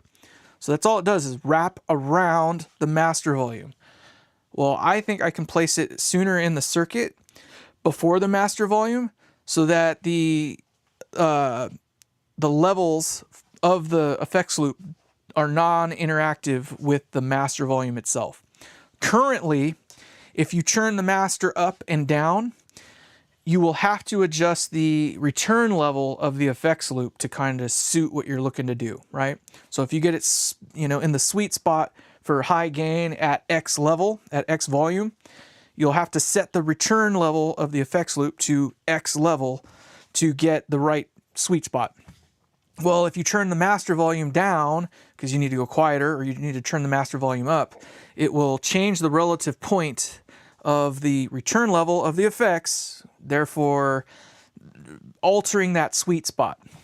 The other problem is that the master volume is affected by the return volume, which is to say that if you turn the return level down, again, we're talking the effects loop, if you turn the effects return level down, it will also turn the amp itself down. You will lose volume, and if you turn the return level all the way off, it will kill the volume. It acts like a secondary master volume, if you will. I think doing it the way that I'm looking to do it, it will alleviate that problem to where whatever you set your return level, it will always stay relative to whatever master volume setting you decide to go with. You may need to adjust your send level based on how much gain you're using, but that's the hope. And then because I'm using a fixed resistor between the two and not the variable resistance that a master volume pot has, the relative stance or authority, if you will, of the effects loop should stay always in that sweet spot that you want. Sans adjusting some levels around to suit your needs. But this is not a channel switching amp. This is not meant to be a, how do you put it? It's kind of a set and forget sort of thing, right? You kind of get that sound that you're looking for, and that's where it stays. The effects loop is there. You kind of set it where you need it to, it stays. And then the volume, the master volume's there for that. It's probably going to be more of a studio-friendly amp. It is a 50-watt amp, solid 50 watts. I'm not going to tell you it's the loudest 50 watts I've ever played. It gets plenty loud for me. Loud enough to be in a rock band. I haven't turned it all the way up in my space to the point where it was starting to show signs of distress. Just based on the math, the numbers that we were, showed in one of the videos, it will easily produce 50 watts of clean output power. The output section is not meant to go into distortion. At peak power, that's to say that at the point where the amp's got nothing left to give and starts imploding on itself, it will produce 68 watts of power. But I'm not going to say that it's 68 watts of clean power. It just happens to be 68 watts is where it doesn't seem to do anything else anymore. So, I tried to send an email. Okay, yeah. Yeah, a spectrum analyzer, you can do that too. I just, again, just kind of reiterating, I just don't see the value in it. You can adjust them by ear, honestly, and if it sounds good, it is good. Again, know, but it's one of those things. You'll know it, right? Because you can hear it, you interact with it like it's part of you and your, your aura, if you want to call it that, right? Well, no one else knows that. Maybe we can hear it and perceive it as being, oh, that's balanced. I don't know. Again, it takes a pretty large disparity between string to string for it to be noticeable. I know that McPherson's trying to help you get a little bit better, and he did the one video where he showed it where it was unbalanced and then balanced. And yeah, I'll agree, it was a little bit clearer in definition with the other one. But I don't think that you have to go that crazy with it to do the same thing. Like, I think literally just rocking the pickup a little bit left or right will kind of get you to damn near pretty close. I think people run pickups too close to the strings myself. When they get a little too close, it starts getting a little hairy, I guess is the word for it. And yes, you do increase definition that way because you got the focal, the point that's focusing on the string closer to it, but then it just starts getting a little weird, hairy. And I think you start hearing the artifacts of that pickup a little bit more and some of the inconsistencies in the guitar in and of itself. I don't, if the guitar itself isn't very well balanced from string to string, this is like one of the big things with acoustic guitars is where, like certain notes jump out or shoot out of the whole thing. I don't know.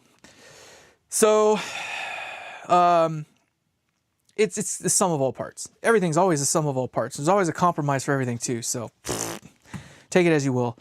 So I don't know. I'm not saying don't do it. I'm just saying that I wouldn't bet the farm on it as being like the answer to everything. That's all.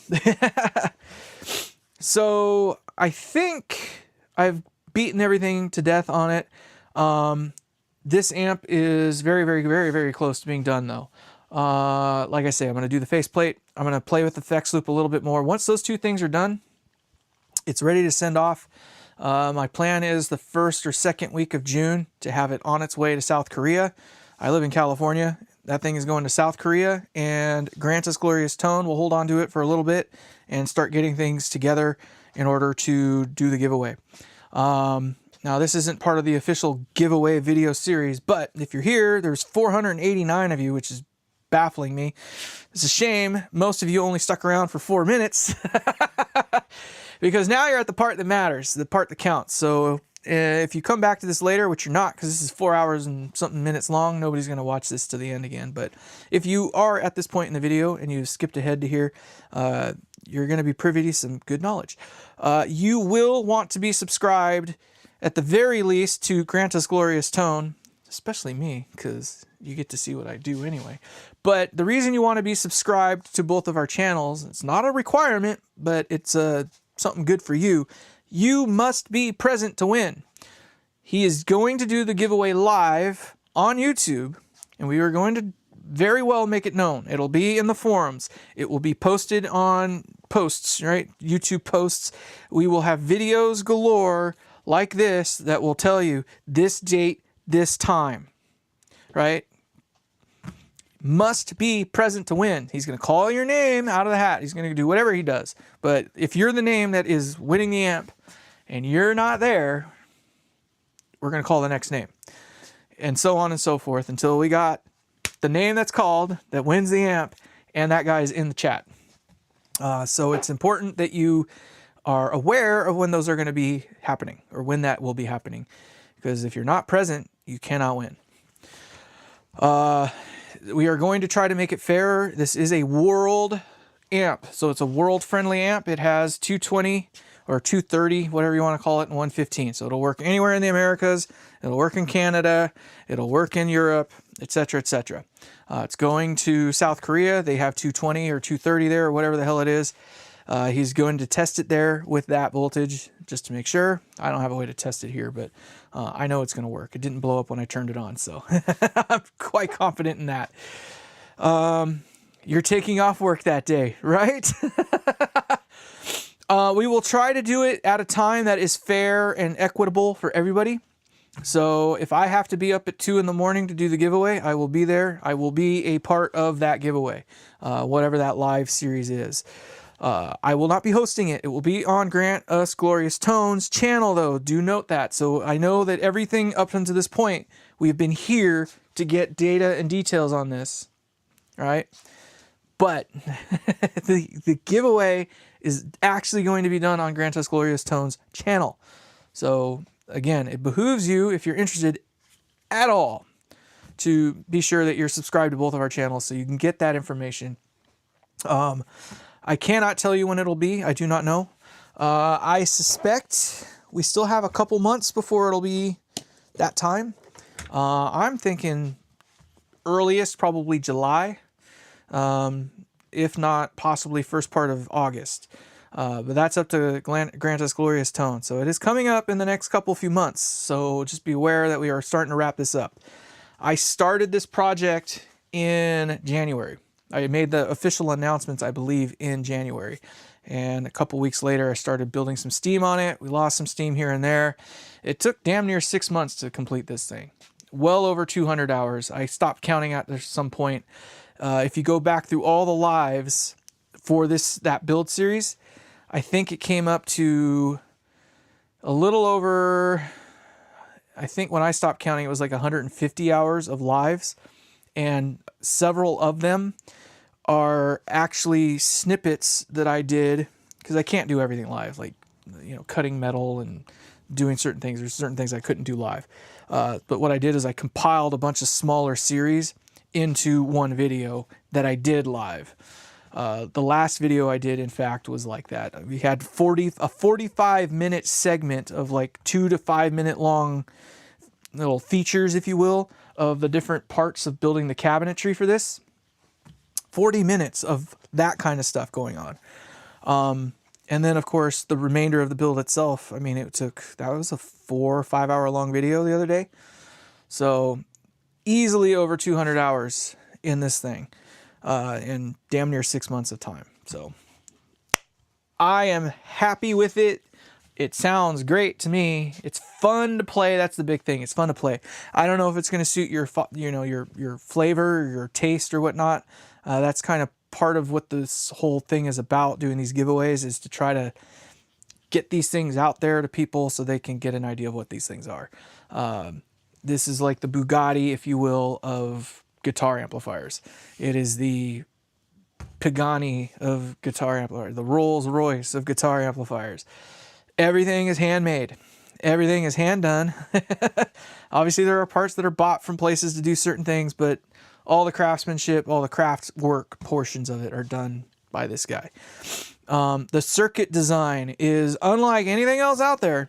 It is an amalgam, if you will, of several different things. It is a high watt output section. I did not, molest that too much. There are a couple things that I did differently.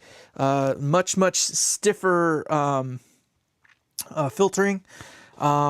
So stiffer filtering, slightly different power, voltage, I should say, and just a couple other little tweaks. But circuit-wise, component value, all that stuff, take a DR504, and that's pretty much what the output section is. Preamp wise, I don't even know that you can compare it to anything. The closest that you can possibly compare it to would be something like a Trainwreck Express mixed with my own stuff. Like, I have two parallel triodes in there. I have one on the very first stage, which is this little guy. You can't see it in the shot, but I have the very first tube in the preamp section is a parallel triode that goes through another 2 triodes. And then it's followed up by a second parallel triode. So I've got a total of 4 gain stages in all, but the last one is a parallel triode. It has a local negative feedback loop in it. So that's not very typical, not very common for mini amps. Dumble did it in a couple things, but even the way I did it's completely different than him. I have multiple volume controls, so there are 2. There's volume 1 and volume 2. Volume 1 has it's a dual concentric pot. which is, it's not dual concentric, it's a dual gang pot, excuse me. Dual concentric means you can change each one independently, but this one, it changes 2 pots at the same time. So there's technically 3 volume controls in just the preamp with 2 knobs. So that does a lot of different things. That's what allows it to get as clean as it does, yet still go as mean as it does. And then of course my parallel triode gimmicks and tricks and all those little things. That's kind of my little forte, if you will. Very unique preamp section. The effects loop is another independently designed unit from another person you probably have heard of, Elam's 1894. I mentioned him a little bit earlier. Elam's 1894, if you have not checked out his channel, definitely check it out, at Elam's 1894. Go there and learn. He has a whole thing about the effects loop that's actually in this amp. Very unique effects loop. It is a parallel. It is not a series of, it's not a series effects loop. It's a parallel effects loop, which is different for most guitar amps these days. Most are doing the series thing. Some have series and parallel. Whatever. This one is unique though in that it has both a send and a return control, volume control, and it has a bypass button or bypass, capability, so you can bypass it, and it has a polarity inversion switch, which is to say that you can swap the polarity so it will be more apt to work with any given set of pedals that you may have. You can run dry effects through there, or I should say you can run effects through it that has the dry signal mixed in. That's what the polarity switch is for. Some effects will invert the polarity, and if you mix them back in a parallel effects loop, you'll get out of phase kind of stuff. It sounds bad. Could sound bad. It might sound cool too, but so this thing, it has the super whiz bang wazoo best of the best effects loops ever in it. And I can tell you right now, even with it not being optimized for what I got going on, it sounds great. Does not change the tone. That's the big thing. Doesn't change the tone. It is out of the way. Like I can actually hear what the effects do as opposed to being smeared with everything else like it usually is. So it's kind of different in that regard, in that you can actually hear what the effects are doing. So it's a really neat effects loop, and it is made to the highest standard.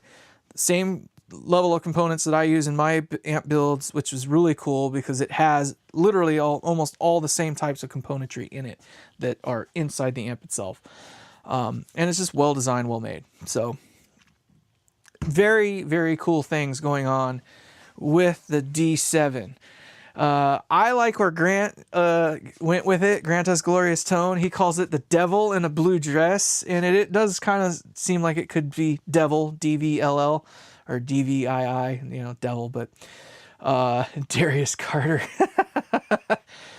But it's definitely a one-of-one amp right now. There is no other amp in the world like this. I can tell you that right now. And if you, that's the sound that you've been hearing of that amp, the last 2 videos that I've done of it, are with this mic right here.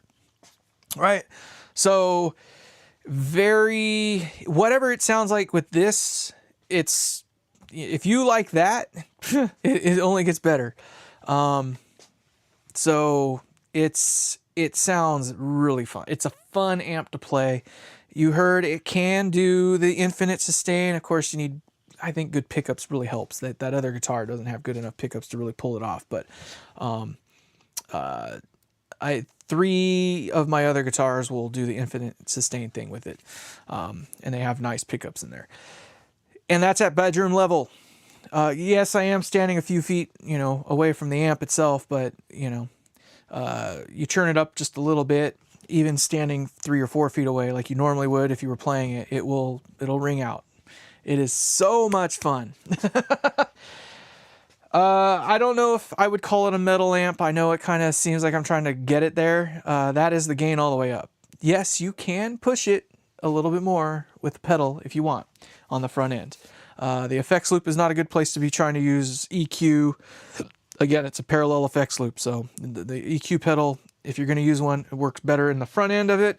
If you're going to use any kind of a boost, TS9, whatever you might use for that, Going to work better on the front end. Compressor, again, front end, that kind of stuff. It will get you where you want to go. Believe you me. And damn it, I really wish I didn't have to give it away because I want one myself. That's 2 amps now that I have given away that I really wish I had a version for myself. So the last one that I gave away was a 5E3 style design, and it was mildly, no, it wasn't even mildly, it was pretty far off from an actual like 5E3, but it was stuffed really close to that vein. Again, parallel triode for the front end. That's kind of a me thing. And then, you know, a different power supply, a lot stiffer power supply, just a lot of little things, but it added up to this. I got videos of it. You're more than welcome to check those out. They are on my channel. That was a fun amp to play, and it did the sustain thing as well. That one went to Sweden. That amp is in Sweden right now.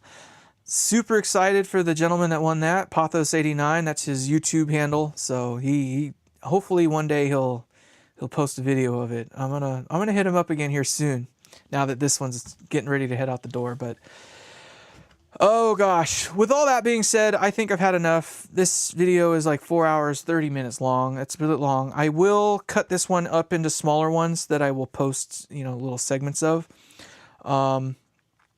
And I'll just break it up. And then what I'll do is I'll take the section where I was working on the Fishman pickups, and I'll combine those back together into one and post that as another video as well.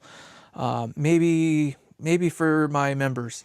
Thank you again to my members. You guys are awesome. I appreciate you. And I think with that, we have gotten through everything I can think of to get through. So I'm going to bid you adieu. Thank you so much. We'll see you on the next one. Take care. Goodbye.